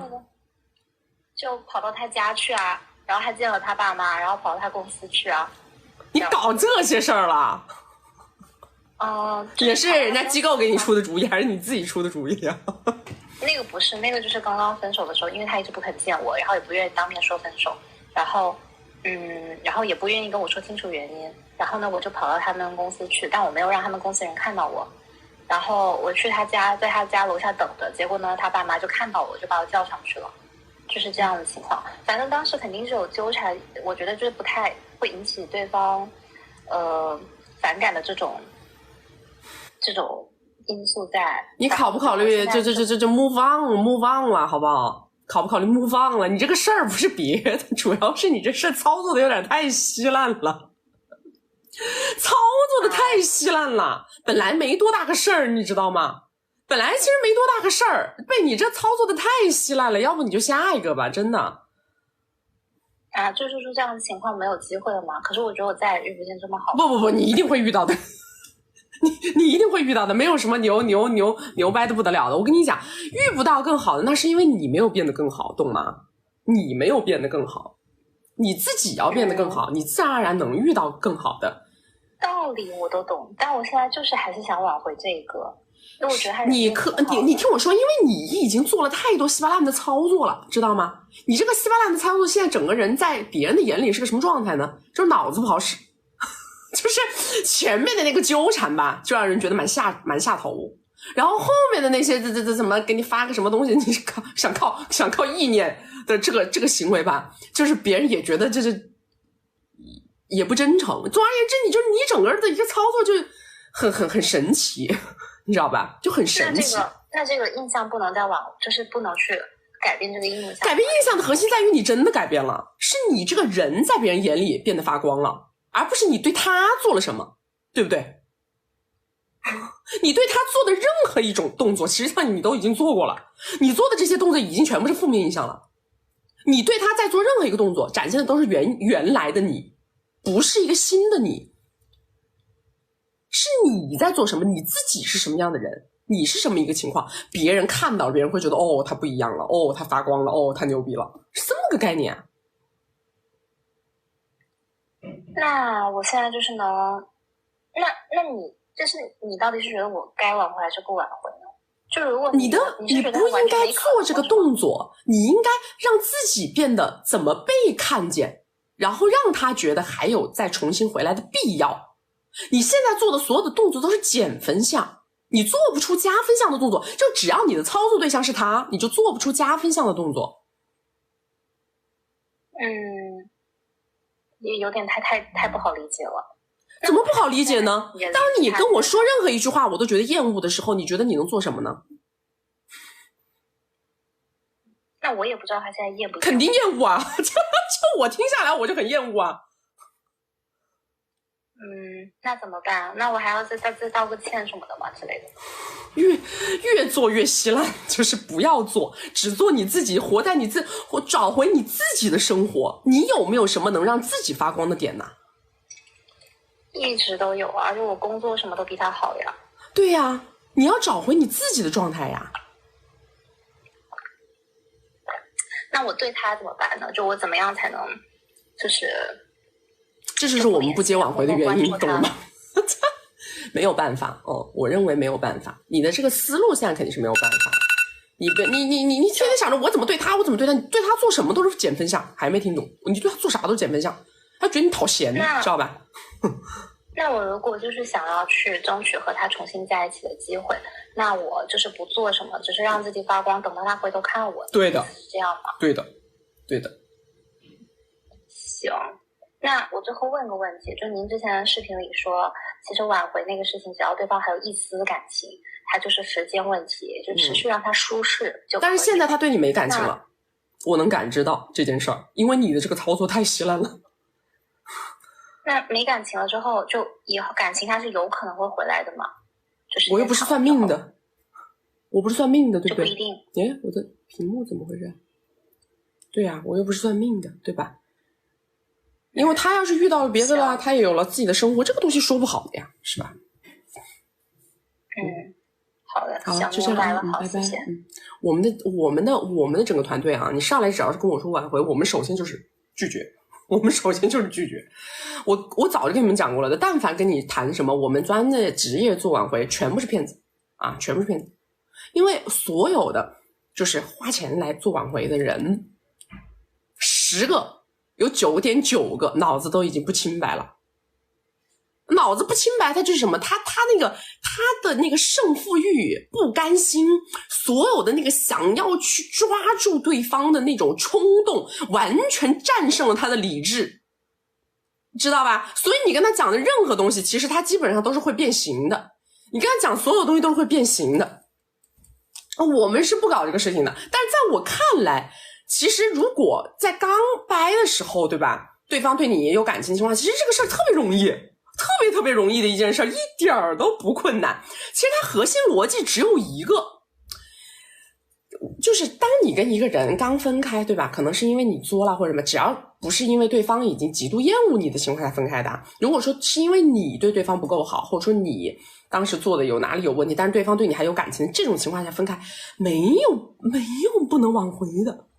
但是呢，前提条件是你非要保持一个巨稳定的一个心态。因为你要完完全全让他觉得在你们俩不是恋爱关系的情况下，依然可以做到非常顺畅的交流和互动，然后让他觉得你这个关系存在在这儿，仿佛对我没有任何负面影响，但是这个时候你就会达成一个事儿，叫什么呢？就是你其实一直在波动他的情绪，因为他对你只要有在乎，你对他不产生负面的东西的时候，他其实是会被你波动到一点点的情绪的。他只要每天都能被你波动到一点点的情绪，那么他回头其实就是早晚问题，他就是个时间问题。但是前提条件是你必须要维持自己极其稳定。因为很多女孩她问题出在哪儿了呢？她想挽回，她就拼了命的想让那个关系迅速回到从前，所以呢她就会去索取很多东西，索取原来的你的那种状态，索取原来的你的那种对我的情绪价值的投入，索取原来你跟我两个人的通话时间，就他在这个过程当中就会增加对方对他的厌恶程度，是这样的。对方没有办法把你当做一个正常的普通的一个朋友去随意的跟你交流相处，所以你就没有机会，知道吧？就是所有的人他的问题就出在这儿了。正常来讲的话，你说本来就是他对你有感情，你对他不够好的情况下让他放弃你的，你要让他觉得其实这个女孩子跟我之前想的不一样，其实她还是可以给我很舒适的感受的，她有什么理由不继续这段关系呢？其实是没有任何理由的。所以你们这种就是瞎操作，一顿操作猛虎，瞎操作的稀烂，最后从别人对你有感情到最后对你厌恶，然后最后觉得你不值钱，最后觉得这个女的就是讨人嫌，你就搞成这个样子，她就没有机会了，对吧？就是这样的。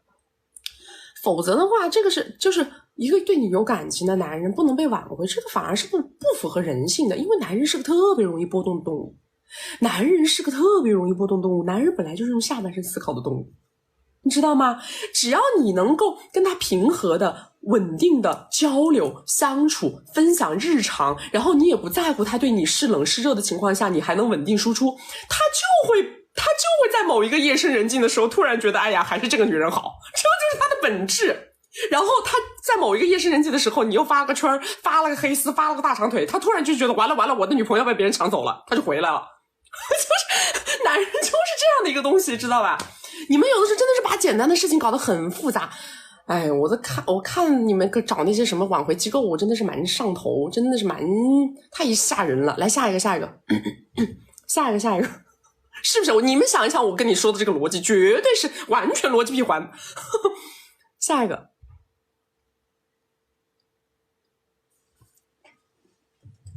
谁？是啊，这种东西别人付费他都教不了你，我跟你讲，你跟别个机构付费他都教不了你，他天天在那搞些意念，要不就是纠缠，要不就是意念，要不就是玄学，我真的很服。下个是谁啊？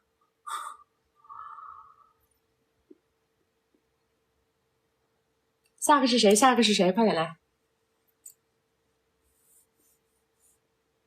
沉默是金。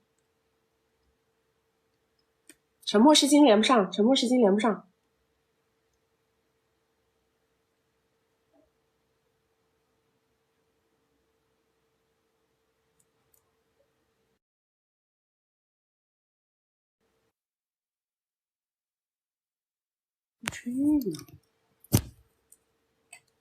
什么回事呀？这个等一下啊。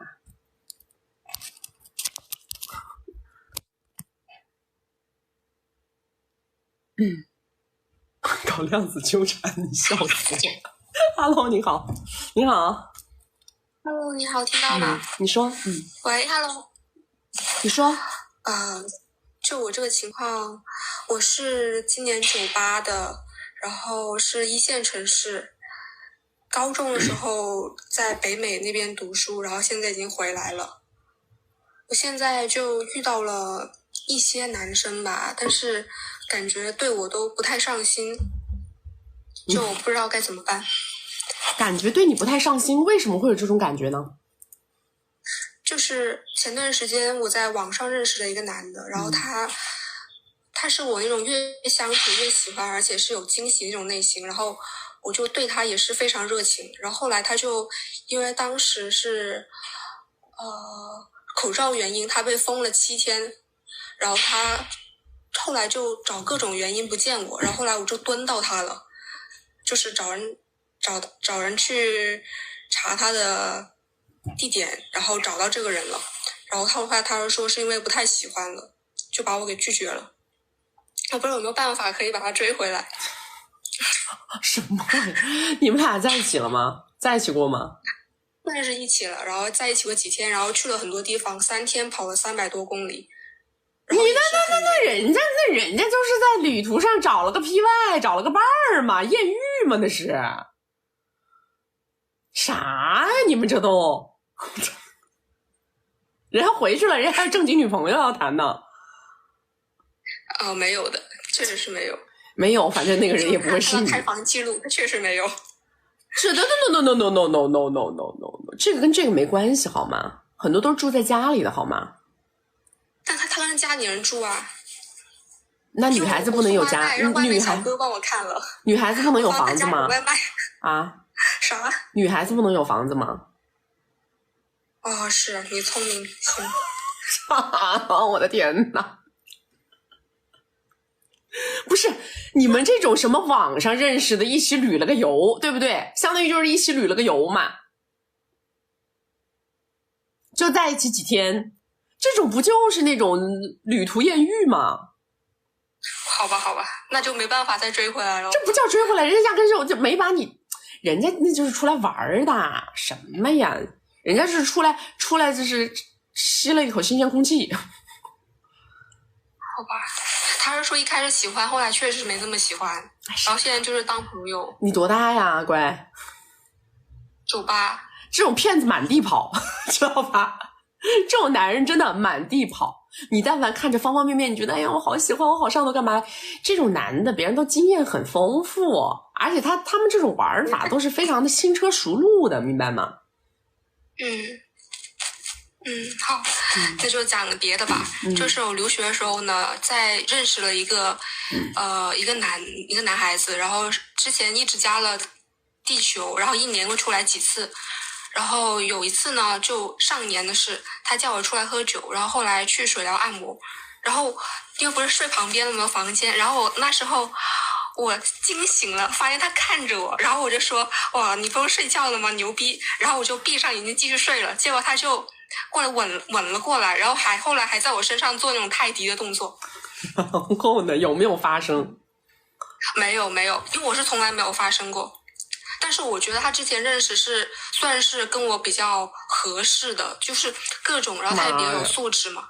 啥？这叫啥有素质啊？跟你见面，给你约水会。他就是只有这么一次，因为我见过他很多次，以前每年都出来见几次的。姑娘，然后你的原生家庭是不是多少有点破碎呀？我感觉你对你的情感观有点问题呢。可能是吧，因为我是没有怎么去认识过男生，没怎么认识过男生。虽然说我是在一线城市，然后家里面也算是商铺有10多个吧，但是我交朋友这点，我不太会跟别人去交流。就是我告诉你啊，谈恋爱这个事儿是这么个步骤啊。首先呢，是2个人要聊天儿，明白吗？聊天聊的觉得有感觉呢，要见面儿。然后呢，男孩子他要是开始追求你呢，他至少1个星期吧，要约你个1、2次、2、3次。然后他在约你的过程当中呢，然后慢慢的，可能还会有人，比如说请你吃饭呀、干嘛的、看电影，这都是正常的约会。可能涉及到一定的时间节点呢，他会给你送礼物，然后男孩子要给你表白，他要告诉你说我想要跟你谈恋爱或者怎么样。那么这个他都有一个时间周期。像你们这种没有恋爱经验的女孩子呢，这种时间周期一般来讲都要拉到半年往上。然后这样子，但是我认识他好多年了。但是你们每年只见几次面，这个就不靠谱，听懂了吗？我刚刚讲的一个流程都不能错，听懂了吗？那如果他又来找我，因为他偶尔会来找我一下，那我该怎么跟他说呢？你要说啥呢？他不是认真的呀。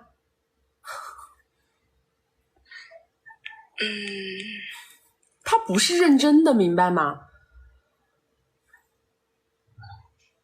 他只是把你当一个朋友，你就把他当个朋友就行了，就是白吃白喝就好了，不要想别的啊。好。还有问题吗？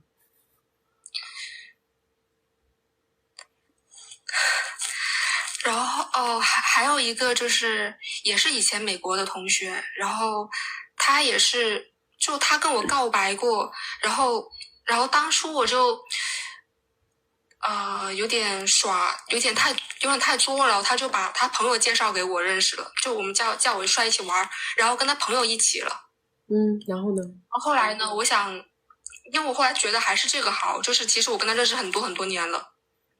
就其实有时候就那时候跟这个人一起，只是想气那个人，并不是说真的想跟这个人一起。你是不是脑子有问题啊？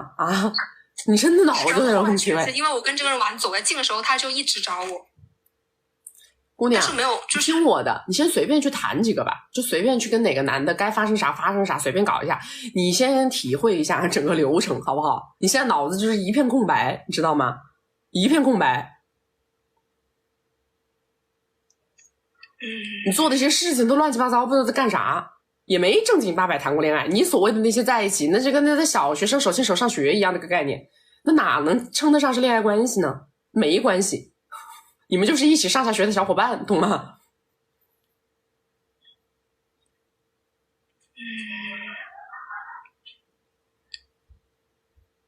那你觉得后面还能有什么？就往哪个方向走？家里条件这么好的话，最好啊！家里呢，给你对碰，知道吧？直接找个结婚对象。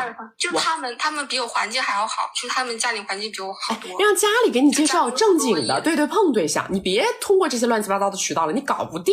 不是同学或者说一起出来玩的。但是别人对你不认真呐。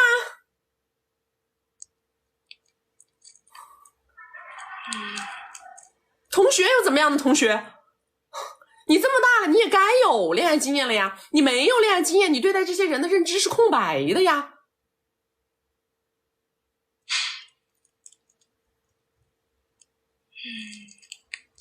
那我现在该怎么样去往哪个方向走？我刚刚是不是告诉你一个流程了？一个流程都不能错，一个环节都不能错，听懂了吗？但这些都有啊，前面都有啊，只是后面就……那你们正常谈恋爱要往下一步走了呀。我啥也没发生，我是不会跟男的发生啥的，那你就别谈恋爱了，直接就对碰，听懂了吗？家里人给你介绍对碰，直接就入洞房，就不要谈恋爱了，谈什么恋爱呢？直接就是父母之命媒妁之言，对不对？那中途可以找他们要个什么诚意之类的吗？可以啊，当然可以啊。怎么样提？直接提啊！你说那你要有诚意啊，这不就提了吗？那他就说那你要什么诚意呢？你就说呀，你想要什么你就说呀。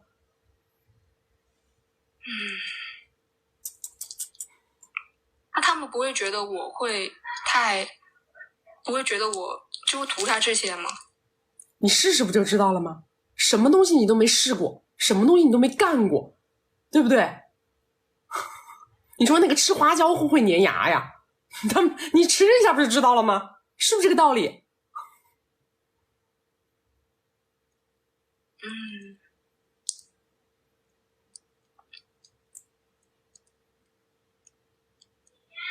你啥认知都没有，你跟男的说话，人家也觉得你像个弱智，知道吧？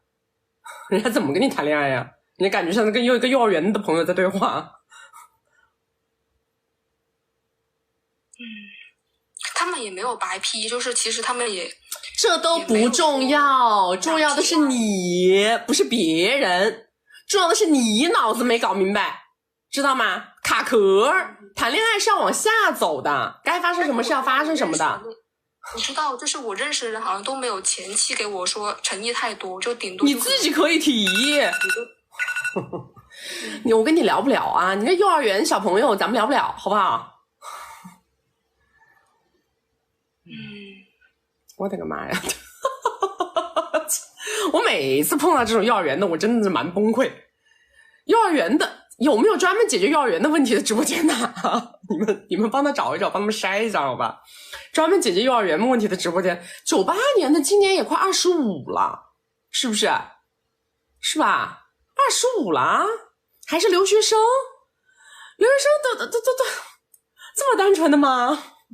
直接入洞房吧，我看就直接父母之命媒妁之言，直接送到洞房里头去。我觉得这个适合你，知道吧？找个家境好的，直接送到洞房里，别走前面那些流程了，那个不适合你，走流程都不适合你。走流程，男的跟你走流程走不动，一听到你讲话就下头了，走不了流程，是吧？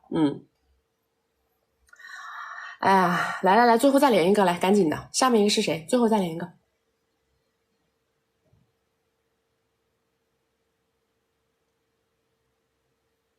最后再连一个。Hello， 你好，你说，你会不要躺着扔吗？我可不可以包起来10分钟？我需要接个电话。不好意思啊，这太吵了，来不连了，今天不连了，时间到了。时间到了，来，大家没有点关注的最后再点波关注啊！没有加入粉丝团的宝宝加个粉丝团，我们每周直播3场，加了粉丝团的宝宝应该会收到我们直播提醒。我们每周是周2、周6早上10点到下午2点，周4晚上6点到晚上10点直播。然后要学习向上去链接向上。